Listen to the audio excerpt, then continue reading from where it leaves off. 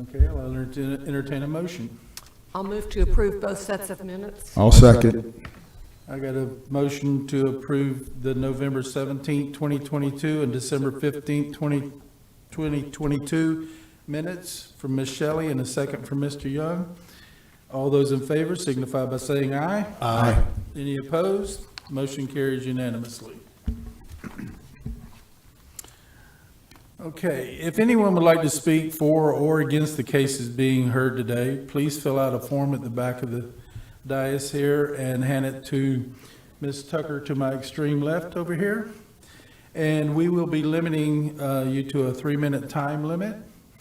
And after the comments have been heard, I will give the applicant an opportunity to address any concerns the speakers have and answer any questions the commissioners may have. And at this time, I'd like to turn it over to Ms. Slack for legal comments. Good morning, everyone. I just wanted to give everyone a few ground rules about what we're doing today. Decisions made by this body on special exception cases and cases which rezone real property from one classification to another pursuant to the zoning ordinance are recommendations only to the county council and do not constitute a final hearing. New evidence may be introduced at county council public hearings on those matters. Decisions on variances made by this body constitute final action, subject to an appeal to the county council. What this means is that no new evidence may be presented at the time of county council public hearing on appeals of variances. Aggrieved parties that appeal such decisions are confined to the record made before this body on variances. Hearings by this body on rezonings, special exceptions, and variances are quasi-judicial in nature and meaning. This means that the body is acting more like a court and must take into account all oral, written, or demonstrative evidence presented to them. Their decisions on these cases must be based on competent, substantial evidence in the record. Competent, substantial evidence has been defined as that evidence that a reasonable mind would accept and to support a conclusion. Thank you. Thank you, Ms. Slack.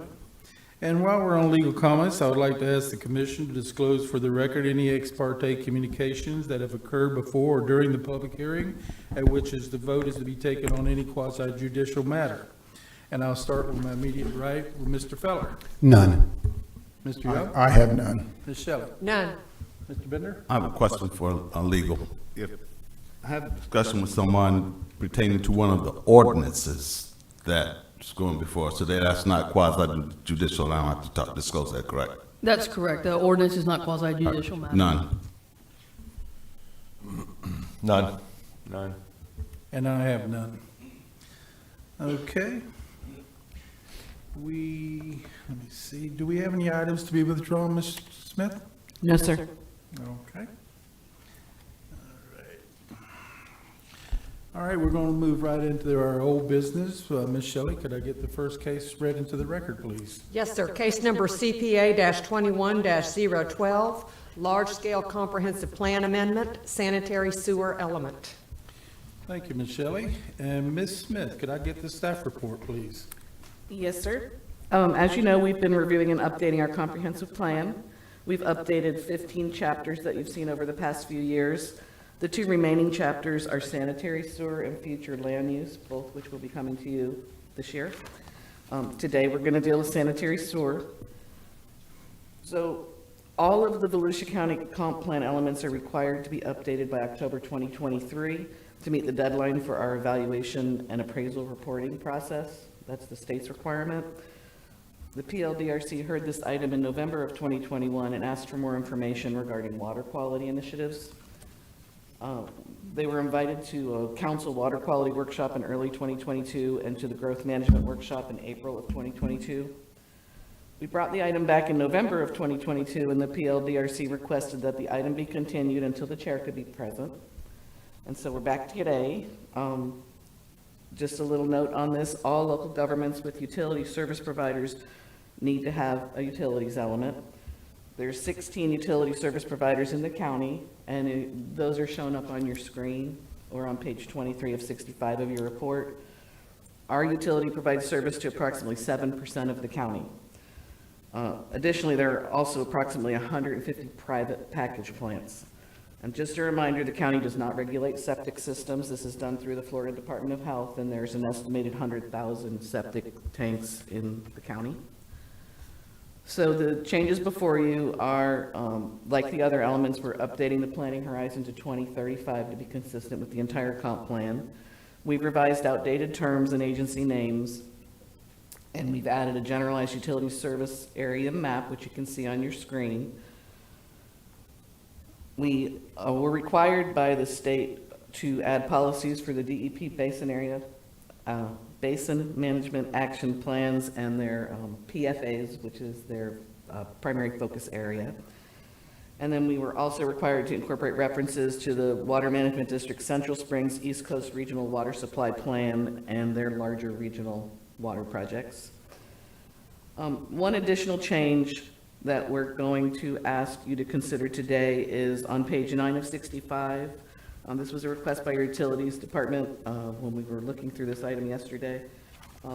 Policy 6.1.1.1, we'd like to keep that first sentence that says Volusia County adopts a level of service standard of 200 gallons per day per equivalent residential unit, or ERU. We'd like to delete the remainder of the policy, including that table.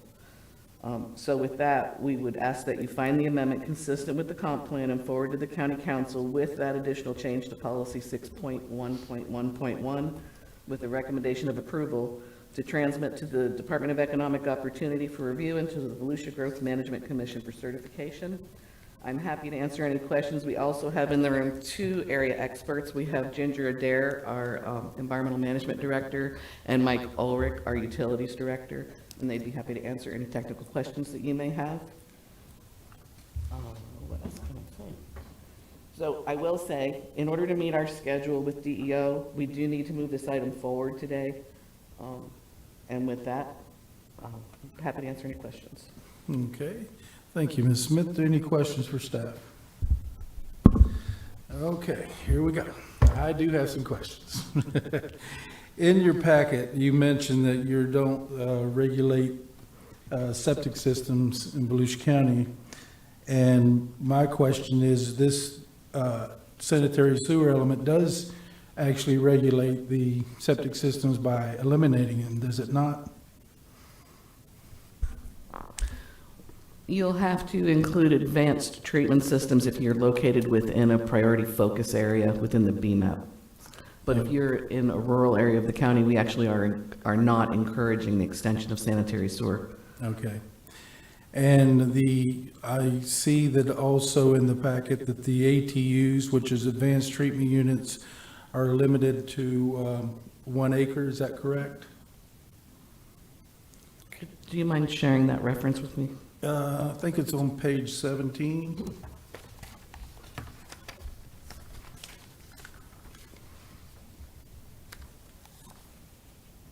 On 62-1.6, all residential development on lots less than 1 acre with the PFAs shall connect to the central water treatment facility within 1 year? Yes, and again, that's in the priority focus areas. It's Okay. specific to those areas. And most of West Volusia is in the primary focus area, is it not? Christy, could you please put the map back up, prior page? If you look at the map on the right, you can see the BMAP area, which is the different springs, and then on the bottom, you can see I'm sorry, priority focus areas are the lines, the BMAPs are the actual springs. Right, so it takes up a pretty large portion of West Volusia there. I know that this is a directive from the state of Florida. Yes, sir. Has there been any type of cost analysis or feasibility study done for this area? I'm going to defer to our 2 experts here on this. Okay.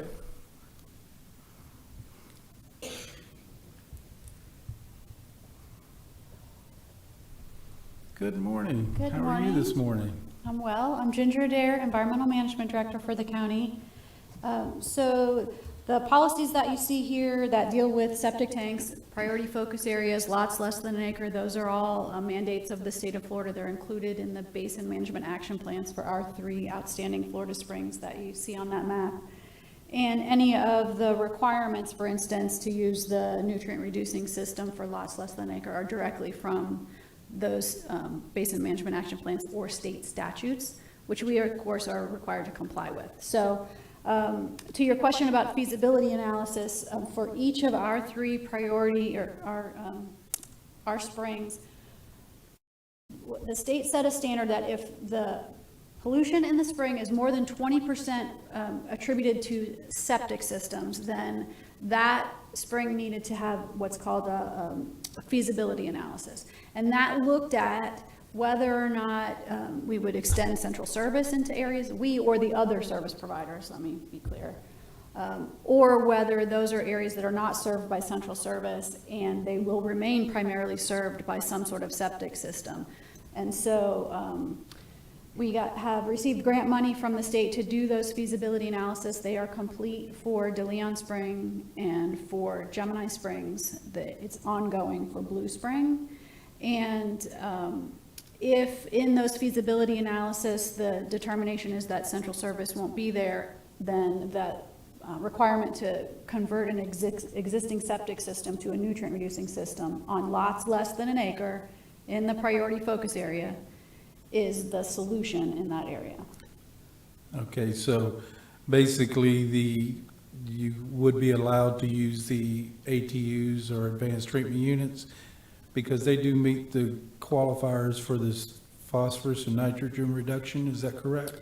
Right, the state has certified certain systems as compatible with the basin management action plans. And so, all of that permitting is done through the state and the Department of Health and the DEP. So the county isn't engaged in those negotiations with individual property owners about what system is appropriate. That's all happening at the Department of Health.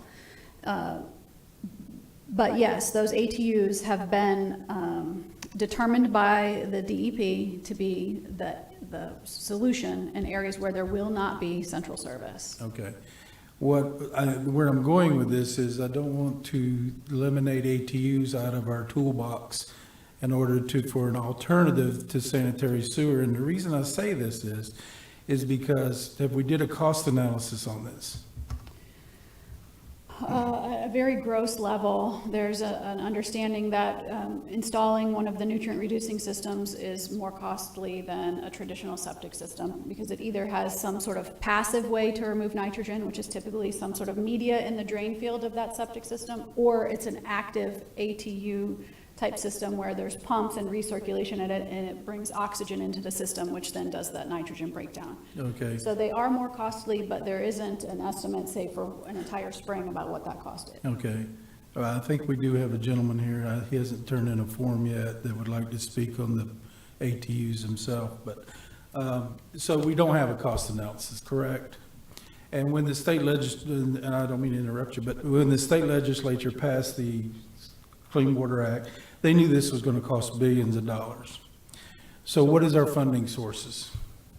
Well, right now for DeLeon Spring, because the solution is primarily upgrading existing septic systems to nutrient-reducing systems, the state has provided a $1.1 million grant to Volusia County to help homeowners make that conversion. It's for existing systems only. It's a grant for up to $7,500 per residence to convert from their existing system to one of these nutrient-reducing systems. Not sanitary sewer, though, correct? That's Correct. just- It's only to help folks who have to move to the ATU or a My nutrient-reducing question is system. the funding for sanitary sewer.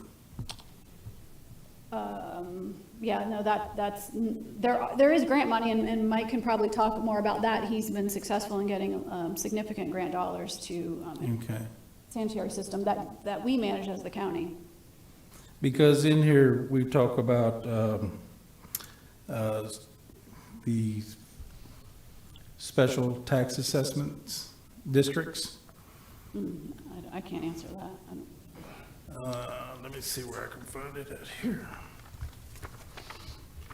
On page 16 and looks like 12 and 16.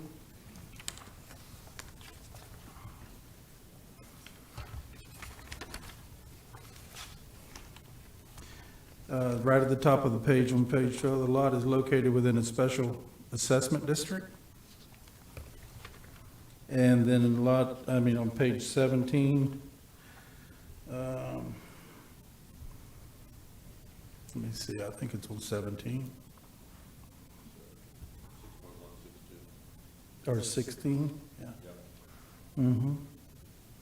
The county may create special assessment districts encompassing existing lot subdivision in the manner described for the purpose of installing the central wastewater system. So is that the line of funding that we're going to do for the sanitary sewer?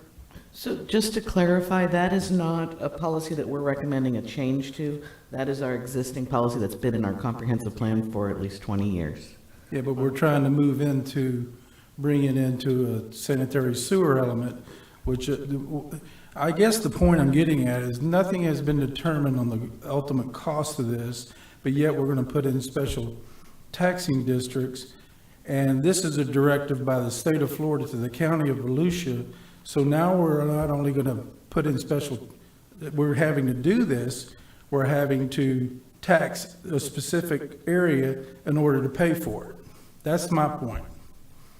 And I don't mean to, I'm not, hey, you've been dealt a, like I said earlier, you've been dealt a hand and you have to play it, and I understand that. But the state needs to understand that, they pass these legislative practices and then expect the end result to be paid by the local residents. And that's the problem I got with that. Let me ask you also, is ATUs considered a package plant, Mike?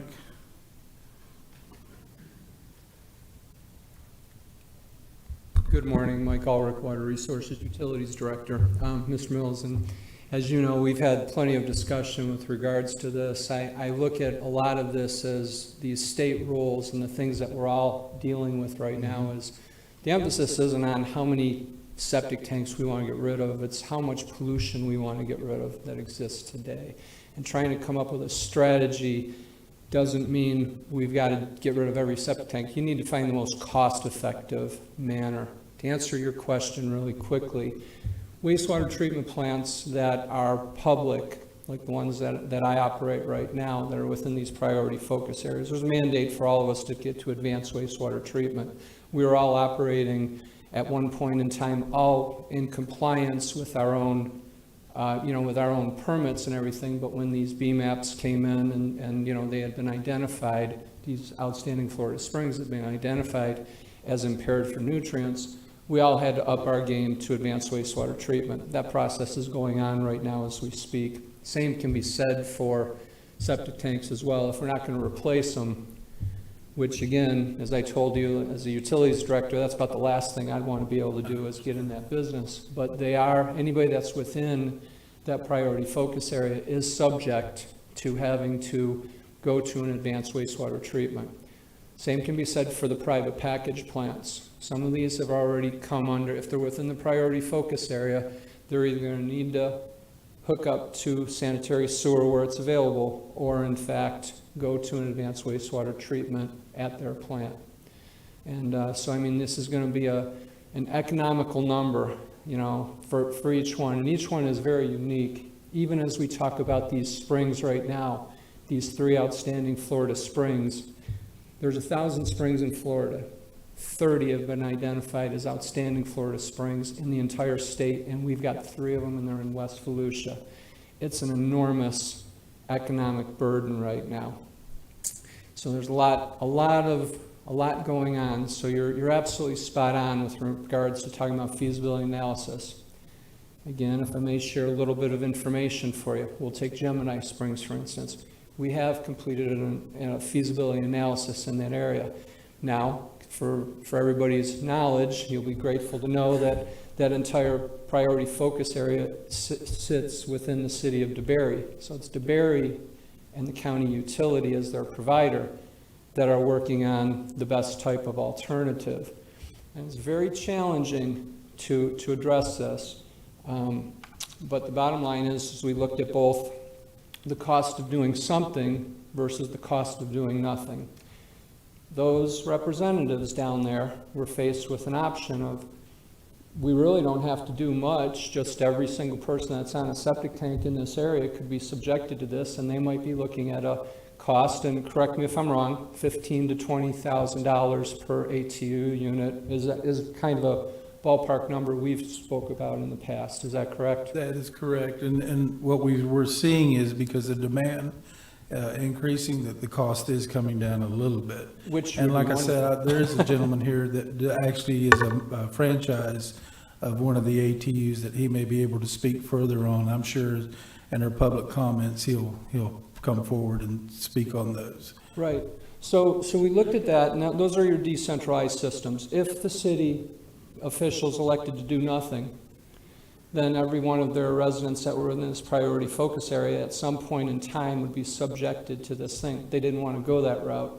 They said, let us come back and let's develop a plan for central sewer, and then basically say, you know, the county utility, as those new customers would be coming online, would have some skin in the game because we know we'd be getting additional revenue, as well as the city wanted to invest in some to defer some of the costs. And then they wanted to put the rest of it on DEP to say, if the county utility and the city puts up this amount of money, then 75% of it needs to come from DEP. And we completed a plan, and we put it, and we have submitted it to the state. 75% of what was at that time, maybe $60 to $70 million of that. So if you want to know about cost on 2,300 units, I think that cost was right around $60 million when we submitted the plan.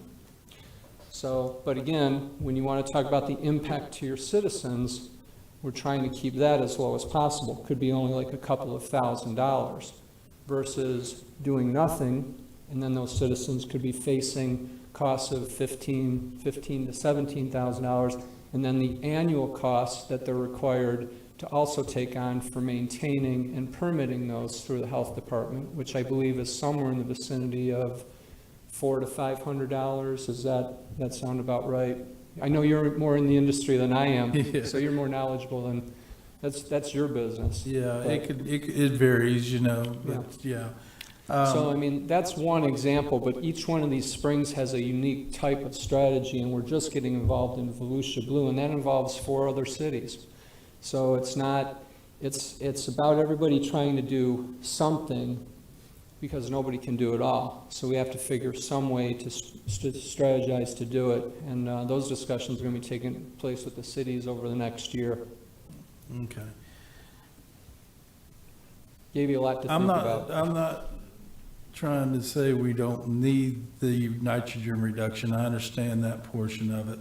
My question is if we've got an approved system, like ATUs, that not be an option. I'm not saying it has to be across the board. If they want to put in centralized sewer, so be it, as long as they understand the costs that are going to be involved. Mhm. Because when we get into less populated areas, the cost is going to increase per person. I mean, per landowner, should I say. And so I just don't want to hamstring ourselves to where, okay, we're going to put in centralized sewer, because it's got a negative effect as far as be there legislatively from the state. If you've got public water and sanitary sewer, the densities are hard to control by us as far as the densities of our growth and our development. And so one of the big issues right now is that we do have a density. There are some concerns with density and how our growth is being progressed. And I'm not against growth either, but the high density developments seem to have an impact, and so it has a broad impact. And then if we provide the sanitary sewer and public water, we're pretty limited as far as the how we control density. There's a real catch-22. It is a catch-22, and that's why I'm just trying to get in the plan, and my ultimate goal is to get these ATUs considered in our sanitary sewer element. I know we don't control them, but I'd like to see them put in the plan in order to, as an option.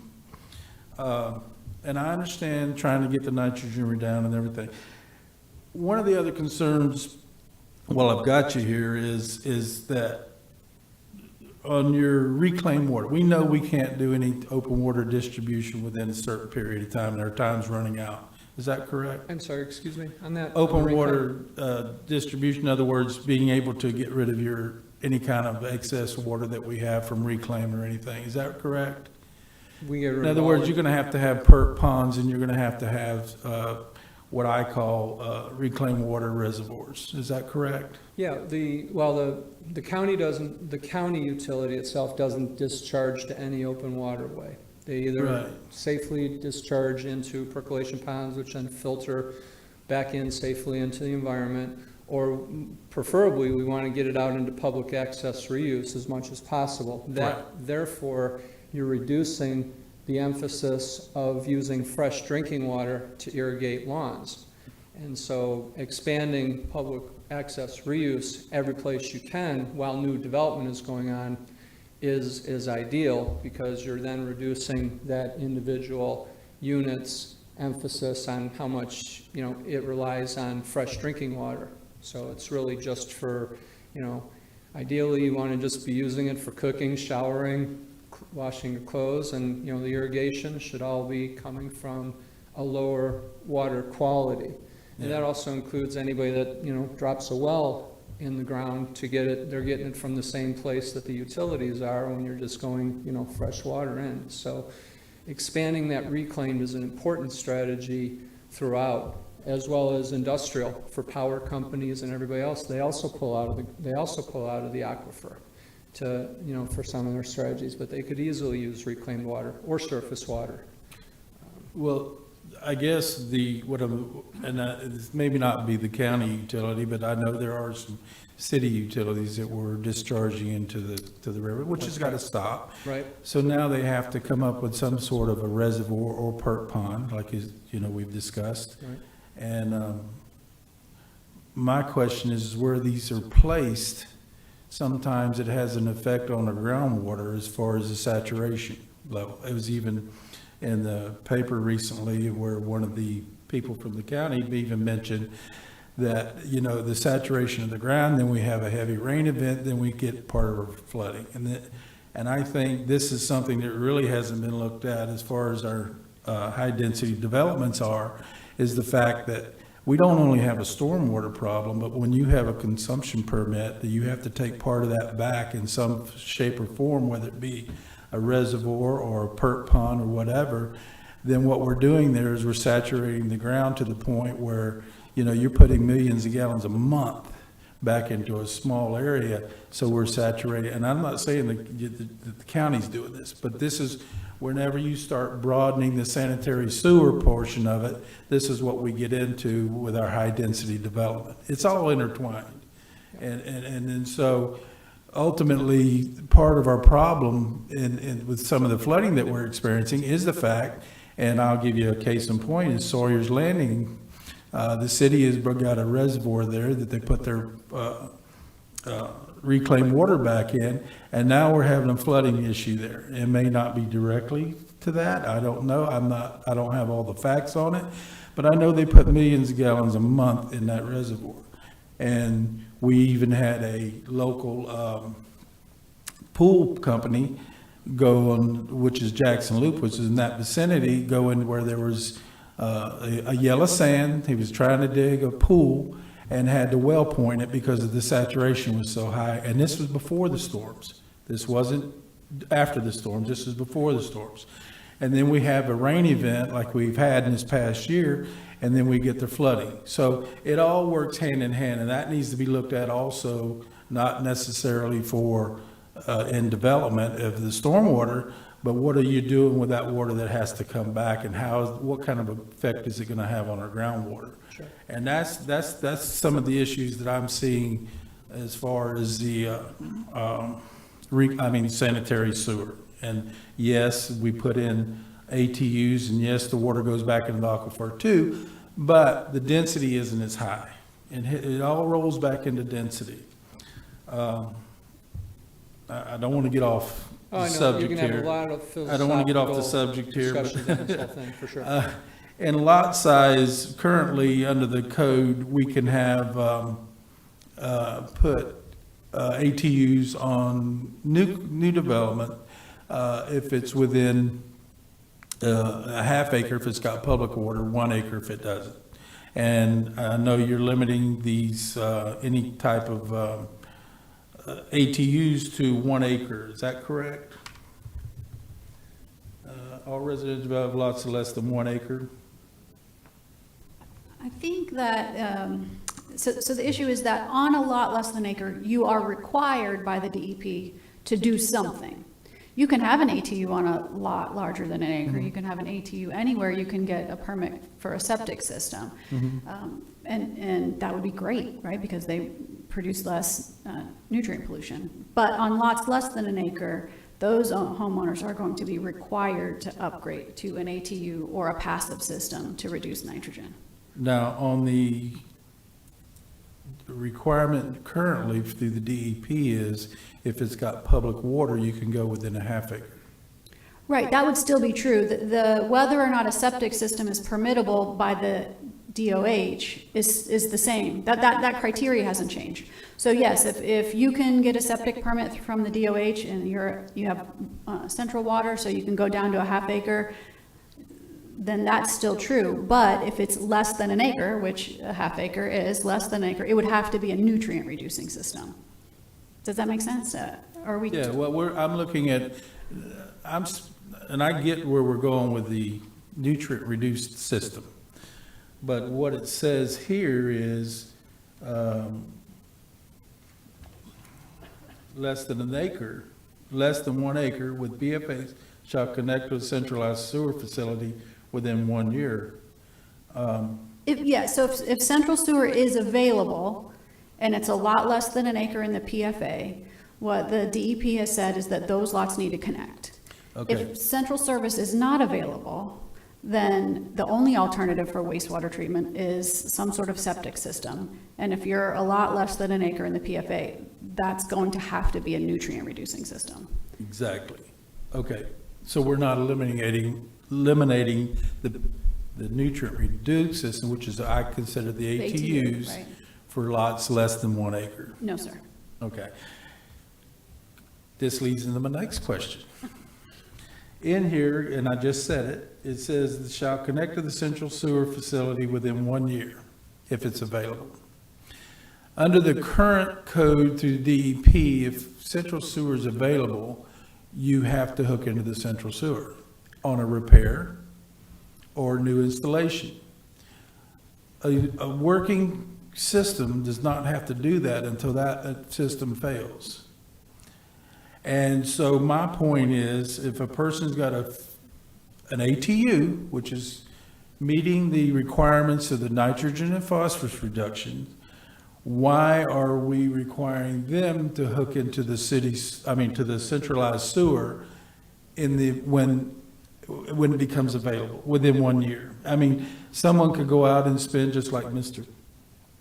Mike just said, was that we can take in those systems costs can be 12, 15, and if they got a drip system on it, can be as much as 20,000. They're going to invest this money, but then they have to turn around and hook into the centralized sewer, even though they got a perfectly working system that is meeting the requirements of the state. Why is that being required to be within 1 year?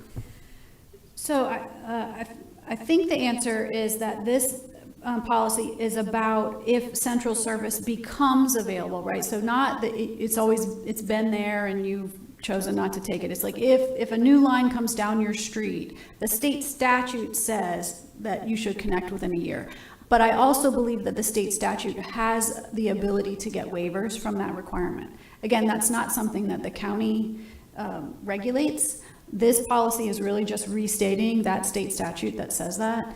And my understanding is that there is the ability to ask for waivers based on site-specific conditions. So we're not requiring existing systems to tie into it until failure.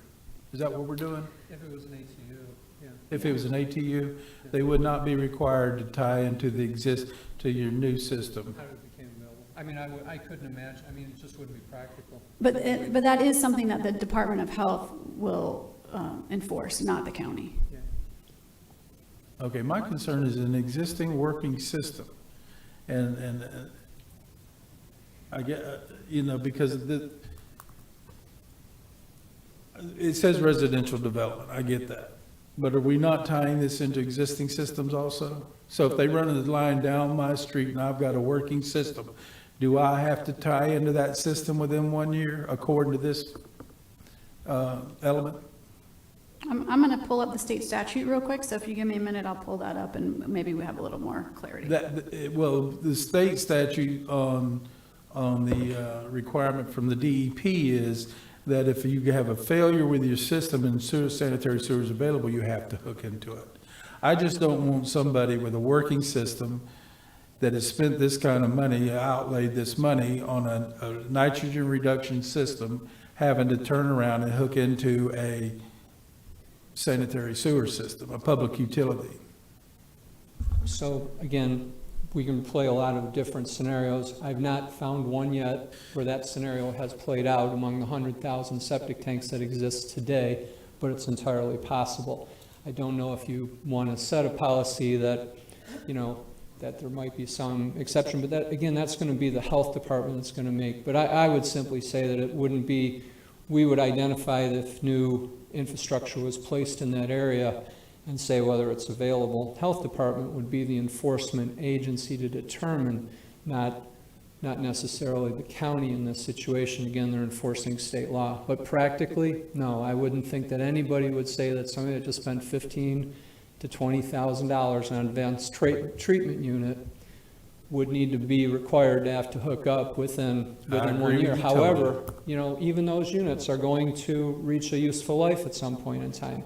They will need to be replaced. That's the current code now. Yeah, 12, Yes. 14, 15 years down the line, but at that point in time, they wouldn't be able to get re-permitted.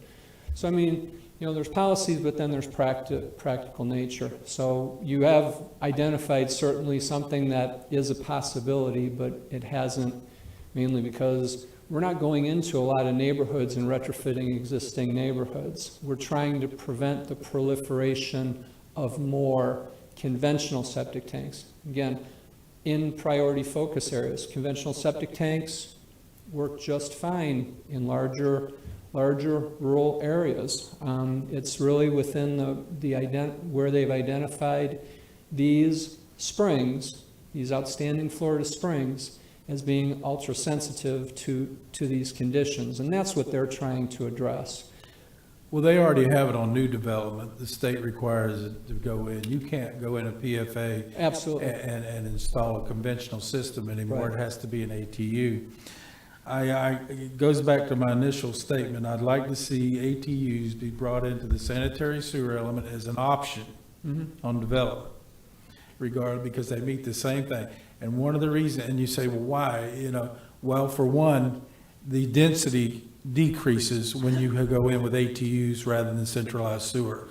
Because we're hamstring right now, if you put in centralized sewer and public water as control over the densities that we can require. Right. Okay, because of state legislation. And so I just don't want to get into a situation where, we're having a sanitary sewer, all new development, and then they can increase their densities to the point where it has a negative effect on the surrounding areas. Okay. We've pretty much run over everything. I go back to the reclaimed water. I know there was a policy in here to accept, and I think you and I discussed this, it's on an as-need basis, not that we're going to accept it all the time, from the city of Sanford. Oh, yes. And my question is, where's the storage for that reclaimed water? Well, currently, here's how it works today. Okay. Right now, as far as the city of Stanford, we built a water interconnect for reclaimed to meet the growing needs down in the DeBerry area specifically, where it feeds right into the distribution system to serve the development that is occurring in DeBerry. We use it on an as-needed basis. We used it probably 3 months out of the entire year this past year, which is since it's been built 5 years ago, there wasn't a need. And the only time we use it is when there's not enough reclaimed water that we're producing from the plant Right. to meet the needs of the growing population that is occurring. And again, it's another strategy. You want to expand your reclaim when this new growth is occurring so that you can keep the reliance on groundwater, from everybody having their own individual wells. You are using, fresh water to irrigate. So expanding reclaimed is beneficial. And we don't take the reclaimed except to meet a demand. And the reason why I do is because I got to pay for it anyways. Right. So, to pay for it and then to dump it someplace in Volusia is, not exactly good business sense. We're just meeting a demand that's required. And I appreciate your clarification on that, because I didn't want to be the dumping grounds for somebody else's reclaimed Absolutely. water. Agreed. And the other thing too is, going back to my question, is how do you store this?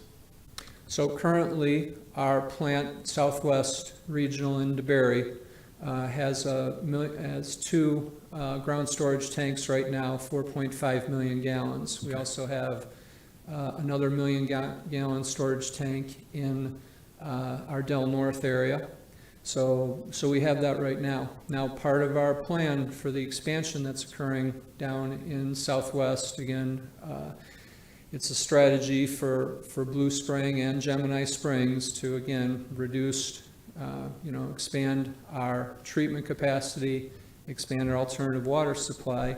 We're looking at about another 5 million gallon ground storage tank for that area. So we'll have 10 million gallons of capacity, which again will allow us to not have to purchase from Sanford during peak periods of time, because we would have that water stored over time. So it's a decent economical move. But there will be times where it will be necessary to get that water from Sanford, and it's an important strategy.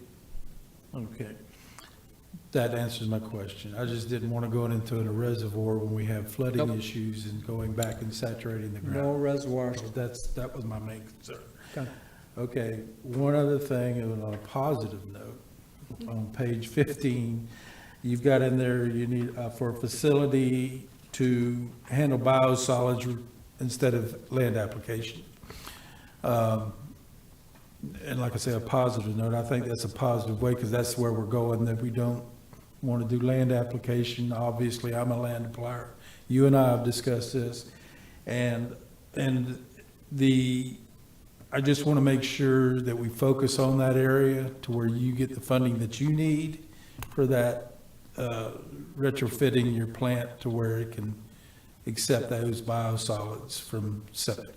Yes. Or not, I shouldn't say septic, because on-site, because people, when they hear septic tanks, they visualize, when they hear ATUs, they visualize a septic tank. Well, ATUs aren't septic tanks. ATUs are a treatment facility that gives a higher treatment to our waste. It's no different than it's a smaller version of a package plant or even a municipal plant, okay? Matter of fact, when we go through the permitting on some of these things, we're required, my land stabilization plant had to do the same thing you guys do on a municipal plant. So that's where we're at. Okay, unless anybody else has got any questions, I do too. Mr. Feller, go ahead. Yeah, just to piggyback really quickly, because I know we're looking at old stuff that's in the policy from 20 years ago and new stuff, and the two new ones that I want to address are just quickly, because I don't think we got clarification, or I didn't get clarification, sorry. So if somebody, not in one of these protected areas, but if somebody has a septic system that they've just invested $15,000 or $20,000 in, there is no requirement for them to connect to city or to the county utilities or county services for a year. I'm just looking at 6.2.1.5. Volusia County Water Resources and Utilities shall provide notice within the service area with 1 year prior to the date that it will become available. But that's not where, there's no requirement, not the state standard, but in Volusia County, in this document, there's no requirement for somebody to have to convert their system in 1 year, unless, I shouldn't say there's no requirement. there's no requirement if the system is functional and not damaged.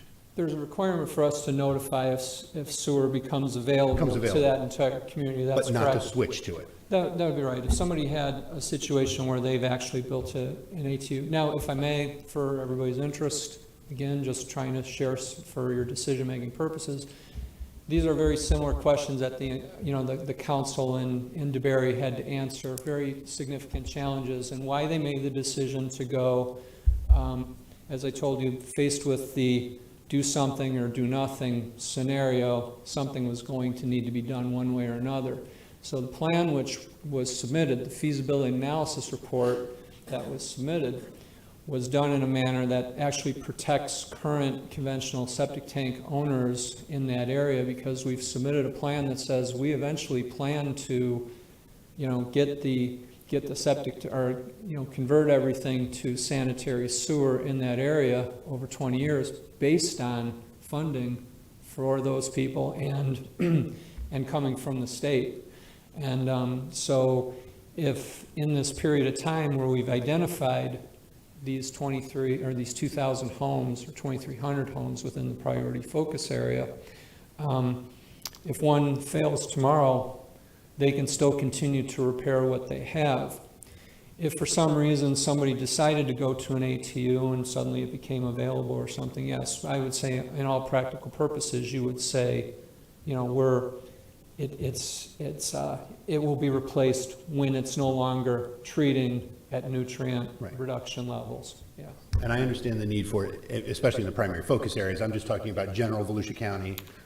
My only other question that I have really quickly, and Chair, maybe this, he was saying that he was, and again, I take a lot of weight from his knowledge of this, in section 6.1.4.5, and this is a new section, it says Volusia County shall seek to lessen the land application of septic, exploring pretreatment options that allow for septic to be received at a sanitary sewer treatment facility. Is this somewhere that you're talking about including the nitrogen? It seems like I want to make sure that the county's not just focusing on getting. Currently, what is going on is our land application is actually what we consider biosolids. It's not, even though it's septic waste, because it's being contained and concentrated, is considered biosolids. That's why we currently can't, because it doesn't meet the parameters of the municipal systems now in order to dump there.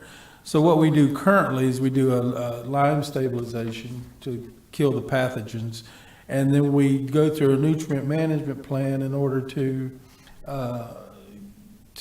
address the nitrogen and everything that we have to get off. Wherever we dump, we still have to get rid of the nitrogen. And so we do it through a nutrient management plan. What this element is suggesting is that we, instead of doing the land application, we would convert our facilities to handle the biosolids that we have from pumping out ATUs, septic tanks, and so on and so forth, rather than doing the land applying. Am I correct? Yes. Yeah. And that's my goal is to understand that the county is not simply just saying we're trying to connect to sewer, but that these systems are a viable opportunity or option for homeowners. Yes, absolutely. Thank you. Okay. All right, any other questions? I have Mr. Young? Yeah, you answered one of them. And I guess I'm going to clarify that last statement. If somebody is in an area that you're going to eventually put a available sewer system, if they've got a septic tank and it fails or needs repair, and you're going to do it within the next couple of years, you're going to forego causing them to have something. You kind of stated that. My next question, I got two questions that I know some of the answers to, but the definition of availability of sewer is that's 1,000 feet of a sewer system, or what is your definition of sewer becoming available? Again, I would probably defer to, we treat it when it's set up and brings it to us. It's usually the planning and the other requirements of the state, but I believe it is 1,000 feet. But again, we're looking from a utility standpoint and a business standpoint, you're looking to go into areas where there's density, you know. You don't want to be running lines in the tens of millions of dollars to get a small amount of places. So yeah, I mean, if available is, if it's within whatever the state and whatever the code allows, yeah. Please, go ahead. I can read you the state statute that defines available. So it says, for a residential subdivision lot, a single-family residence or an establishment which has an estimated sewage flow of 1,000 gallons per day or less, available means a gravity sewer line or a low-pressure or vacuum line exists in the public easement or right-of-way that abuts the property line. So if you're a single-family residence, the line has to touch your property to be considered available. Oh, well, very good. If Okay. it's something with an established flow exceeding 1,000 gallons per day, so that's typically a commercial or apartment complex or multifamily, something like that, then the state definition is that the sewer line, force main, or lift station exists in the public easement or right-of-way within 50 feet of the property line, as accessed via existing rights-of-way or easements. Okay. My last question is, how much, have you got any numbers to how many residents, let me put it residents, this would impact in the next 5 years, number-wise? Okay, so that's a loaded question. Hey, I Because know, once and this, again, and this is just a guess. I'm just trying to figure out what impact this has on the community. okay, so recall, as I said before, I realize that this board considers what's happening in unincorporated Volusia County, if you will. So, you know, zero impact as far as you're concerned as it pertains to Gemini, because that's an issue that the city of DeBerry is dealing with solely in cooperation with the county utility, because again, while we're a county government, we're a business operating within the city of DeBerry, so that's why we're engaged on this matter in Gemini.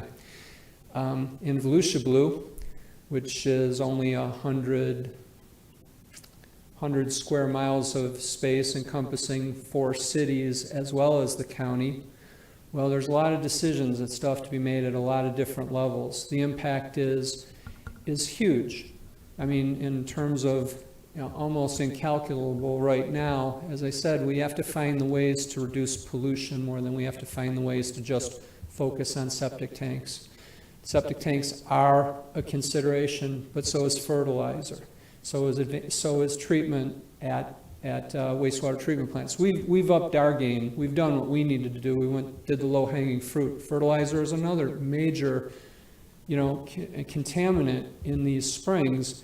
And again, back to the state level. So, you know, we focus more on trying to come up with a practical solution for how are we going to reduce wastewater at the most economical cost to both local governments and the state. So I know that I don't have an exact number for you, but if I gave you a number, it'd change tomorrow. So it's really going to be a huge, you know. Sitting up here looking at the community, and I'm wondering what impact, I'm judging, my job here, is, the way I see it anyhow, is what an impact it has to my county, my residents here. Okay. And that's the decision that I'm sitting here measuring. So I'll give you a ballpark if you want, getting back to just the bottom line numbers as far as what happens. Something, if you're in this priority focus area, something needs to be done. You know, adding more conventional septic tanks is not the solution. So you're going to need to either look to an advanced treatment unit or conversion to sanitary sewer. So we've already talked about what the advanced treatment units cost, and I hope they come down. I hope they come down to such a point that I never have to worry about ever going into somebody's neighborhood, tearing up the roads and putting in a sanitary sewer line. You know, that would be ideal. Now, new development, I still think that is new development with high density. You really need to have that central infrastructure. But we are dealing with today's pollutants. So, you know, what we're saying is there's going to be a cost to doing something, but we have to have the funding partners to make this feasible. And the only way that you take a $15,000 or $20,000 per unit, which is we'll just ballpark that $15,000 to $20,000 per unit, ballpark that, is you say, all right, who's in? What is, there's going to have to be a cost to that homeowner, because if they owned their own septic tank, at some point in time, that drain field would need to be replaced, or that septic tank needs to be replaced. So I think, again, if you want to put it into practical purposes, what probably would be the homeowner's responsibility would be that difference between replacement of an existing septic tank and drain field versus the extra cost of an advanced treatment unit. And so you might say, you know, that's a practical cost that probably the homeowner would be responsible for at some point in time whatsoever. It's that difference that matters the most. That difference of, you know, you don't want the homeowner to take that responsibility. You know, that has to be borne by the state. It has to be borne by the utility, which would be picking up that additional business. You have to make it financially feasible to make sense. And again, like I said, I still think that when you're talking about reducing pollution, you still have to look at those other things as well, fertilizer, and come up with the best. Because at the end of the day, we're trying to find out what's best health for the springs. And each one of these 3 springs has different challenges and different solutions associated with it, which makes your policy, driving your policy so challenging, is because you have to have a practical approach for each one. But to round all the way around to your last question, you're probably looking at about $15,000 to $20,000 impact per homeowner. The only question would be, how can you reduce that impact on that homeowner? That's what I think, that's where we really need to spend our time focusing on. How do we get that sum down? Mr. Feller? I was going to hold this speech, but we started talking about it, so it brings up something. I think it would be helpful. I know we're talking about new additions and updating this, but with this comes the fact that we've been handed a 20-year-old document that we're supposed to look at. And I look at some of these things, and in the early part of the 6.1.4.1, it talks about designating a portion of the budget and seeing if impact fees, like, you know, shall collect and use impact fees to offset this, and planning for expanded past 80% and all of that. This is an old document, and I think that it helps as we put this forward to county council. Like you said, there's a lot of things going on here, a lot of decisions at a lot of different levels. There's the excellent work that the staff does. There's the PLDRC that hears it. It goes to county council, which then the county council has a number of different strings being pulled, whether it's from homeowners or developers or whatever else. And you mentioned the impacts on the higher density developments.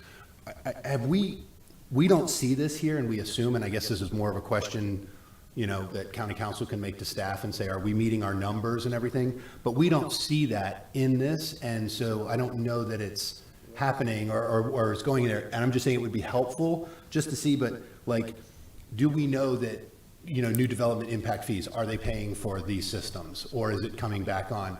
And so that's one of the problems when I look at a packet that comes this thick with, you know, 4 or 5 pages of new stuff and then 18 pages of old stuff that we're just kind of saying yes to the old stuff, but here's the new stuff, or, you know, we've changed a few things from that to other, or this to that, but not looking at the main strategy.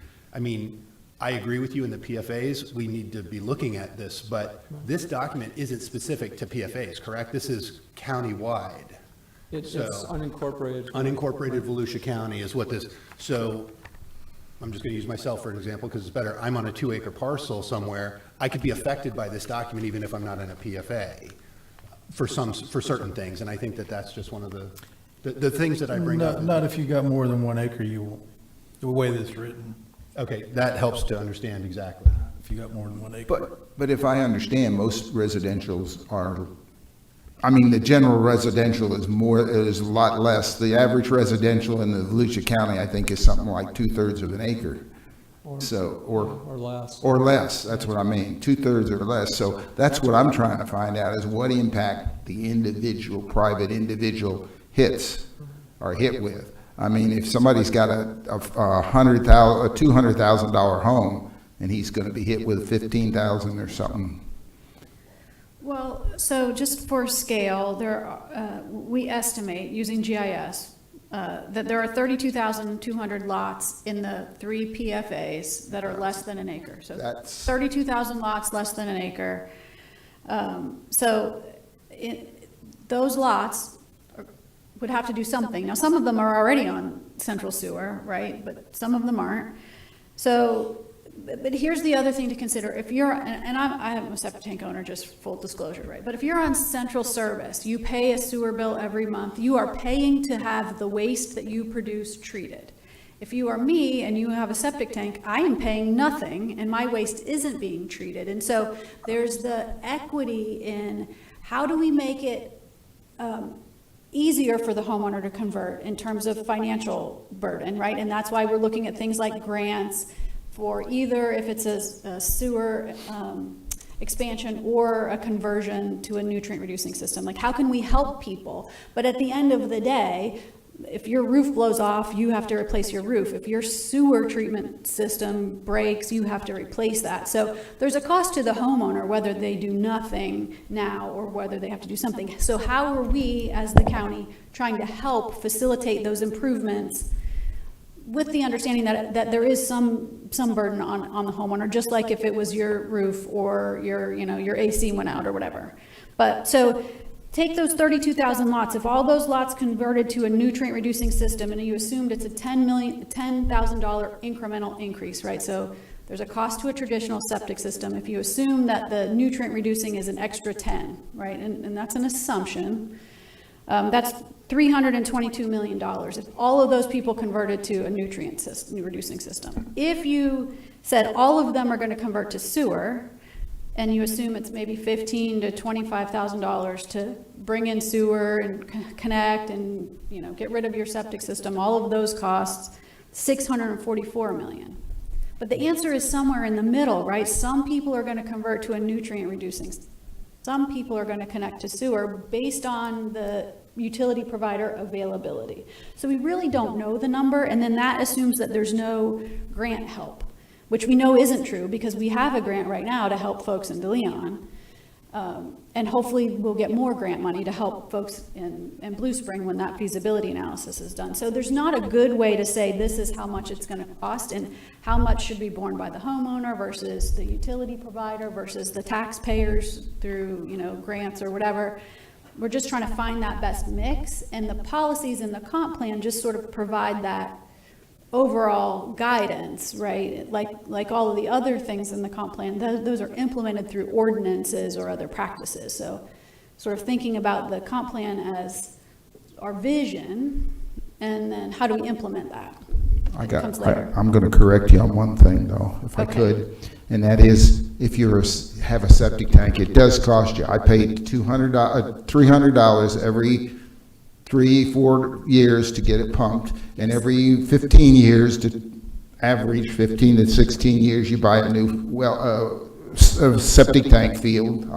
I've lived in my house 45 years and I've replaced it 3 times and pumped it numerous amounts of times. You're right. If you're a good septic tank owner, you're spending some money You're every still few spending years. money. I mean, it's a little bit cheaper than the city, But it's not, there's no nitrogen reduction or very Right. little nitrogen I agree. reduction. So even though you do have the maintenance costs of a septic system, the traditional septic system was never designed to remove nitrogen. It works really well for what it was designed for, which affect human Maybe health. somebody needs to come up with a device that would add on to your septic tank field. Well, and that exists. It does And that's Oh, what we're trying I to. didn't mean to start another subject. Yeah, that's what we're trying to encourage people to invest in. Didn't mean to It start does another exist. subject, sorry. Okay, but getting back to my point was though, because the way this document is written, it is weighted towards centralized sewer. It's even, rather than inclusion of ATUs as part of the document. That's where I'm going. I'm not saying we don't need to treat our waste. That's not what I'm here to, I'd lose that battle. What I'm trying to say is that we do have other alternatives. And rather than be heavily weighted to the centralized sewer side, what you've even admitted you prefer not to get involved with too, and taking it everywhere, then And the reason being is, and my concern is because we do this, we bring in centralized sewer, we're hamstringed on our density requirements, okay? In other words, you bring in public water and public sewer, the densities, we don't dictate that, the state does. I mean, how many times have we sat on this board and had to approve because there was sanitary sewer and water available? And this is where, and we can't even consider infrastructure as far as roads and stuff. That comes after the fact. So it has a big impact, but when it's weighted one-sided. And I'm not saying centralized sewer is bad. Don't get me wrong. What I'm saying is we need to have more tools in our toolbox to prevent some of the things that we don't want to happen. And maybe we do want it to happen. Maybe there are areas that we do want to develop in high densities. But we don't want to have to put them where we don't have to, where we don't want them, because of the state mandates us to do it because we've got centralized sewer and water. Right. Well, if it's any consolation, I do not consider advanced wastewater treatment facilities at each of the ATUs. I'm not against those either. You're right. There has to be a good practical strategy for all this, particularly as you go out. You know, again, it still is a policy issue as to what you want in these rural areas. I think it's also important to note is that, you know, when you're talking about connecting to a utility, we're not just talking about connecting to Volusia County utility, because we very little of our actual infrastructure is in unincorporated Volusia County. It's all of these other cities that actually have access. As you know, the city of DeLand is going to be the utility provider up into that DeLeon Springs area. Now again, philosophically, and you want to think about these types of challenges that DEP has grappled with, as well as the state and everything, you know, future growth and everything is about planning for the future. DEP is addressing pollutants that exist today as a result of stuff that is occurring right now. And so I think when you look at DeLeon Springs, as I said, we talked about Gemini, and that was very unique because it's very urbanized around it, and the impairments that are occurring are a result of the growth that you've just described. Well, that was because all of that impairment exists today because there was no central, you could argue there was no, or at least there was just conventional septic tanks, but there was no centralized sewer in that area. So what you want to prevent when you're looking in DeLeon Springs is not to go retrofit everything that's up there, but you want to have some infrastructure up in that area to prevent the proliferation of more of that.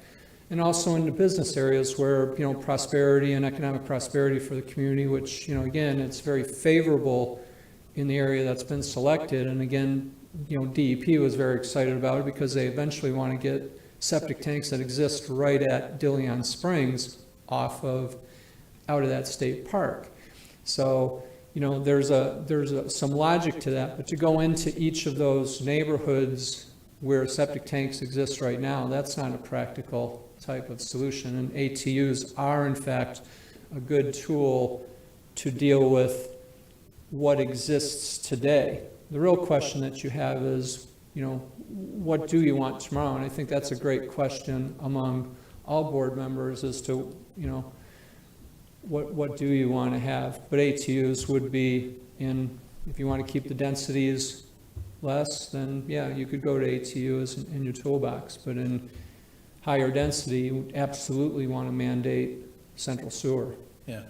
Well, I can tell you this, I went to the DeLeon Springs community and actually spoke in favor of bringing that sewer line into that area because it was needed because of the lot sizes and everything, and they weren't even on public water, they had wells, and that was definitely needed in that area, and I was actually in favor of that. So I'm not against bringing sanitary sewer where it's needed.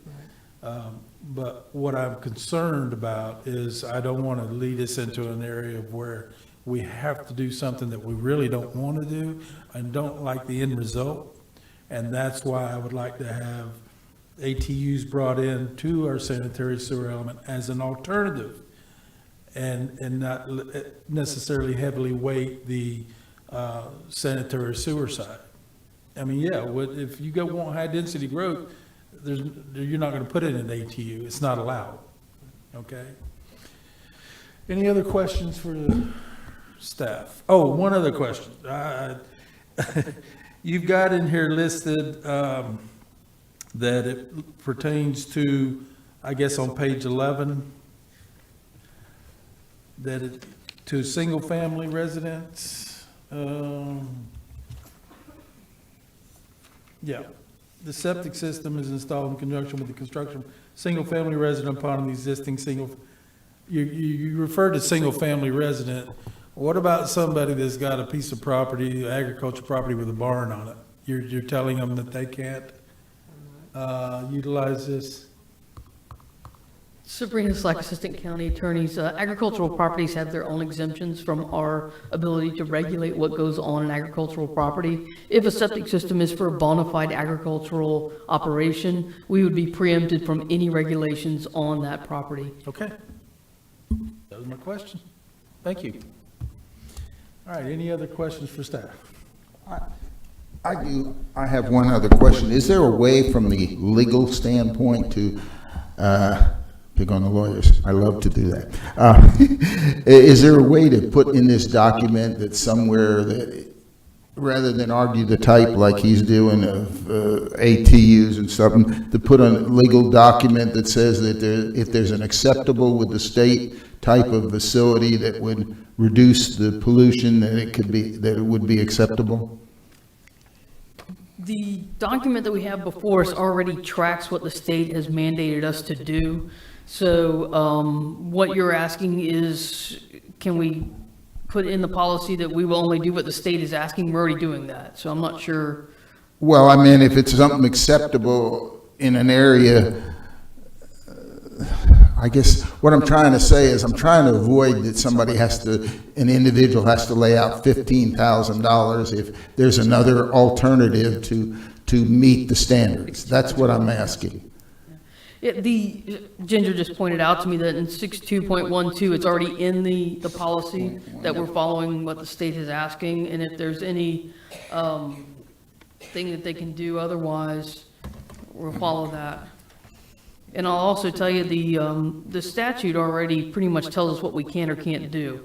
So we followed that closely. We did not draft this policy to be more restrictive than the state. I mean, we can typically be more restrictive, but this policy, we tracked what the state has basically. Then you're answering my question that we're really not doing anything but what the state says. Period. Correct. So we really don't have a choice somewhat in this matter. We're following what the state has told us to do, correct?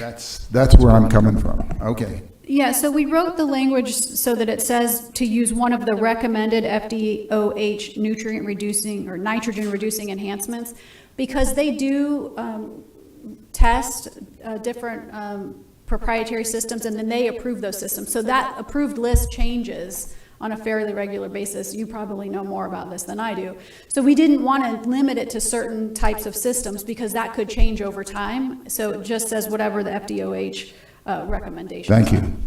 We could address that in here as to whatever is regulated by the DEP. But the thing of it is, the state comes down, and I know I know why they're doing this. I've attended a lot of these BMAP meetings, and they like to see everything, the whole state of Florida, centralized sewer. And the point of it is as long as we provide an alternative, I don't believe they're going to turn our plan down because they don't have any grounds to stand on, because we are reducing the nitrogen, we are reducing the phosphorus, we're doing what it was intended to do to begin with. We're just not doing it through centralized sewer, okay? And until they can provide the funding to centralize sewer and not put it on our own homeowners, they can't be telling us which way we have to go about it. And it's time that they realize, okay, you created this, now deal with it. Give us the funding that we need, and we'll get it done. Whether it's through ATUs, whether it's through centralized sewer, and they didn't take into consideration, believe me, this is a developer's dream is to come around and put centralized sewer in everywhere, because now they can increase the densities. I'm not talking about all developers, but from what I've seen experiencing, and not from the county level, but mostly from the city levels. And I see these high densities in some of them, and they are having a big impact, not necessarily on our streets, they're having an impact on our groundwater, they're having an impact on everything. And it's time to realize, where do we want this high-density growth? Not necessarily have to do it. And the way the current legislative system is now, we don't have that choice if we got public water and public sewer. And that's where I was at like that. Okay, and I'll get off my box.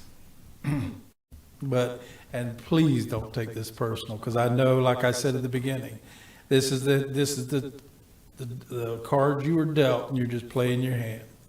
We all care about the springs, we care about the protection do of too. them and reducing pollutants. Yeah, It's I quite do the too. devil's in the details as to how to best do that, and I agree with you, local plans are gonna be much more effective than just a comprehensive, we got some guidelines from the state, but as I said, in the feasibility analysis report, which was a requirement for Gemini Springs, we've provided them with a plan and said, here's the plan, and it includes 75% funding from the state, and if you can come up with the 75% funding, then we can proceed, because it reduces the impact on that homeowner and still proceeds. But again, we're talking about, I want to just point out, we're talking about pollution that's occurring right now, not worried about development in the future. What's happening with these retrofits are to address Correct. all of the past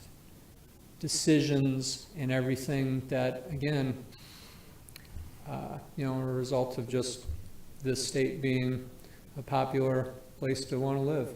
So, I understand that, and and the producers of our pollutants are, guess who? All of us. all of us. That's Yeah. it. And so as we bring more people in and we allow these densities and the state allows these densities, the problem's just going to increase. And so we need to address that. Even if it's on a county basis, we need to say, okay, we're going to put this in our toolbox. That way we don't have to have these higher densities, and we can control some of that pollution that comes into our area. Okay? And not to say everybody's polluting the area, but what I'm saying is we're all producers of what the pollutants are. And so therefore, and we're seeing this, because back in the 60s, we didn't have this issue. I mean, we do now, and I'm all for protecting our springs also. And I'm not against growth. It's just that we need to have that smart growth put into the equation. Mr. Chair? Yes. I really do appreciate both of the directors being present today. Do you have any other questions for them? Because I would like them to be able Well, to no, get back to their... I'm done. Okay. All right, do we have any public participation on this?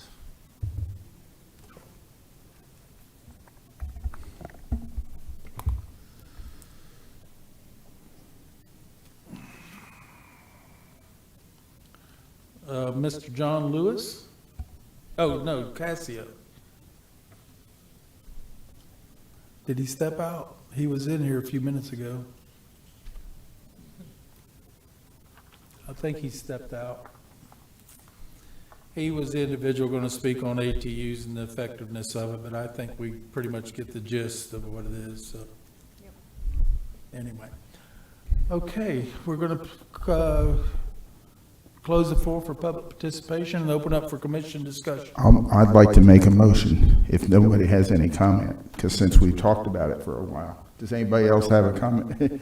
I'd like to make a motion that we find the amendment consistent with the comprehensive plan and forward the application case CPA-21-012 to the county council with the recommendation of approval to transmit it to the DCEO with the explicit review and to the Volusia County Management Commission for certification. Okay, and Does that include our recommended change to policy 6.1.1.1? With all the recommended changes, yes. Sir.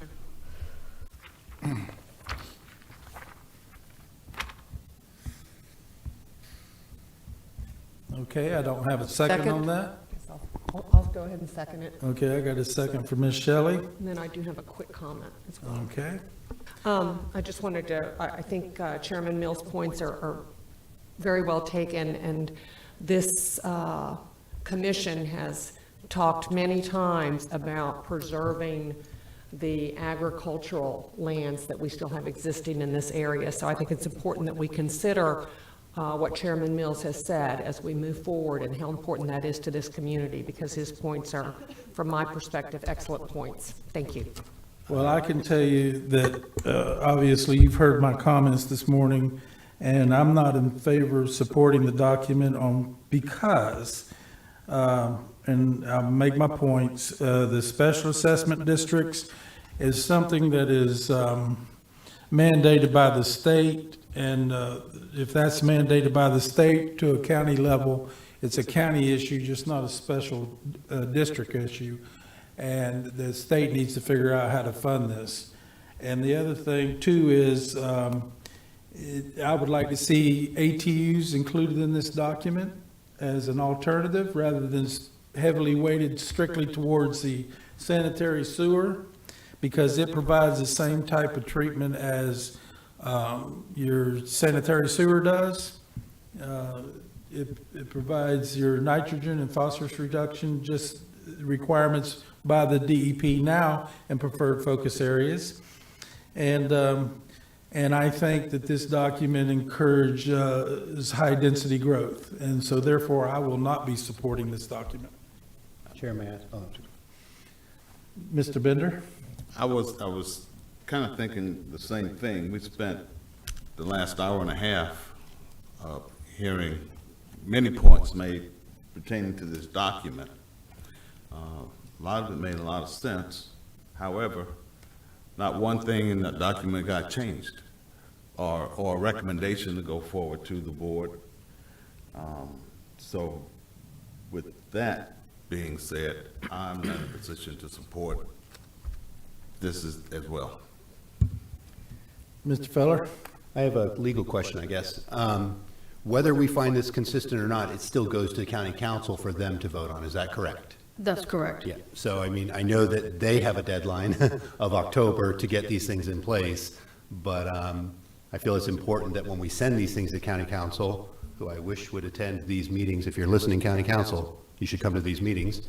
I wish that it could be done, but if we do not vote this, it will get sent to county council with finding it inconsistent. Is that correct, or do we have to make a motion for that? You would make the motion, but just to clarify, when we do county council items, your PLDRC report is attached. We include your minutes from the meeting, and we bring up all of your recommendations. So you, as our local planning agency, can make recommendations for changes. With due respect, I saw that yesterday in the county council meeting on Tuesday, and it was as foreign as it was to them, as if they saw it for the first time. So I do appreciate that. I know the staff works very hard to get it to them, but they still look at it with deer in the headlight eyes. So if this motion would fail, and then a second motion would have to be made. Is that correct? If it failed. We have to vote on this Right, motion that's what I'm asking. because we have a second on it. Okay. And then I will entertain any other I motions. was- that- Mr. Sixman? I just feel this puts a huge burden on the homeowner. They're gonna be priced out of, I mean, with raising property taxes and all that we're going through economically right now. I mean, I'm all for saving the springs and whatnot, but I think this is going to put a huge burden on the average homeowner, so I'm against it. I'd like to make another point. Is it possible, just as a clarification, if indeed we would move this forward as a planning commission, is it possible to highlight the subject or put in those 3 points of emphasis that Chairman Mills made? I think those points are, I mean, this is I understand different parts about it, but I think it's essential that those are added in. I just want that covered in the event that this does pass, that we include those as part of our recommendation to the county council. Yes, ma'am, we have his points listed and those, that will be noted. Additionally, the chair also wrote an email covering all of these issues, and that is also included in your packet and will go to the board as well. But is it possible to add his points as part of our recommendation? Well, I mean, I know it's all in there, but I guess my point is that those of us who vote, if we should vote for it, if anyone on here votes in favor to move it forward, that be a part of, not just, yes, it's in the packet, but that's something that I would approve of, that I would like to see some incorporation somehow. Well, just to clarify, you are not voting on this item, you are making a recommendation Recommendation, on yes, whether ma'am, I you know. believe it is consistent or inconsistent with our comprehensive plan. Right, So all of these points will be put into the minutes and will be included, but it would not, okay. that I would just, not be I the just- motion. Okay, because, I mean, to me, I just feel they're so important that I'm not sure I would be comfortable moving it forward if the importance of those points aren't highlighted somehow.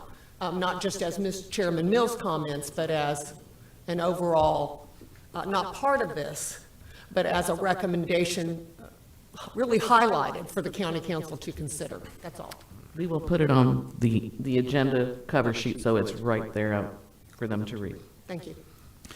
okay, we have a motion on the floor to forward this CPA 21012 to county council with the recommendation of approval from Mr. Young and a second from Ms. Shelley.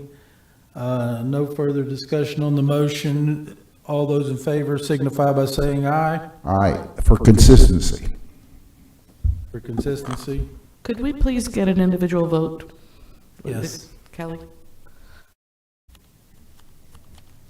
Member Feller? No. Member Young? Yes. Member Shelley? Yes. Member Bender? Member Costa? Yes. Member Sixma? Chair Mills? No.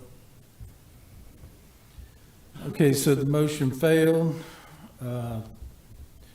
That would automatically, we don't need another motion, is that correct, Ms. Flatt? No, you have to recommend either inconsistent or consistent, so you would need a motion now that it's inconsistent with the plan, and you have to vote on whether it's inconsistent with the plan. Okay, I'll make a motion that case number CPA 21-012, we forward to county council for being inconsistent. With the recommendation of Recommendation of denial. inconsistent. Yes, recognition of denial. I would second that.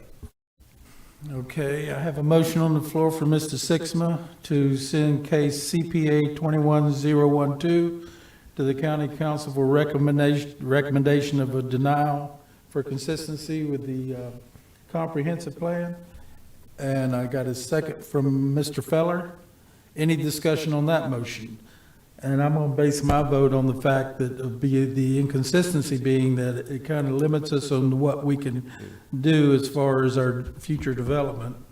And it kind of hamstrings us that if we were to put in sanitary sewer, because of the state legislation, limits us on our densities. I mean, on how we control our densities. So that's what I'm basing my vote on. All right, any other comments? All those in favor signify by saying aye. Aye. Any opposed? No. No. All right, let's have a roll call, please. Member Feller? Yes. Member Young? No. Member Shelley? No. Member Bender? Member Costa? Oh. Member Sixma? Yes. Chair Mills? Yes. Okay, this motion will be forwarded to, this recommendation will be forwarded to the county council on CPA 21-012. And if I can say one more thing,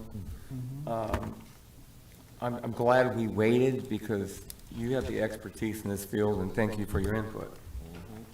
Well, I certainly appreciate it. Is this been put on the county agenda do we know that this is on the agenda yet or not yet? This will go on the February 21st agenda. Okay, and I'd like to make one other comment. Mr. Cassio, you were called while you were out, and that's why we didn't call you up. But If, am I correct, Ms. Slack, he can, because this is not a quasi judicial matter, he can attend the county council meeting and present his portion of what he wanted to say here today? He could make a public comment at the county council meeting, yes. Okay, that's what I wanted to make sure. Okay. All right, let's move on.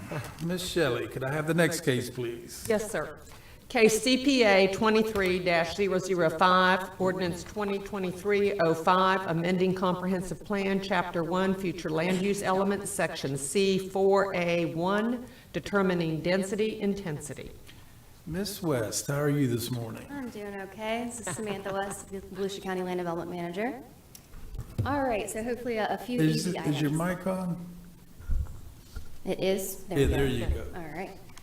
So we have two items before you today. First is going to be the comprehensive plan amendment. The second item is going to be the zoning ordinance amendment, which we'll get more into the details of the implementation of this, right? Okay. So what we have is that we have prescriptive rights on certain roadways throughout the county. The purpose of the modification is to allow property owners to subdivide large agricultural properties without being penalized for prescriptive rights of way running through their property or reducing their overall property acreage. Florida state statutes state that if a road is constructed by a local government, if we have been maintaining it for 4 years after construction, then that roadway and the maintenance on either side, if we're mowing the grass, is then dedicated to the public. So it is a right-of-way that is ours, even if it's running through somebody's property, right? If that road was not constructed by the local government and we've been maintaining it for over 7 years, then same thing, that road is now property essentially of the local government. Next slide. So what we're doing for the future land use amendment is to add statements that county maintained prescriptive right-of-way may be included within that gross overall residential acreage. I'll get into examples so we can get into the specifics of it. I do want to point out that County Council did ask for this amendment to go through back in July of 2022. So right now, when we're looking at this property, it's around 20 acres over on North Samsula. North Samsula is a prescriptive right-of-way. So as you can see in the purple area, the road itself is on the property, and then we actually maintain to the fence line located there. So we're mowing and there's a swale. Okay, so if this property owner came in to subdivide the property, as shown on the screen, we would reduce the overall gross residential acreage. So here, the future land use is agricultural resource, requires a density of 1 unit per 10 acres. He has 20 acres as surveyed, but we have prescriptive right-of-way there that reduces that gross residential acreage to about 18 or so acres. I think it was 18.38 acres. So we cannot subdivide the property because he will not have 1 unit per 10 acres, okay? So that is the future land use amendment specifically is to add statements that the prescriptive right-of-way may be included in that gross residential acreage. So it won't take it out. We would just look at it to where he has 20 acres and he can go forth to subdivide. So staff does recommend to find case number CPA 23005 consistent with the comprehensive plan and forward it to County Council for the final action with a recommendation of approval to transmit to DEO for review and VGMC for certification. Thank you, Ms. West. Any questions for staff? No questions for, Okay. I don't know how to, this is, I've had a couple sleepless nights over this issue, whether or not I was gonna even bring this up or address it. Based on it being a Florida statute, I know it's not something that we have the ability to change. However, I think that this prescriptive right-of-way is almost like giving governmental bodies a license to steal. That's just on how I see it, and I say that, and I'm gonna give you some examples of why I think that. So let me begin on this being able to use prescriptive right-of-ways in order to be able to separate parcels or be able to meet your densities. That's a good thing for the property owner. I would agree with that. But when I read this, the way that it's put out there, let me just kind of go with what I have written here.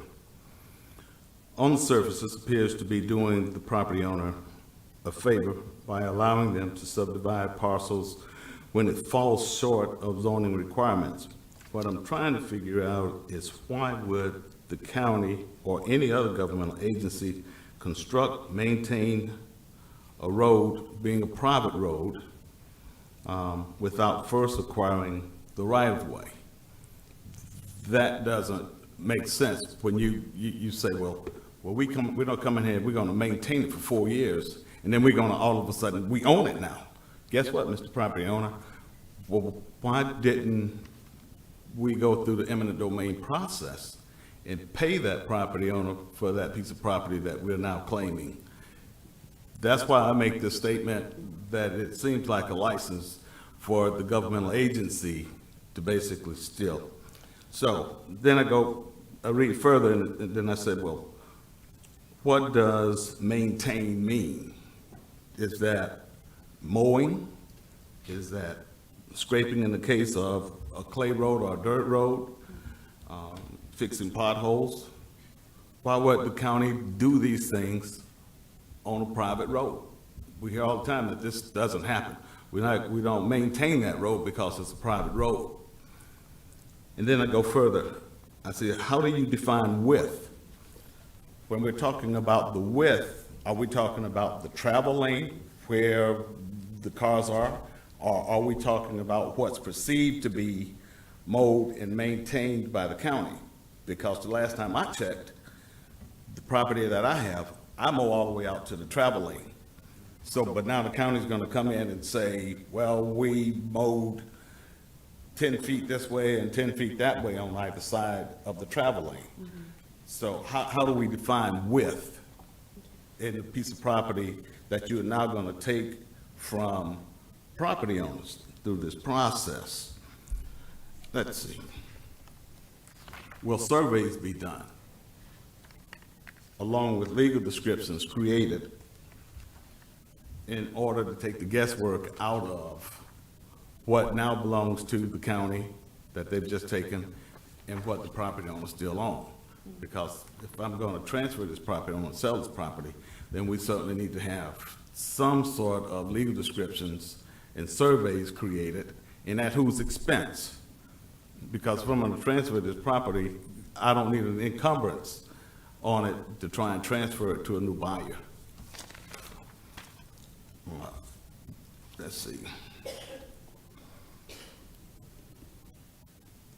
Are there any notifications given to the property owner to enlighten them that this process is taking place? That in 4 years, we're gonna fix these potholes, but in 4 years, we're gonna own this piece of property. Are we telling the property owner these things in advance? And if so, are we doing it in writing?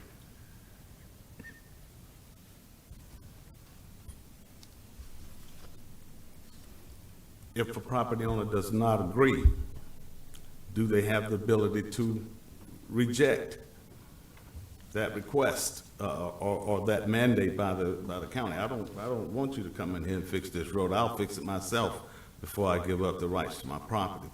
Allowing you to come in and take it without going through the eminent domain process where I can be fairly compensated for it. Then I guess that brings in the question, why isn't eminent domain being utilized in order to make sure that property owners are fairly compensated for their properties? This ordinance doesn't seem to protect property owners. In this situation, it seems to unfairly take property from citizens without fair compensation. Therefore, I can't support this in the current way that it's written right now. And what I'd like to do is give you a demonstration, what you said about prescriptive easements in one scenario that you gave, that's all fine, but I'm gonna give you another scenario. And if I could get staff to put this on the overhead for me, please.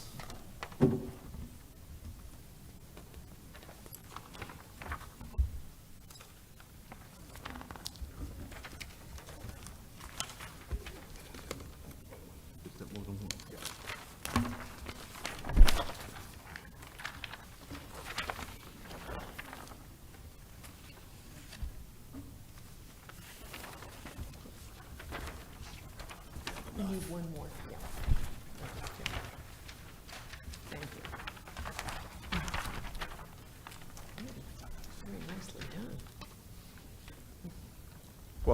What you're looking at is a scenario where prescriptive right-of-way comes into play. If you will see where the prescriptive right-of-way is written on that map, on that survey, that is a paved road.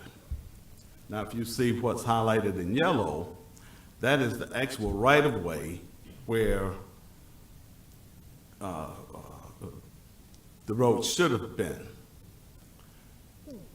The agency came in and paved where the cars were actually driving, instead of coming in and surveying and paving it where it should have been. I guess that to avoid the cost of doing those things. Now, the situation that's occurring here for the property owners, the property owner would be to the right, I guess, to my right anyway, above the prescriptive right-of-way, actually owns property on the other side of the paved road, which occurs between the yellow and the reddish color, that area right there. Now, that's owned by the property owner across the street from the paved area. Now, if you go down below the right-of-way, which is in yellow, you see that parcel where it says vacant parcel. That parcel is now landlocked. They don't have access to that paved road without the permission of the people on the other side of the road, based on where the county paved this road, without doing proper surveys and things of that sort. Now, the owner of this property, you can't market that property. Who's going to buy it? Because you don't have access to a paved road. And the people across the street are saying, no, we're not going to give you that.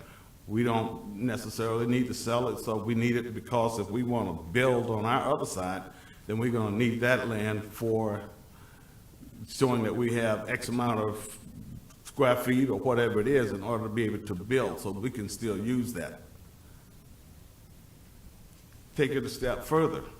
You go before the property appraiser and say, well, look, my property is landlocked. I shouldn't have to pay the full freight as far as property taxes. There should be some kind of reduction in that. Well, the property appraiser doesn't agree. They say, well, you have 1 acre there, and that's what you're going to pay, you need to pay taxes on, even though it's got a deficiency. So you go before the magistrate or whatever they call these people, and then they basically are like a deer in the headlights, don't have a clue. And they agree with the county, so now the people that own this piece of property are still paying the full freight without any reductions in the amount of taxes they have, but they have a piece of property that's not marketable because it's landlocked. But the county is not saying they're not paying it. So I just wanted to, I know it doesn't really fit what we're doing here because of you allowing people to use prescriptive right-of-way, but I just wanted to show the other ugly side of what prescriptive right-of-ways do, and the citizenry should know that this is another side of that. Yeah, I think you hit the nail on the head as to why the councilman decided to bring this forward, as to why we need to do the amendment, because he recognized that this was a problem, right, for the citizens. I wrote a bunch of notes for all the questions that you had asked, so we can get into those. So a lot of the roads that we are talking about are ones that are in the rural areas. Those roads could have been constructed a very, very long time ago, and the county just had started doing maintenance on them. Roads, for example, like Van Hook, that's out in DeLand rural area. Van Hook is a county-maintained prescriptive right-of-way. We've been maintaining it for a very long time. It's a dirt road. Marsh Road, portions of Marsh Road are prescriptive. North Samsula, as we saw in the example, the majority of North Samsula and a lot of other roads out in that Howe and Courier's allotment, that old plat that was done back in the 20s, that we had been maintaining. So why didn't we pay for it? It was a different way they did it back then. Nowadays, we go and look into obtaining that right of way. Whenever somebody comes in for a large lot subdivision, our subdivision regulations state that you have to dedicate a certain amount of right of way from center line based on that type of roadway you're at. Not just the fact that we have prescriptive. For the one for North Samsula, go back. Can you go back to the plan for me? I don't want to do it. So typically, they would have to dedicate way more than what you're seeing on that plan. If it's a rural thoroughfare, if it's a thoroughfare road, I know it's 40 feet from center line. If not, it's 35 feet from center line. Besides the prescriptive, you're going center line of the roadway itself. So in that aspect, when you come in to subdivide a property, you are considered a developer, and that is one of the exactions that you have to pay essentially to get through that process, along with, platting and if you had to do tree preservation, those types of things for our larger subdivisions.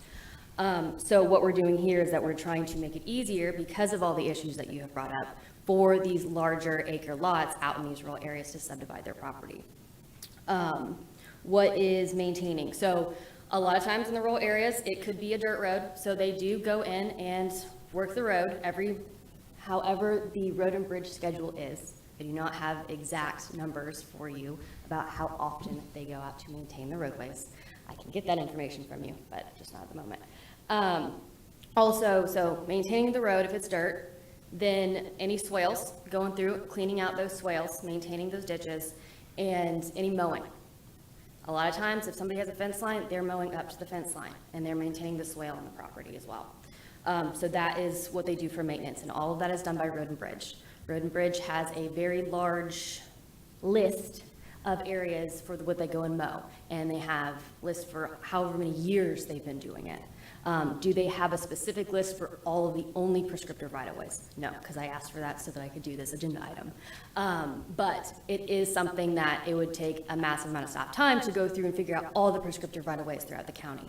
What we look at for when somebody comes in to subdivide is on a case-by-case basis. So this property owner came in through the process in land development to subdivide. It goes through our staff review process.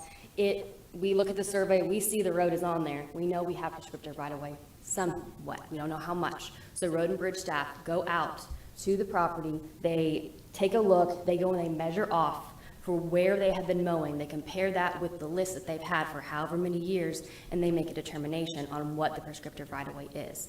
That distance from center line is then transmitted to the property owner through this application process and their surveyor, and then them along with our survey group upstairs in development engineering, or in public works really, they go and work with them to get that legal description together for the dedication of the prescriptive right-of-way, or if it was only prescriptive, or if it was the regular code requirement, the 35 feet from center line or the 40 feet from center line.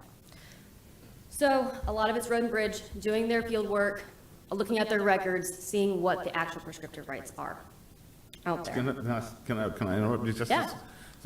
In the scenario that I showed you, I can't even get somebody at the county to tell me who paved this road. So you're telling me about records and Road and Bridge saying, well, we mowed this far, we mowed that. I can't even get anybody to agree on who actually put the asphalt down. I don't know, maybe the city did it. I don't know, well, maybe the county did it, but nobody's taking ownership of it, so. I can do some digging. I do not know the status of that specific piece of property or that specific road, but that's something that I can look into myself and we can figure out and get to the bottom of it. I'll work with Road and Bridge staff, we work together all the time. So we can go down that road and try to figure out who did it. But if the county is maintaining it, I don't know if that's a county road or a city road, how that's working out there for maintenance.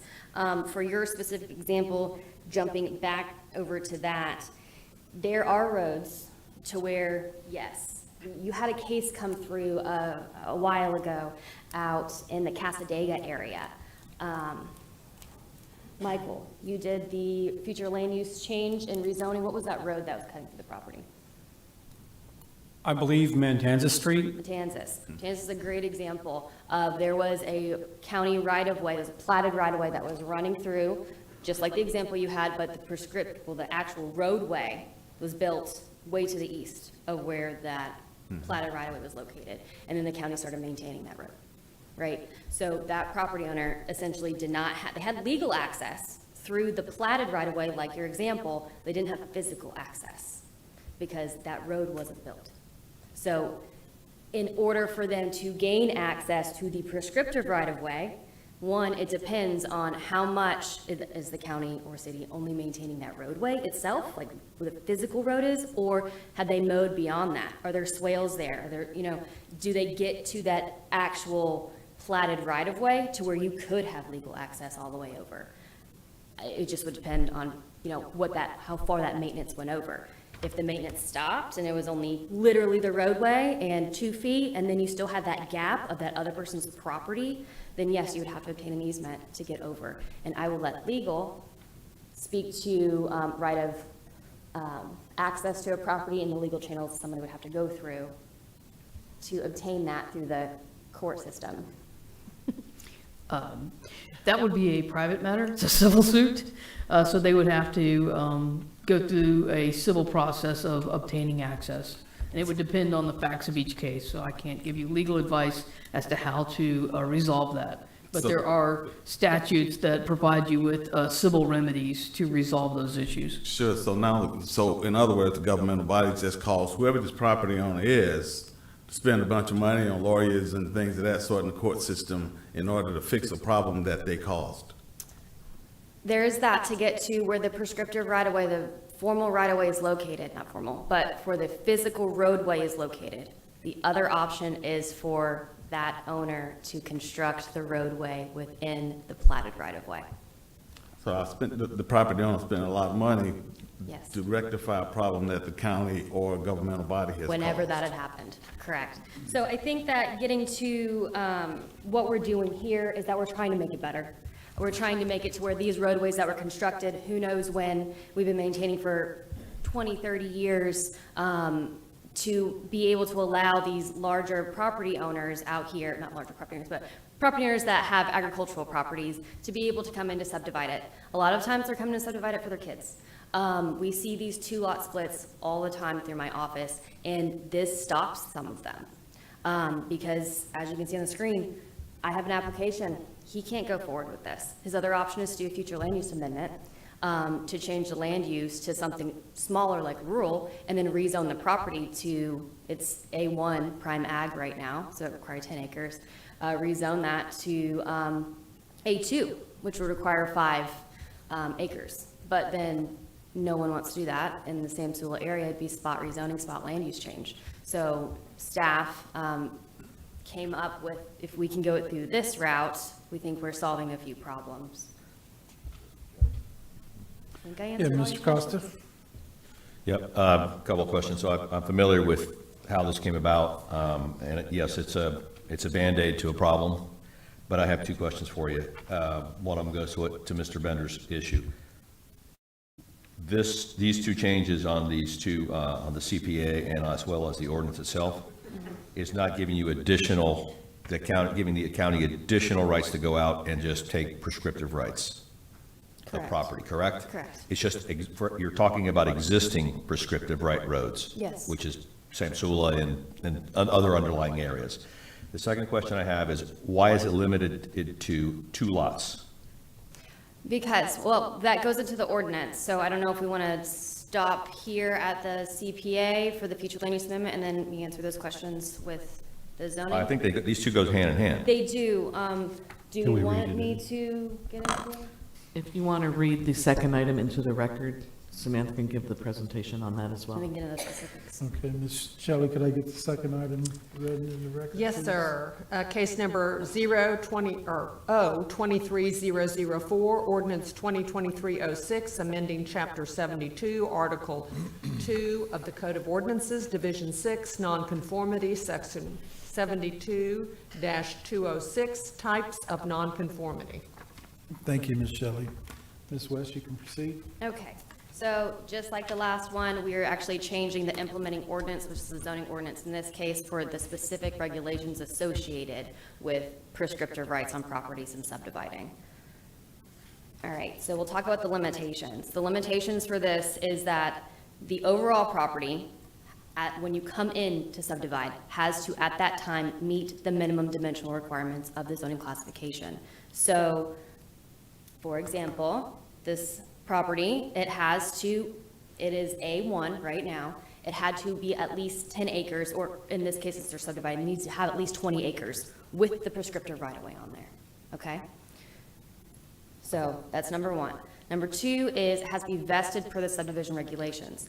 That means that this overall property had to have been subdivided according to our regulations and needs to be able to go build a house on it tomorrow.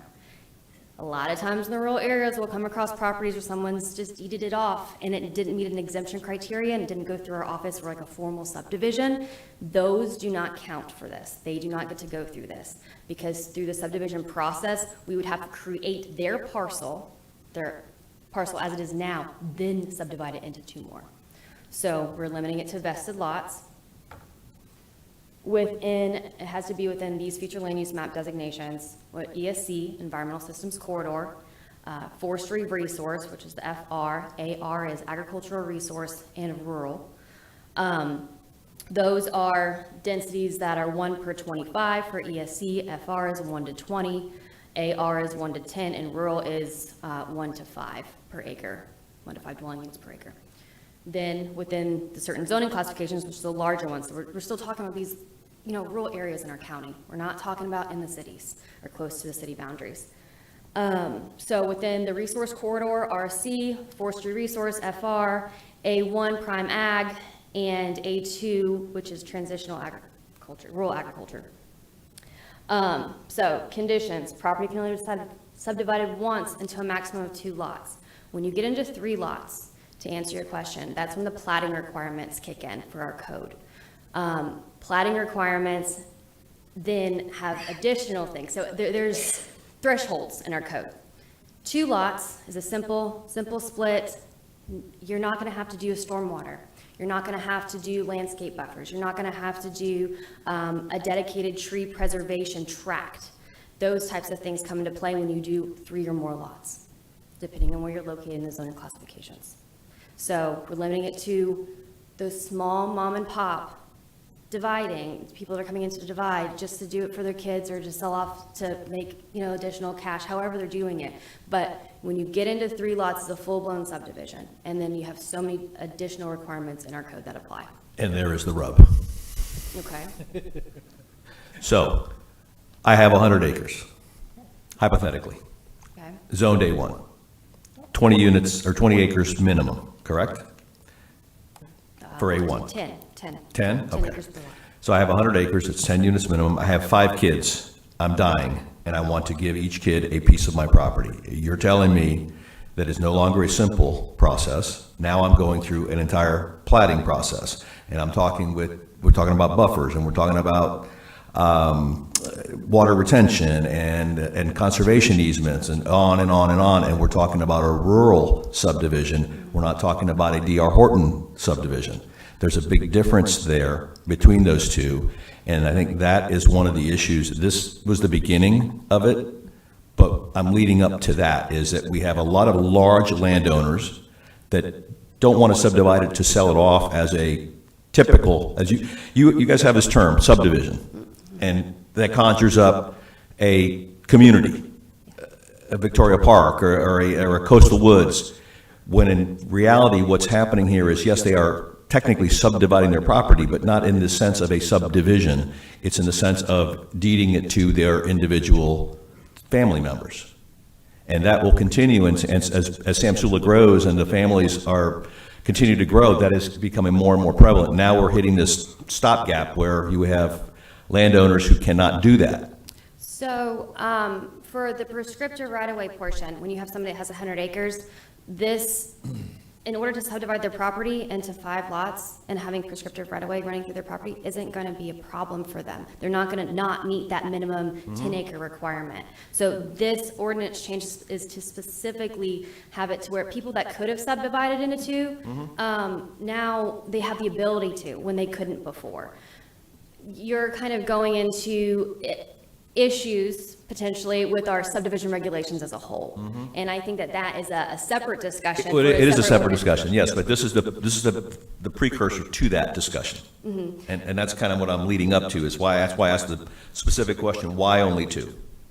And that is why, because when we hit 3, we have all of those additional requirements in our code. And I wanted to make sure that point was made. Thank you. Okay. And I'd like to say we can entertain that discussion when the commission discussions this afternoon, and I'll be more than happy to we can address that. Can I ask one question, Chet? Sure, Thank Mr. you. Feller. And this might, I don't know if we have the history of this, but we just saw a case about this in the last 2 or 3 months where they had to divide, they were going into 3 parcels, but they were all going to be smaller than the 5 acres necessary. How did we, do you remember how, would that have been through a variance or rezoning? We bring you rezonings on a regular basis. The ones that meet the dimensional requirements come straight to you. What Samantha's discussing here are those instances where those agricultural parcels are going to be split in 2, and she has to deal with the prescriptive rights issue. We can't bring you those items because we're not allowed to rezone those. What she's trying to do is make it easier for people who want to split their property to come in from those agricultural parcels and be able to give a piece of property to their child without having to go through this process. For those folks that don't have 100 acres. Right. Or that have more than one child. Yeah, okay. Any other questions for staff? Okay, do we have any public participation on this? We do, okay.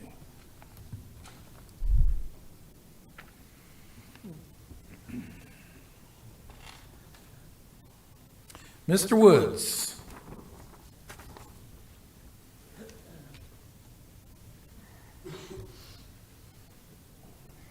Good morning, all. Mike Woods, Cobb Cole, 231 North Woodland. Happy coincidence I'm in here today for another item to hear this measure. And I just want to clarify maybe 2 points. I understand that if there's prescriptive easement on the property, we're calculating it in. But the one question for staff is, what happens when the county has perfected that title? I'm going to bring up specifically the maintenance map process, right? There's a process that the county can go through and designate, we've been mowing, it's all clear, they don't change the title, but they come in and take that land. I'm dealing specifically with a project off of Turnbull Bay that had over 15 acres, and then by its zoning was allowed to split by 3 lots. County came in with a maintenance road, and now they're not allowed to split to 3 lots. What I'm understanding is, I think I'd be able to calculate that, but there's still a cap that I can only do without going to subdivision. But if I'm willing to go to subdivision, do I still get the calculation of the full acreage, or do I not? Mr. Woods, Spring Slack, Assistant County Attorney. The way this is drafted now, we're only dealing with 2.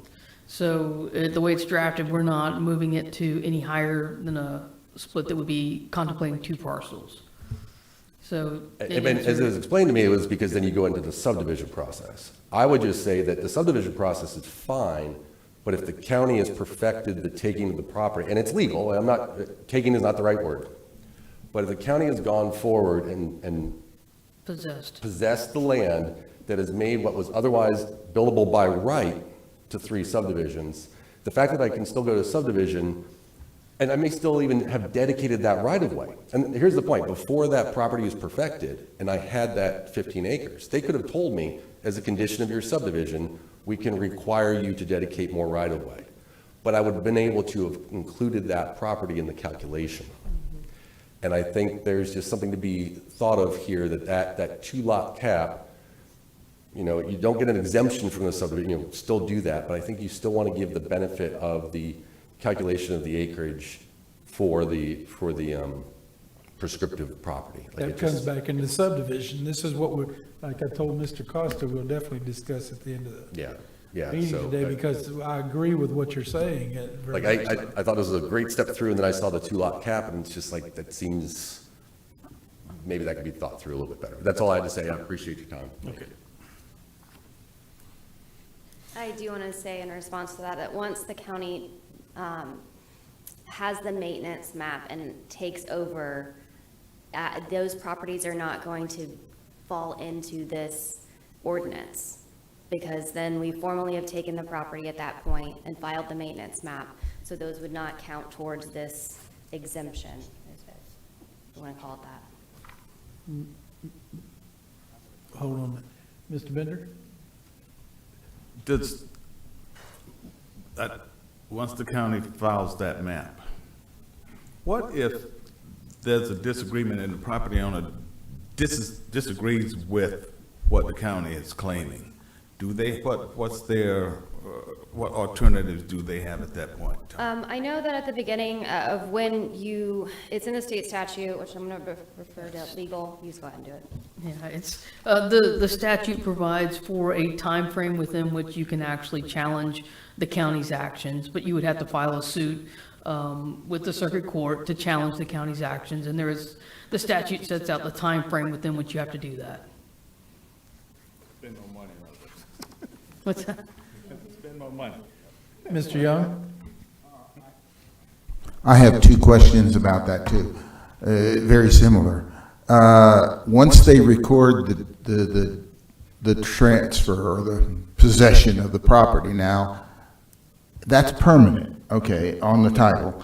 Okay, two questions that leads me to is, one is, at that point, if this exception works, but it happens at a later date, something happens that they needed to qualify for that property. Is this recorded that the state or that the county did this so that in the future, if 10 years down the road, they need to take use of that calculation 10 years down the road? Is it recorded that the county took that?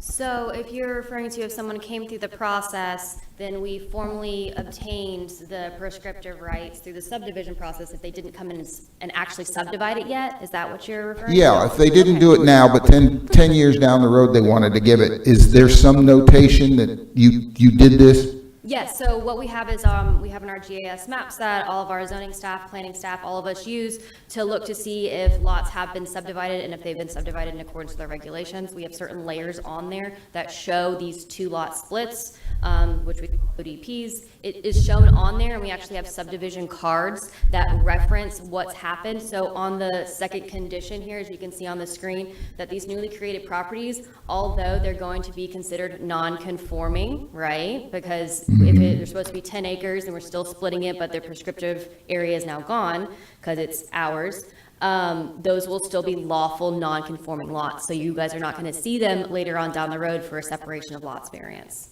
But yes, it is notated in our permitting system that we use at the county, so we will know. Now, just also for my edification, the tax roll now shows that they have, instead of 20, or originally 10 acres, they got, you said 18, or whatever the number is, 8.37 or something. Does their taxes reduce because of that too? That would be up to the property appraiser's office to answer. However, yes, once that deed is recorded in the public records, the property appraiser will pick up on it, and they should be updating their records. So he'll have less property? Correct. Okay. Thank you. Okay, let me ask this. Why do we even have the 2 lots in the ordinance when it's addressed through the subdivision laws? I don't understand the question. Well, as subdividing, we've got a subdivision now in an ordinance to where you can't divide more than one time without going through the land development. And so that would seem to me cover the point of the 2 lots until that's addressed. So why? Because I can see that if we ever got that portion of the land development changed, that we'd be relooking at this again, because now it says 2 lots. Why are we even putting 2 lots on there? This ordinance was drafted to address a very specific situation that has recurred with the county many times. And it's a very specific instance, a very specific situation, a very specific set of circumstances dealing with prescriptive rights in a rural area on a large lot where people are being forced to go through an expensive system or process with the county, and we have tried to address that this specific situation does not now have to go through the entire process and incur the expense for this one specific situation where you want to subdivide a rural lot with a prescriptive right of way and not have to go through the whole process and pay all the fees. So this is a very specifically tailored ordinance to address a very specific situation. It is not designed to address all situations or all possible prescriptive rights issues. It's one specific problem that we've had recurring, and we saw a way to save people time and money and not having to go through a complex process to accomplish a simple thing. You can still do that with, because when they come forward and ask to subdivide it, then if it's more than one subdivision, one time, in other words, 2 lots, if they ask for 3, you say, well, now you fall into the subdivision requirements. So I want to be clear. So why even have the 2 lots in this? So even 2 lots have to go through the subdivision process, but they don't have as much as many requirements as 3 lots or more. When you hit that 3 lot threshold, more requirements of the code apply to the subdivision. But all of them have to start with the first step, coming through the land development office for a formal subdivision application. All of them do it. But the 2 lots typically stop at that first step. 3 lots or more proceed to a second and a third step to final plat. So they're still going through the process. It's not an exemption. We don't have exemptions for creating new lots anymore. That went away in 2008. Well, like Mr. Woods was stating, he would like to include that prescriptive right in calculating his subdivision of 3 lots. And I think that's So a why bigger are we discussion. not addressing that also? Well, for the 3 lots, it's, like I said, there are more requirements that come into play depending on where those 3 lots are located. I don't know if where he was speaking of is in a rural area that would fall into these classifications, but you get into 3 lots, then we're not just going to be asking for the prescriptive rights, right? We're not going to just want that prescriptive right of way. We're going to want the full right of way You're required. going to want more. Exactly. I understand So in that instance, then we're still going to be we're going to take more property, so he's still not going to get the 3 lots.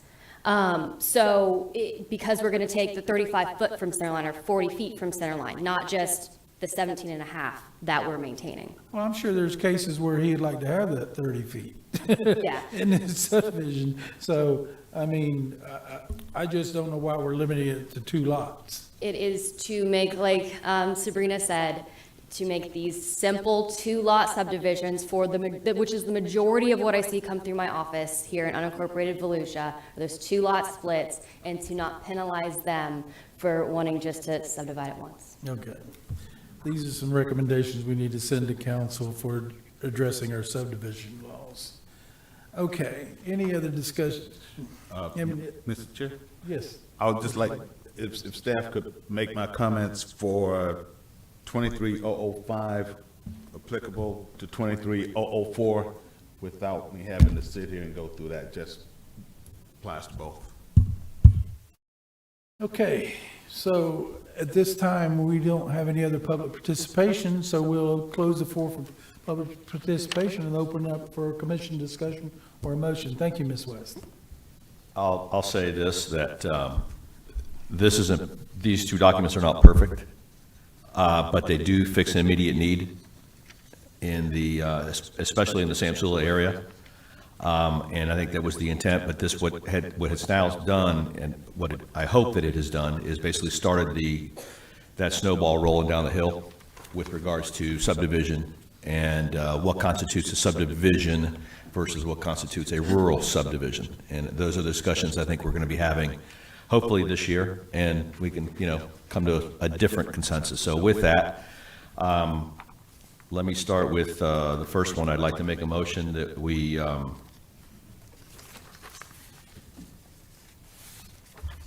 I guess we're making a motion to approve this, right? we're making a motion for recommendation. A recommendation? Okay.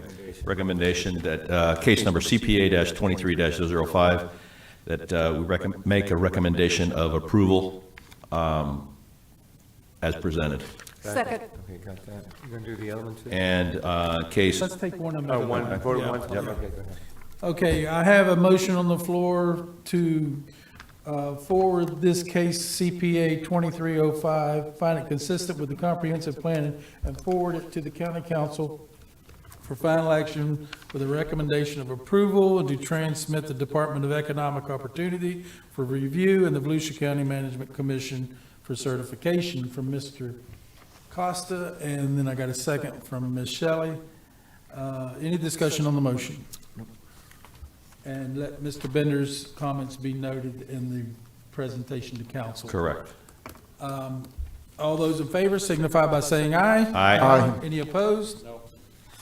Okay, motion carries 6-1 with Mr. Bender in dissent. Case number 0-23-004. I'd like to make a motion that, that we find ordinance 2023-06 consistent with the comprehensive plan and move it forward to the county council with final action, the recommendation of approval. Second. And is that with Mr. With Mr. Bender's comments Okay. attached. Okay, I have a motion on the floor to forward ordinance 2023-06 to county, consistent with, find it consistent with the comprehensive plan and forward to the county council for a final action with recommendation of approval with Mr. Bender's comments. Any discussion on, from Mr. Costa, and a second, who got the? Second. Mr. Sixman is the second? Yeah, we'll have a discussion. If I'm not mistaken, you said 006 is 004, isn't it? Yeah, I don't see an 006. Oh, I'm sorry. 023 Well, I'm looking at what was written on the back of the page. Wait a minute here now, let me look here. Yeah, this is probably. Okay, in our report, we have it listed as 006. What is it? Is it 004 or 006? I see 05 and 06 here. It's ordinance 2023-06. 06. It says case I think you're- 04. There's a difference between case numbers, so it's case number 023-004, it's ordinance number 2023-06. So it is 04. Okay. So the Yeah. motion is correct. Oh, all right, that was correct. Yeah. Okay, so my motion was correct, would have stated that. They got on the case number 023004. Yep. And that's the So correct case. that's, okay. And they- Time to Are vote. you noting that, Ms. West, on the front page?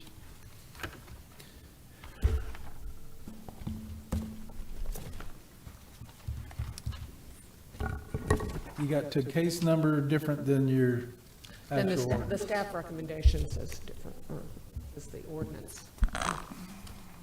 Just for clarification, Mr. Chair, that is normal. We have, every ordinance has a number. We also assign a case number to everything that And comes it through. happens to be different this time. Yes. Okay, I addressed the ordinance, not the case number. Okay. Thank you, ma'am. All right, we had a. Vote. We had a vote. Okay. I'm getting all right. Any other commission discussion? All those in favor signify by saying aye. Aye. Any opposed? No. Motion carries unanimously with Mr., 6-1 with Mr. Bender in dissent. Okay, Ms. Shelley, could I get the next case read into the record, please? Yes, sir. Case number 23-003, ordinance number 2023-11, accessory dwelling unit ADU revisions. Okay, Ms. Smith, this is yours. This next item was actually requested by this body.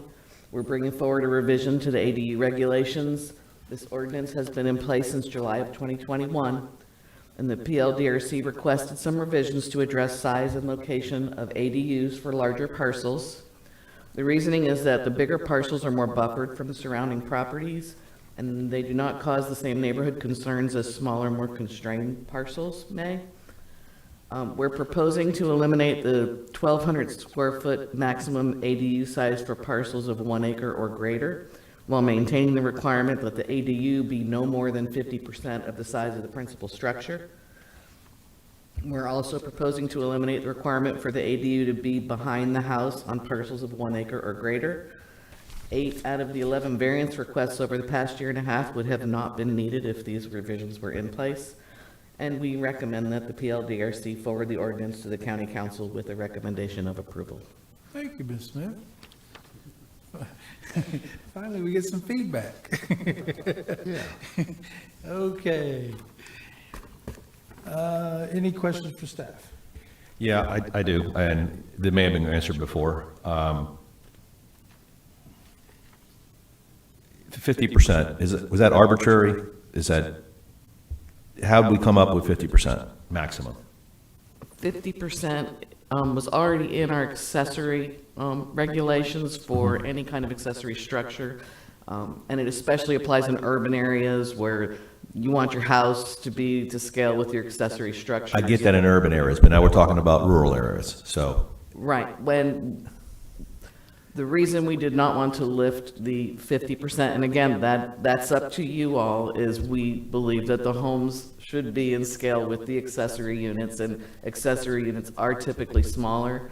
Our council originally, well, when this item originally came to you, we limited the maximum to 800 square feet, and then we had a recommendation to increase it to 1,200 square feet. And now we're recognizing in some areas, I think you saw one a few months ago, we had a 10,000 square foot house. So clearly their accessory unit should be larger than that, but we still wanted to keep that 50% in place to control scale. I understand to a certain extent. Again, considering rural areas, so typical farmhouse is probably about 2,500 to 3,500 square foot. Your typical farm barn is somewhere in the neighborhood of 4,000 feet, maybe larger, especially if you're housing equipment. So if you decided to put an ADU inside of your barn, if you were built, if you, in other words, if it was permitted properly and built correctly, and you wanted to build out part of it as an ADU, would the overall size of the barn be considered as part of your ADU, of your 50% calculation? Or would that be just structures in general? It would be case by case. In some cases, we've had people converting a portion of barns and leaving the remainder as a barn. So we address each circumstance as it comes in. What you're describing would still come in for a variance. We're not trying to say we should never address variances. We're only saying that we have observed a large amount of cases over the past year where we would like to be a little more flexible and not require them to come through the variance process. I completely agree. I'm just, the 50% is kind of giving me a little bit of a concern, that's all, a little pause, that's all. I think in general, you took what we suggested and have put it together nicely. It's just that one comment that's kind of, I probably had the same comments before when we discussed it, so. Mr. Feller? Yeah, I had the same concern, but it's, I was absolutely okay with this because I think I was the one that was like pushing for this. Some of the cases that we've seen, and again, I don't know how we work this in, and I'm for this, just to say, but some of the ones that we've seen, especially in light of the hurricanes that came through, were smaller mobile homes as the primary house, and then they're having to get variances to put an accessory dwelling unit slightly bigger while they're reviewing. I understand those are all kind of one-off cases, but I will say that I think that on these larger lot sizes, I think the 50% might even be a little bit low, but I'm absolutely for this moving forward. I totally agree with you, Mr. Costa, but you know, I think we get this low-hanging fruit done, and then we can see what happens. Go ahead, Mr. Sixman. I did get your one comment about the structure has to be built behind the house, the dwelling. No, not now. Oh, not in that case, okay. Good. That corrects it, yeah. Okay, never mind. Okay, any other questions for staff? Do we have any public participation for this case? Nope. No, All sir. right. we're going to close the floor for public participation, open it up for commission discussion or motion. I'm prepared to make a motions. Yes, sir.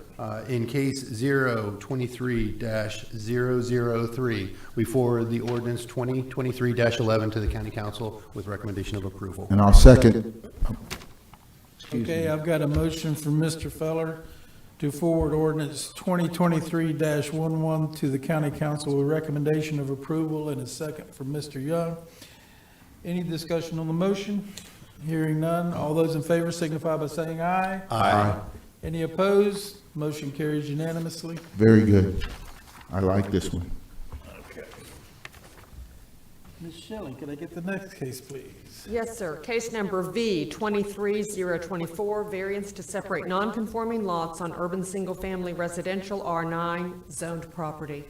Thank you, Ms. Shelley. And this is Mr. Walter. Good morning, Ben Walter, Planning and Development Services. This request is to separate non-conforming lots. The R9 zoning classification requires a minimum lot area of 7,500 square feet and a minimum lot width of 50 feet. The subject parcel does not meet the minimum width requirement, and during the application of a building permit for a residence, received a bad non-conforming lot letter. There was common ownership of the adjacent parcel to the west. The current owner has never held the adjacent property in common ownership.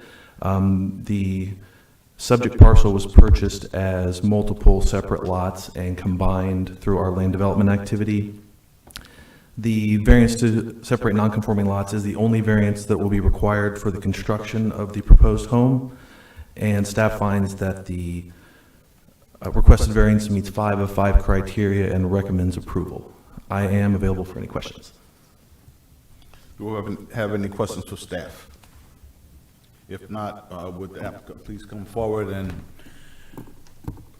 give us your name and address for the record and tell us what we need to know. Sure. Good morning. Joshua Wells, 340 North Causeway, New Smyrna Beach, Florida, here on behalf of the applicants. As you heard from staff, this is a variance application, but as far as variance applications go, it's about as straightforward as they come. Just to give you a little bit of background, the current owners came to the property as it existed at the time. It was 3 separate parcels. It was 2 25-foot beachfront walkover lots and 1 50-foot upland lot. The first thing they did was to combine it to create a unified building parcel. We still had the issue with not meeting the minimum lot width of the zoning district. So we tried to remedy that with a non-conforming lot letter. But as you saw on the diagram there, it came back with a prior adjacent owner that it had been split off from some years ago, before my clients came to the property. So as staff mentioned, there are no other variances here. This is only to remedy the fact that it doesn't meet the 75-foot lot width criteria of the R9 district. And I'm available to answer any questions also. Okay, do we have any questions for applicant? I maybe have a question. You said that this is to remedy the 75-foot. This is to separate the non-conforming lots. You would, I mean, it's the 50-foot lot is okay. I mean, it's not non-conforming. Was the denial of the non-conformity letter because it's attached to this parcel? That's what it is, right? That's correct, yeah. Okay. But by separating this parcel, that fixes the non-conformity, even though the lot size is smaller, that's part of it. Yes, sir. Yeah, got it. That's all my question was. Thank you. Okay. Any other questions for the applicant? Okay, hearing none. You can have a seat. We'll see if we have any public participation. If we do, I'll give you a chance for rebuttal.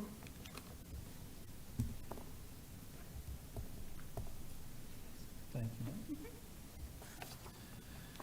Okay, we do have a Douglas Card, please, or Cord.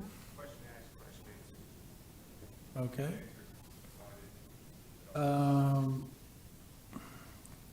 Ms. Sanusi? Okay.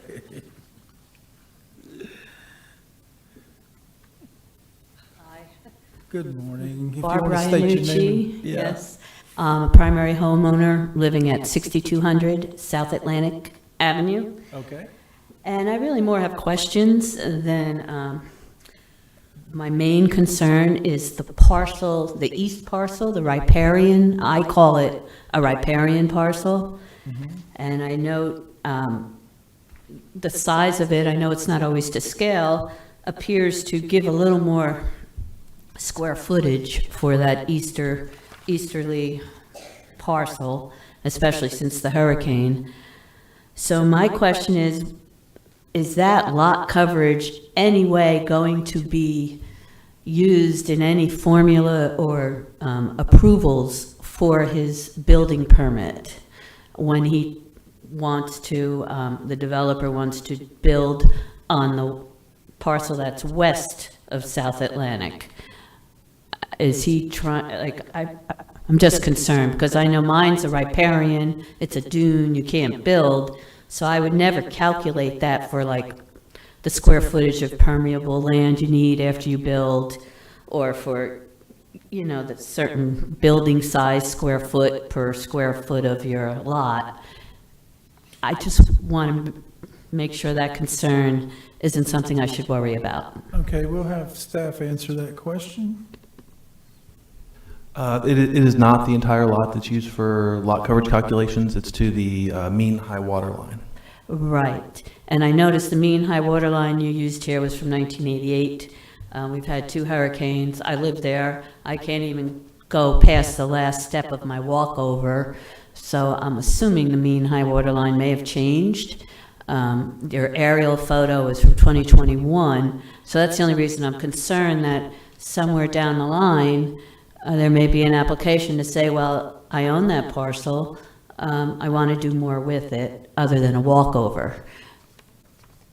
The portion to the east would not be a buildable parcel in that sense, area-wise. It would all, the building is going to be restricted, and it is proposed on the western side of the road there on that, Okay. those 2 platted lots. Okay, and my other question, it's just logic.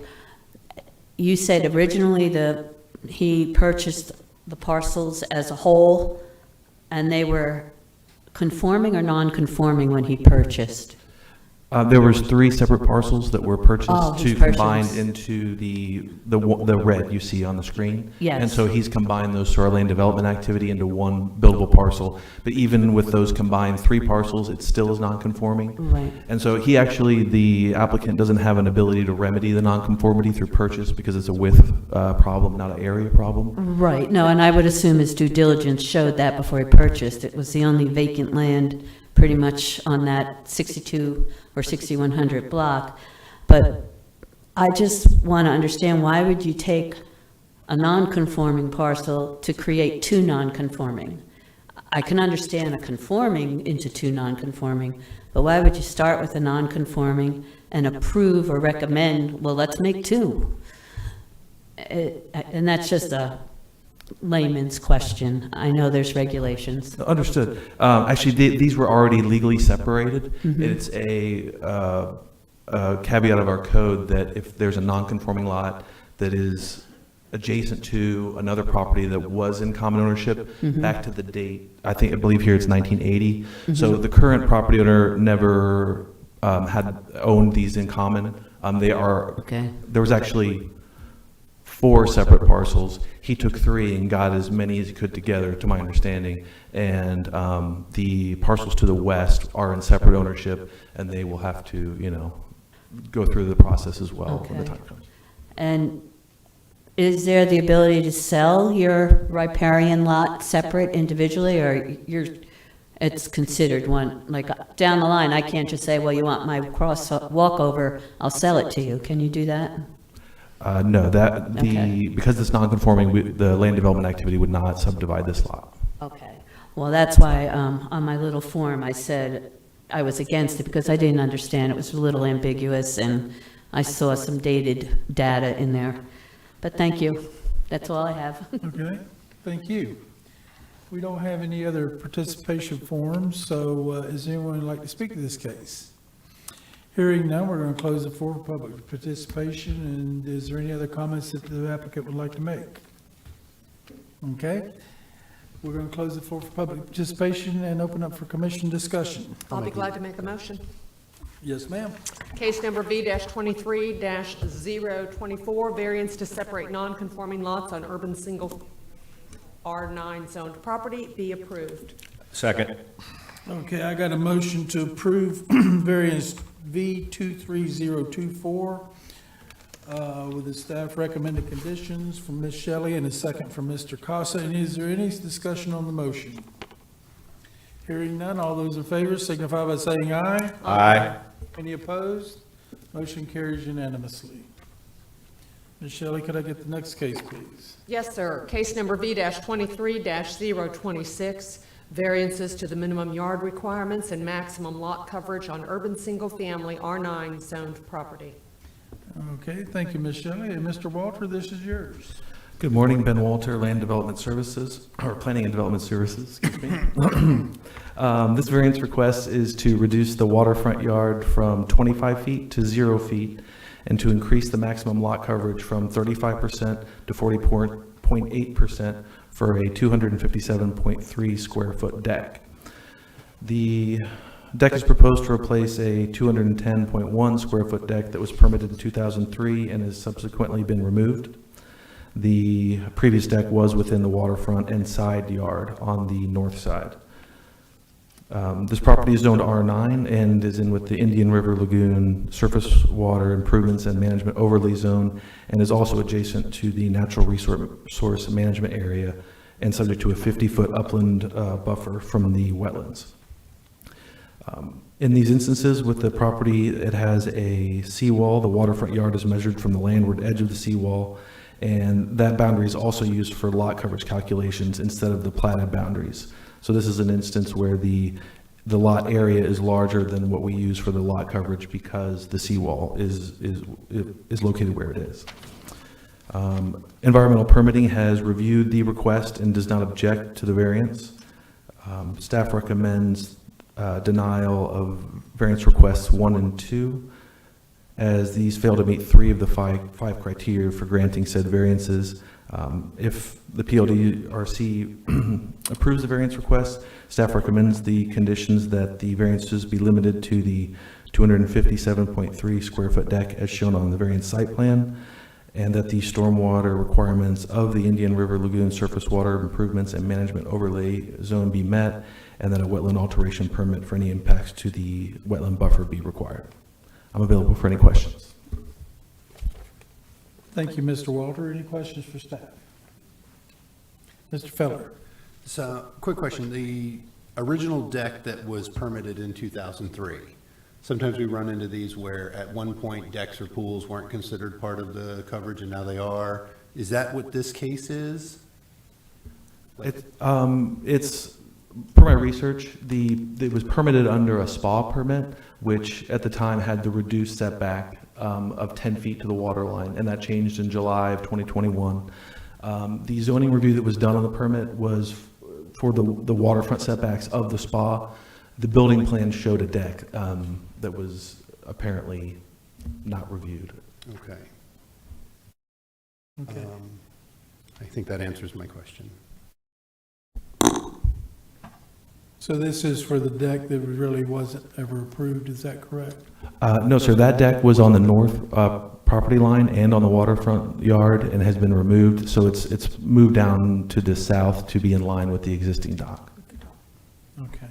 And it's specific to the deck? Yes, sir. Okay.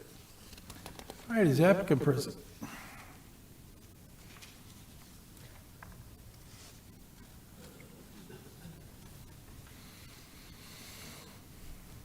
Good morning. Could I get your name and address for the record? Yeah, Chris Child, property owner, 6108 Turtle Mound Road, New Smyrna Beach. All right. You've heard the staff report. Is there anything you'd like to add to it? Yeah, so out of the 5, I think we meet all 5 of the requirements, even though it says we meet 2. So if we want to go through each of those, we can, but in effect, our one of those requirements is that if we do our, in effect, neighbors have similar type scenarios, they have porches, all our neighbors to the north and south, which a deck, in effect, is, in this case, a covered deck. So they all have opportunities to have decks and utilize their backyards. We don't, not afforded that if we can't rebuild this. All we're really asking for here is taking an existing deck when we bought the house and moving it off the north property to be more usable. And it's close to the same size. It's only slightly different because we wanted it to match up with the dock to be a little safer for access between the dock and the deck. So our neighbors have decks. We think the size is in effect negligible in that change between 210 and 257 square feet. We don't have any other structures on the location at all. And then our builder, we have a question about how much of that percentage is raised, just based on how much of the county property is calculated. Our lot's only calculated at 4,600 feet, but that's not counting any of the easement for the front of the property. If you count that property, we're down to 21% coverage or something along those lines. I'll let staff address that. Excuse me, on the landward side, it's right of way for Turtle Mound Road, but you are correct that the lot is much larger, so that's why we're not dealing with a substandard lot variance today. But the lot calculations for area, when it comes to lot coverage, is taken from that seawall. So it's the seawall location that brings up the need for that area variance. Does that answer your question, sir? It does. I just don't know whether we can be given consideration for that. We're literally just asking to move our deck 10 feet to make it more usable. Yeah, that's pertaining to variance two. Okay. Okay. All right. Is any questions for the applicant? Mr. Okay. No, I think he answered it. If we have any public participation, I'll give you a chance for rebuttal, okay? And we do.